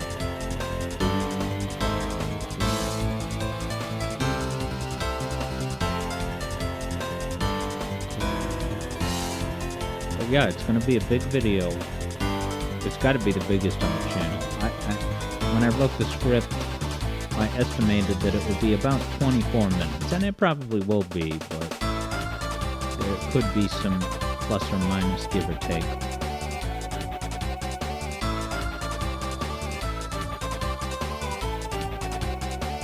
Yeah, some zones get more attention than others, but they all at least get kind of a couple of, moments. Things, aspects to look at. And also, I'm not saying that there's nothing outside of the original zones. There may be something, right? You think about the 4 new zones in Sonic Mania. That's the heavy emphasis, but it's definitely not only that. It's not only the 4 new zones. So expect the unexpected.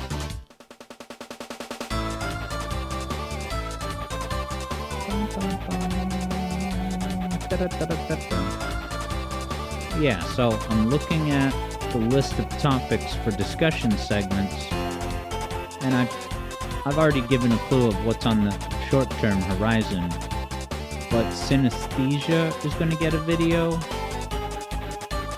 and then tarot cards. And I guess those are the only ones that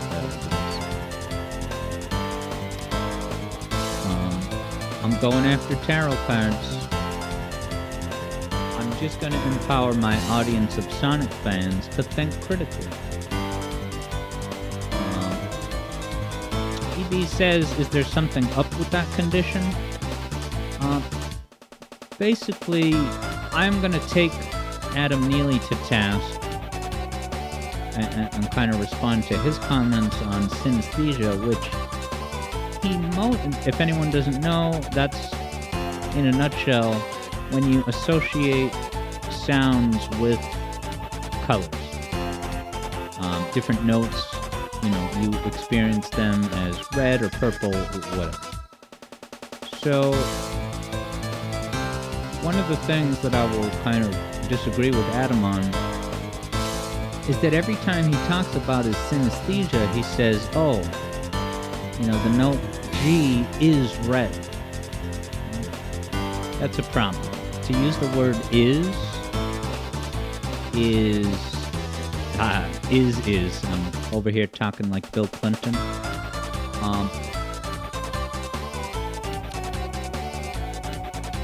Right, I would hope. And then third Bruno says guilty. So I guess, in a way it's a little bit semantic, right? I hope, right? If I'm to give Adam Neely benefit of the doubt, I would hope to hell that when he says, oh, G is red, that really he means that G is red in his head, but it's not corresponding to any properties in the real world. Right? But Adam will then, in the next breath, fully acknowledge that everyone who has synesthesia has a whole bunch of different colors association. And he overtly says, for people with synesthesia to debate this is completely meaningless. So he openly acknowledges that. And yet, it's almost disturbing. It's so... I'm very upset that he acknowledges that, but then he turns around and talks about it as if, G is red. I feel like he might be still a little bit seduced by the fact that he thinks he's detecting something real in the real world. That it is more than just... Now, I don't think I would describe synesthesia as an affliction, as a condition or a disorder. It kind of is, because it's like I said before. Your mind is summoning information that is not needed, and it's not true, and it's not correlating to anything in the real world. So while synesthesia might make someone's music listening experience more enjoyable, I can't really deny that if someone claims that, but I think they're seduced into thinking that they have this ability to detect truth that others can't. But it's a mnemonic device. Your mind gets it in its head, quote unquote, that G is red, and then it never lets go of that association.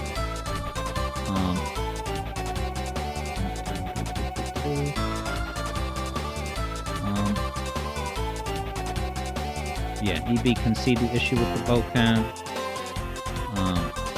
Third Bruno says most aspects of people are subject to chaos.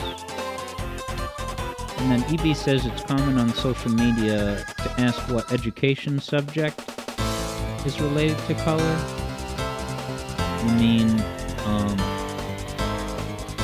like math is red or English is blue or something? Third Bruno can see the disjoint. EB says it's not really a base point for everyone.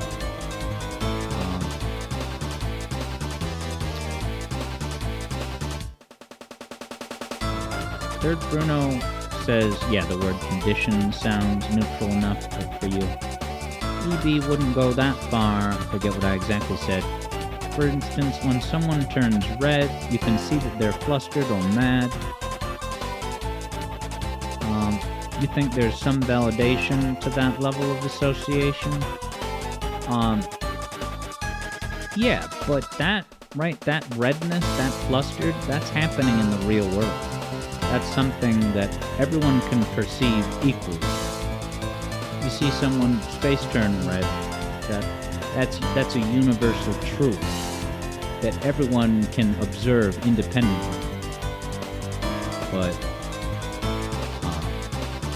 synesthesia sweethearts are just their wires are crossed. That the note G, the neurons are entangled with the color red, but there's no real redness in the note of G, especially as exposed by the fact that someone else with synesthesia might think that G is blue. So yeah, that face turning red is 100% totally a different thing. Because that's universal to everything.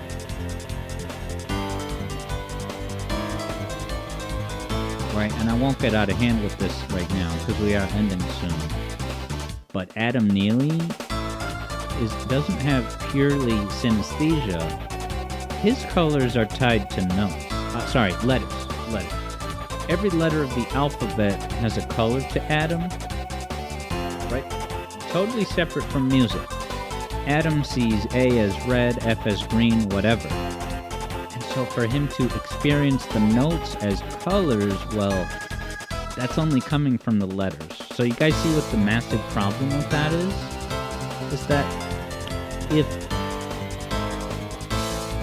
we had, people chose to use letters to name the notes, A, B, C, D, but you could have just as easily done triangle, square, like there's nothing, those letters to call a note, oh, this is A and this is B, that is a purely artificial human construct, and you could just as easily call those notes anything else.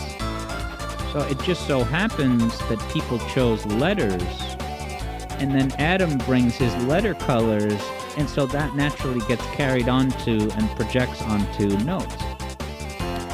Well, I experienced the note G as green because I experienced the letter G green already.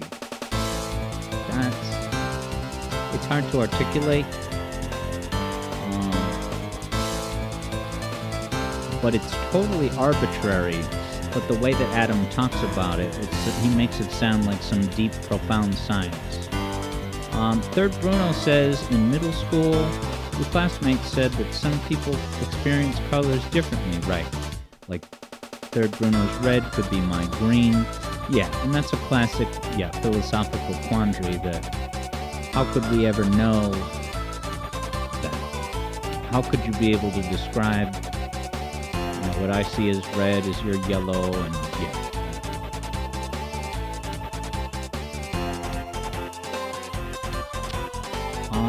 but we're right at 7:30, so I want to say thanks for hanging out, everybody. It was a great discussion segment.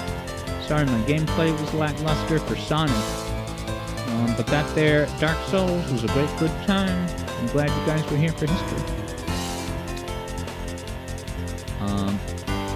So Shadow Ops, have a great rest of your night.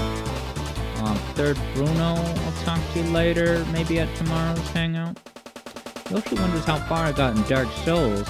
I made it to the secret bonfire at Sen's Fortress, and then I actually did beat the Iron Golem. Is that what it's called? So I'm happy with that. Long overdue. The last 3 weeks of struggling, but yes, and that entails, as Third Bruno pointed out, that I got to an Orlando. Shadow Ops says color blindness is real, though. It definitely is. I didn't say that it wasn't. EB, see you on the track probably. Kyo, see you on the track probably. If Kyo's still in the house. And then if JJ is awake and around, see you there possibly. Otherwise, have a great night. April Samurai, glad you got to catch your beloved Mega Man. And Serious Sam 64 as well. Yeah, I'm gonna open up the lobby and have something to eat real quick, and then hit the racetrack. EB applauds Yoshi for the great request. Yes, indeed. Thanks again to Yoshi for the request. Yoshi's looking forward to the boss fight. Wonder which boss is next. Because I did beat the Iron Golem.